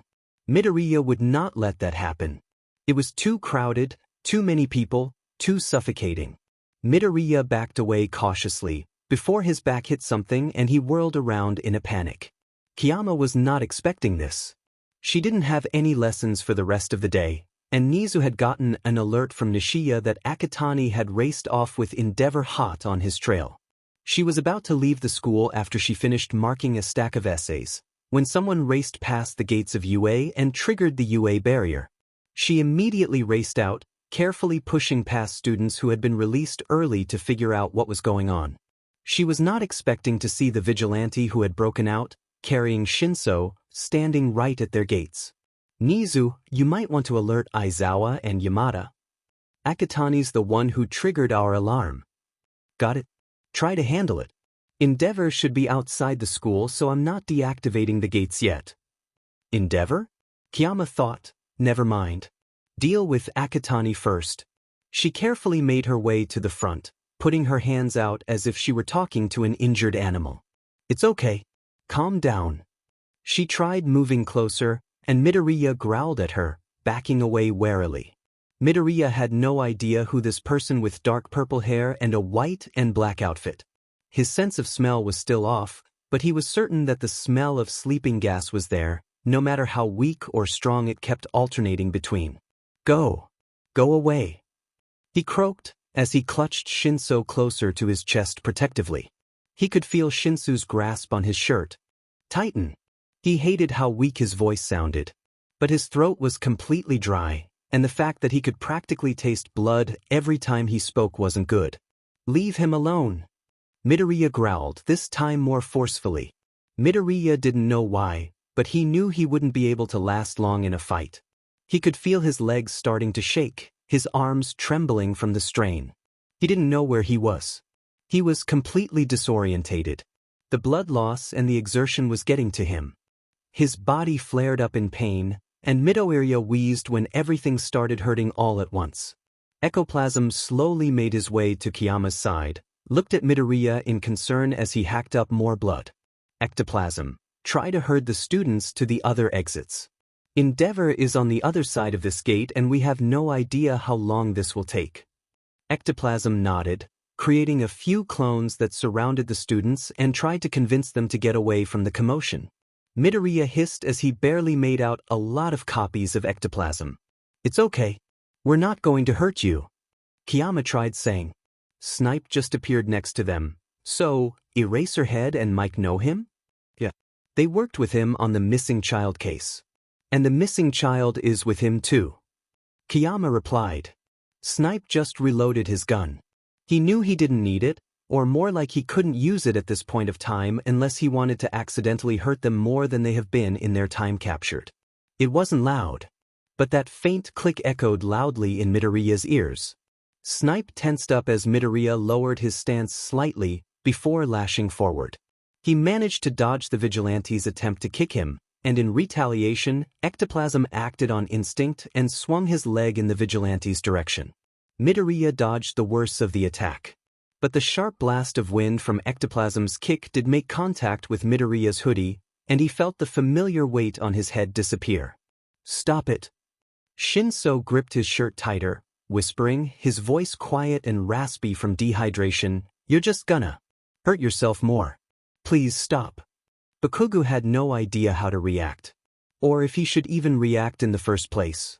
Aizawa had let them off, and Bakugo, along with Kirishima, were walking out of the school.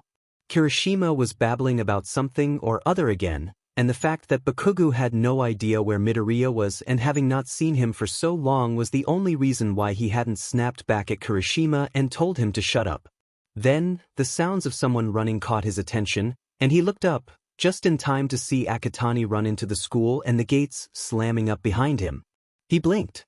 Kirishima also blinked. They watched blankly as Kayama tried to deal with the injured vigilante and the smaller child clutched in his grasp.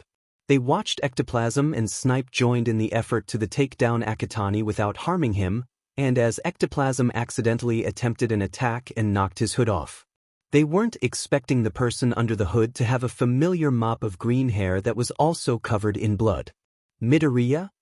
Kirishima gawked under his breath, his jaw dropping as Midoriya growled. Bakugo essayed in a breath. Akatani was Midoriya. They all heard a quiet whisper, too quiet to hear. Bakugo watched as Midoriya's eyes flicked to the small child in his arms. But there was something about him off to Bakugo. Midoriya's eyes were dark green. So it was either a trick of the light, or another reason that would explain why his eyes were currently light green. Deku? UF dash. Bakugo screeched as the ectoplasm clones prevented him from rushing forward. Why was Deku so mad? Why was he so wary of the pro-heroes? They're his teachers, right? Or at the very least, he knows they won't hurt him. So why? He watched at Midoriya's expression changed, from that of wariness, caution, anger and fear to that of a subtle relief. Kaken? He looked around as he slowly backed away to the gate. Deku, I'm here, you idiot. Look at me. Bakugo screeched, letting off an explosion from his palm to get rid of the excessive amounts of nitroglycerin that had accumulated on his palms. Kaken? Bakugo could see him tremble as he tried to find the blonde. He wasn't that hard to find, was he? He saw Midoriya's eyes land in his general direction, before shaking his head slightly and blinking, squinting at the same time. He couldn't see properly. Kayama heaved a sigh of relief internally. Because from what she could see, Midoriya, she was very surprised to see who it was under the hood. Ectoplasm and Snipe as well, wasn't attacking out of hostility. He was aware of his surroundings, but he had no idea where he was, or who was around him. He was protective of Shinso, the child who went missing ages ago, and didn't want any harm to come to him. He was just a scared kid who wanted to protect Shinso. She could see how his legs shook, how he panted, how his eyes were clouded over by exhaustion. But she knew he wouldn't give up until he knew that Shinso was completely safe. That meant that they had to find someone that Midoriya was close to. They couldn't risk Bakugo getting close. He was just a student. He wasn't allowed to participate. Midoriya. Stand down.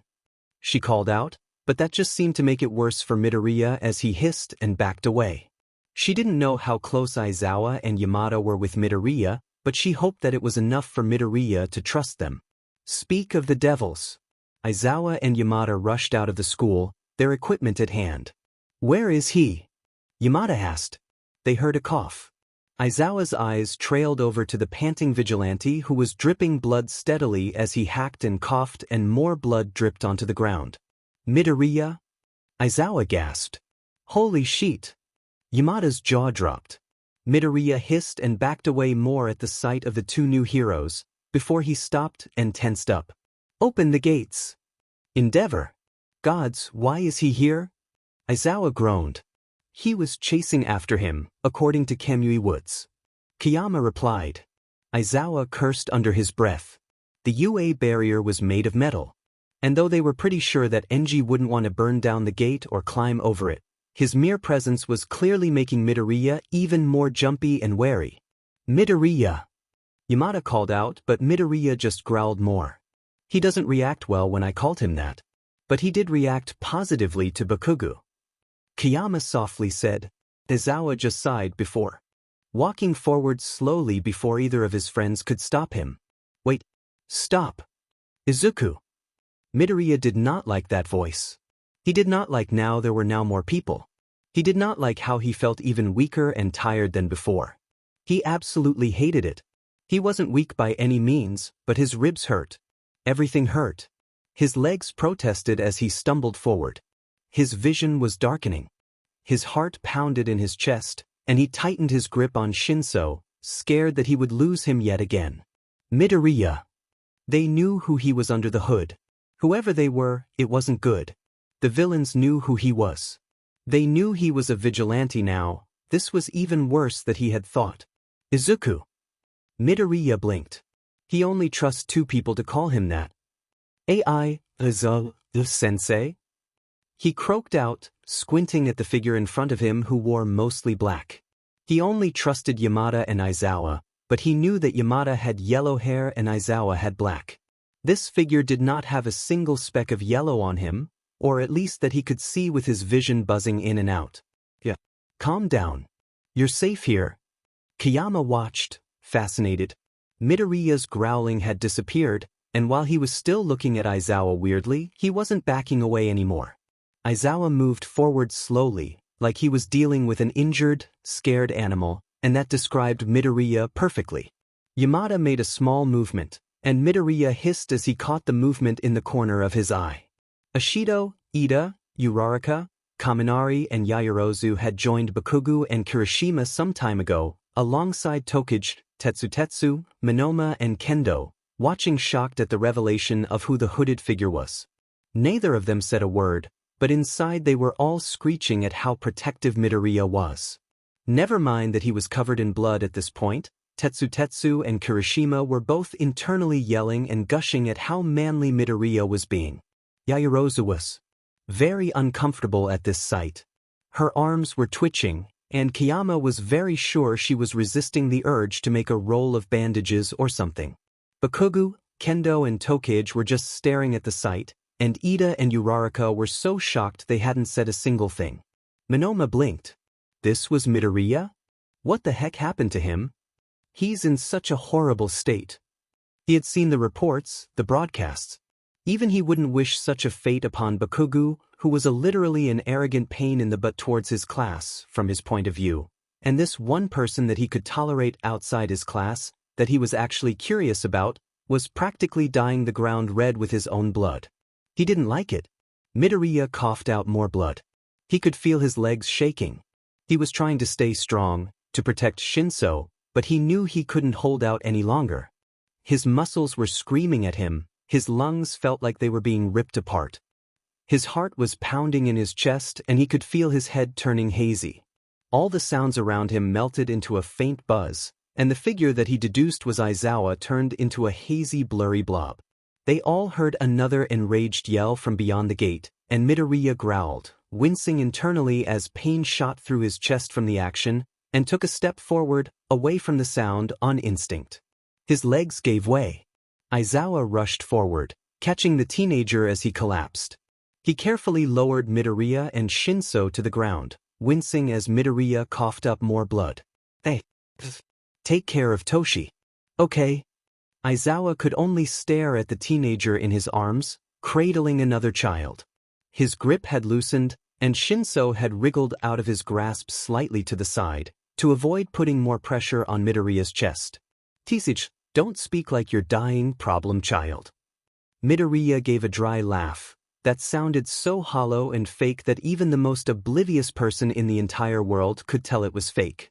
Aizawa didn't miss how Shinso wrapped his smaller arms around Midoriya's, clutching it like it was a lifeline. He was also eyeing Aizawa oddly, but didn't make a sound. Hey, hold your breath. Aizawa barely had time to register the order before he was engulfed in a pink cloud. He bit his lip and cradled Midoriya's head to avoid him getting even more injured as Kayama's quirk did its job. Yamada quickly caught Shinso as he fell, passed out alongside Midoriya. Aizawa growled and tried to stem the bleeding with his capture weapon as he carefully tried to measure Midoriya's heart rate and was extremely alarmed when he couldn't find it, only to realize how faint it was. He was still alive, but for how long, Aizawa's didn't know. Get recovery, girl. Aizawa ordered. Mike, follow me. He quickly scooped up the teenager and dashed into the school, Ectoplasm's clones keeping the rest of the students at bay. Don't you dare die yet, you two problem children. So you either work with me and we help each other, or I'll just investigate and rescue the kid myself. That was what Midoriya had said when they met on that rooftop, 10 months ago. He was a qualified pro hero.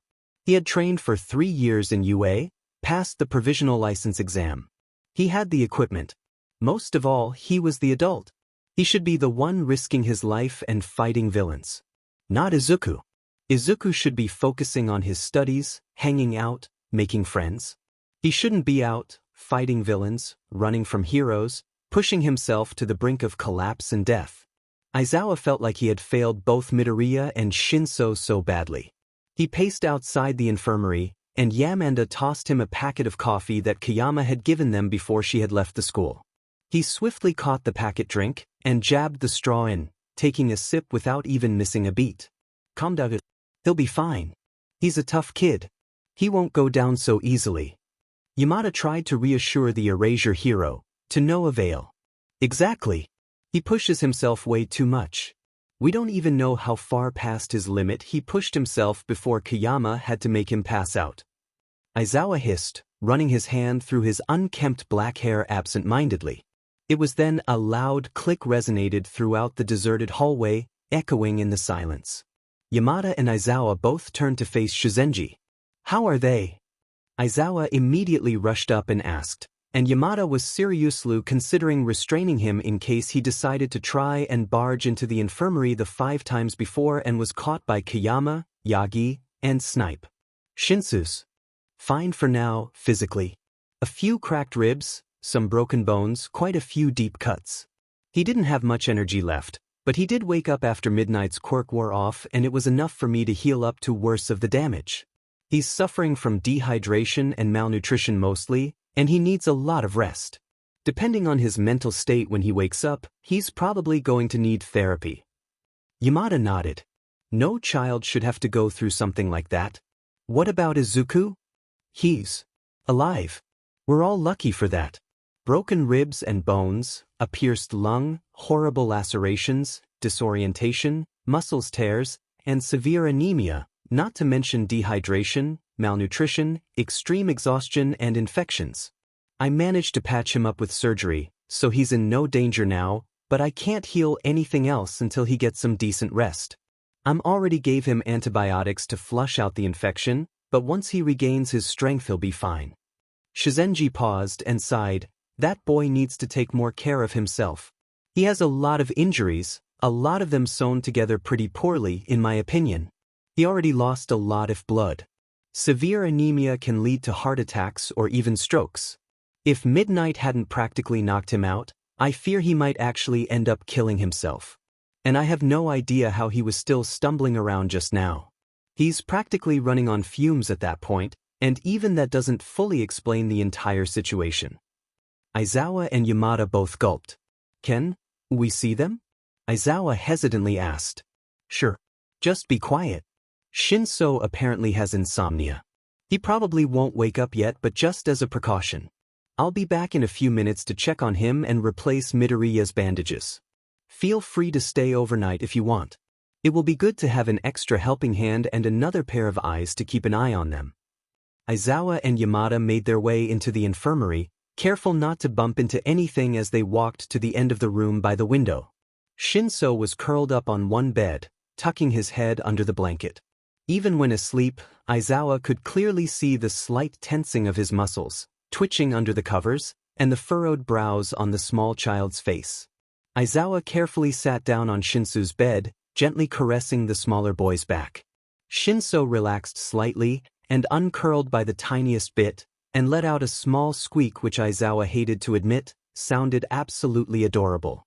Aizawa turned his attention to the green-haired boy lying onto bed next to them. He was all covered in bandages, had an 4 drip, and all sorts of other machines connected to him. The steady beeping of the heart rate monitor and the faint rising and falling of his bandaged chest reminded Aizawa of the fact that his problem child had almost died.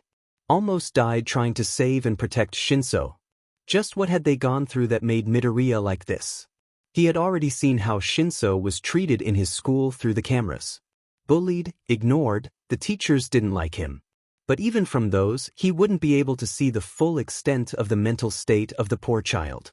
Heck, up until now, Aizawa was pretty certain that Midoriya was the only positive influence in his life up until now, and him alone. Aizawa did do a brief check of Midoriya's records after the sports festival, since as the winner, and from his previous placing in the entrance exam, he was to be transferred into the hero course. His address was that of a post office. He had no contacts under guardians or parents. His school fees in UA were paid pure in cash. Aizawa checked Shinso's preschool and Aldra Junior High's records as well. Both were also paid in cash. He had also questioned Bakugu for Midoriya's address, and had asked a couple of his neighbors about the green-haired child. According to them, he ran errands all the time to pay off any fees he had, and that he had been taking care of the smaller child the entire time, while keeping up his grades and working. Aizawa had to admire the determination and drive the green-haired boy had, but one question was still lingering in his head. Who took care of him? Why was he acting like the adult of the house, paying for school and running errands and taking care of kids when he should be hanging out with other people his own age? Aizawa understood that being quirkless, it was a lot harder for him to hang out. Quirkless people made up 20% of the population, but most of them were of the older generations. Now, it was practically unheard of for people to be born quirkless. The fact that he had been bullied before, according to the rumors, after all, rumors did have to have some sort of a basis, showed just how badly he had been discriminated. Maybe that was why Shinso and Midoriya cared about each other so much. They both suffered discrimination. They were both hurt so much by the world around them. And how the heck did he not make the connection sooner? How did he not realize that Midoriya was Akatani? Midoriya was absent during the USJ attack.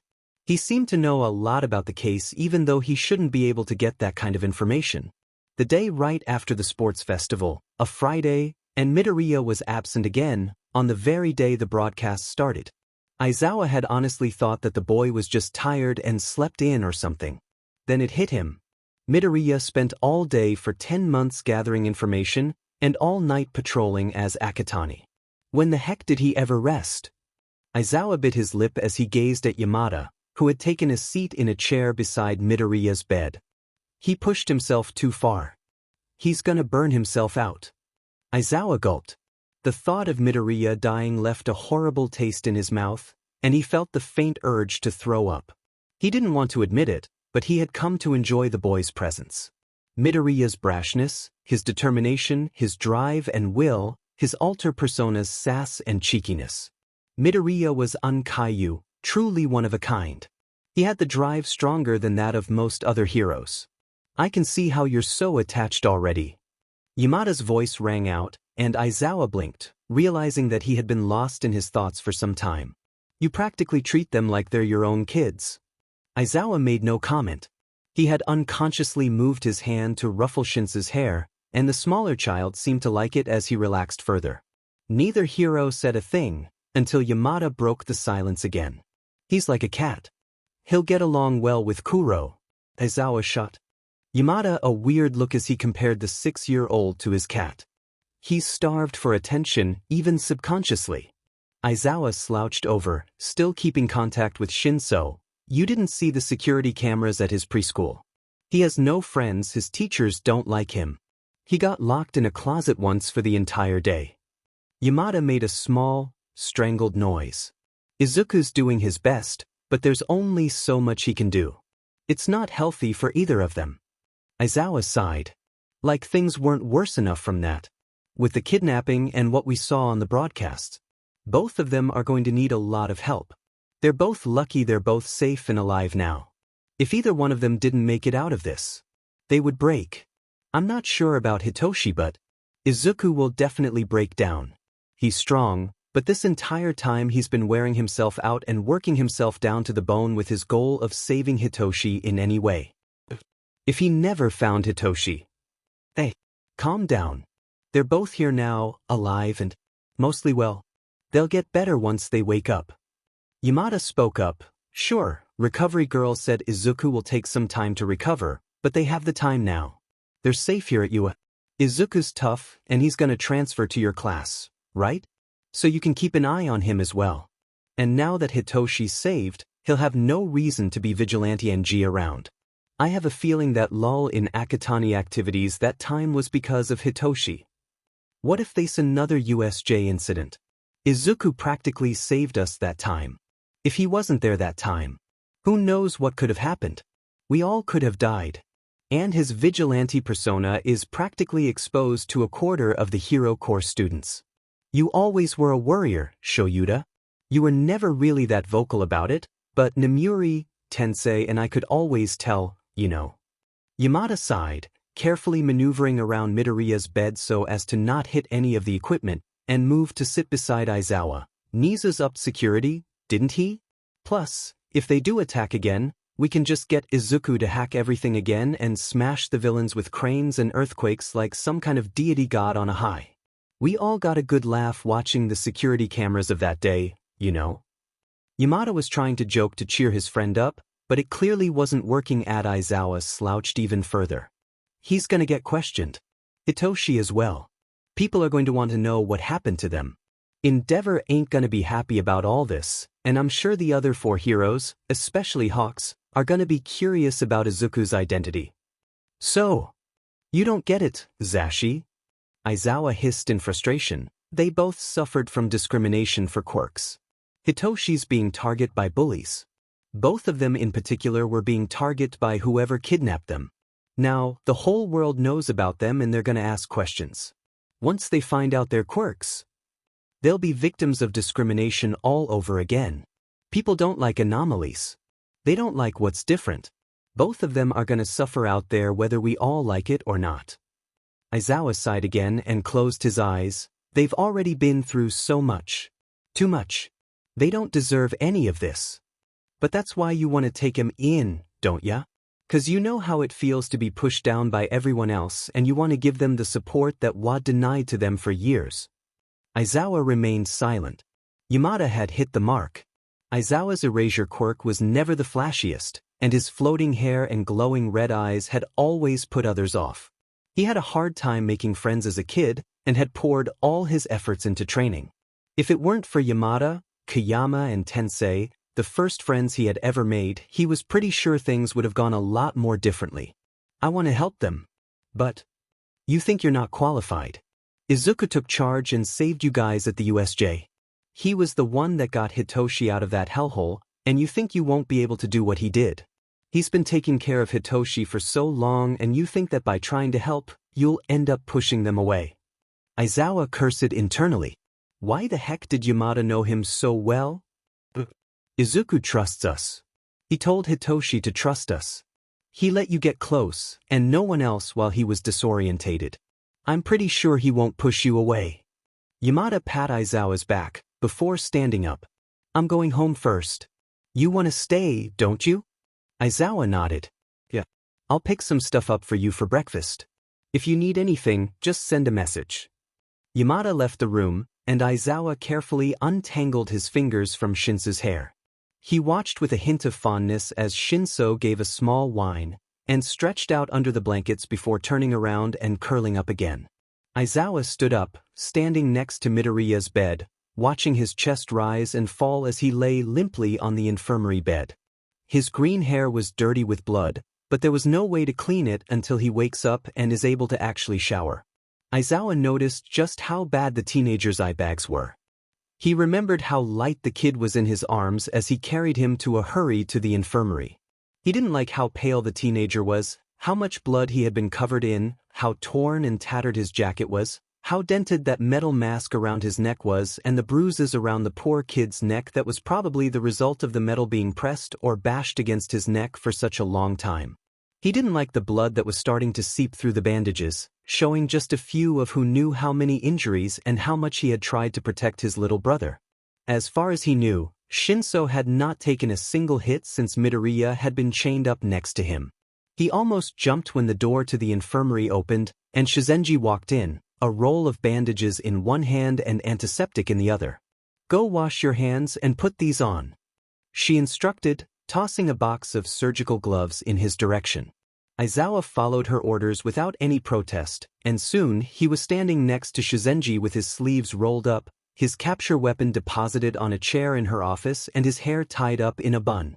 He could only watch, with the bandages and antiseptic, as Shizenji carefully peeled away the bandages on Midoriya's arms. His eyes widened as he looked at the sheer multitude of scars that donned the child's arms. Some of them were stitched up, some of them were still bleeding slightly, and he mutely passed Shizenji the items and she went about cleaning the wounds, before wrapping the arm up with fresh bandages. They repeated the procedure on his other arm and both his legs, and Aizawa was on the brink of just storming out of the infirmary and give those villains that did this to his kid what they deserve. Then Shizenji carefully sliced through the bandages on Midoriya's chest, and Aizawa bit his tongue. Midoriya had a huge, jagged injury running from his right shoulder right down his left hip, with a multitude of other burns and wounds adorning his chest. They were all stitched up, of course, but Aizawa just felt sick looking at it. He couldn't tell how deep the wound was, but an injury as big as that was definitely not good. How did he manage to move around with that kind of injury and run all over the place? He didn't notice any other stitches large enough for Shizenji to operate on his lung and broken ribs, but just as he was about to ask, Shizenji seemed to read his mind. "That one. It's ironic. It was almost a perfectly aimed slash for me to fix his ribs and lung." Aizawa swallowed, as Shizenji cleaned up the stitched-up wounds and rebandaged his chest, with help from the younger pro-hero, before she retreated back to her office. Aizawa just washed his hands, trying to get the memory of Midoriya's injuries out of his head. He retrieved his sleeping bag from the closet, he always left sleeping bags everywhere, and tucked himself into the corner of the room by Midoriya and Shinso's bag, before slumping down, eyes drooping. They didn't deserve this. Not Hitoshi. Not Izuku. I need to help them.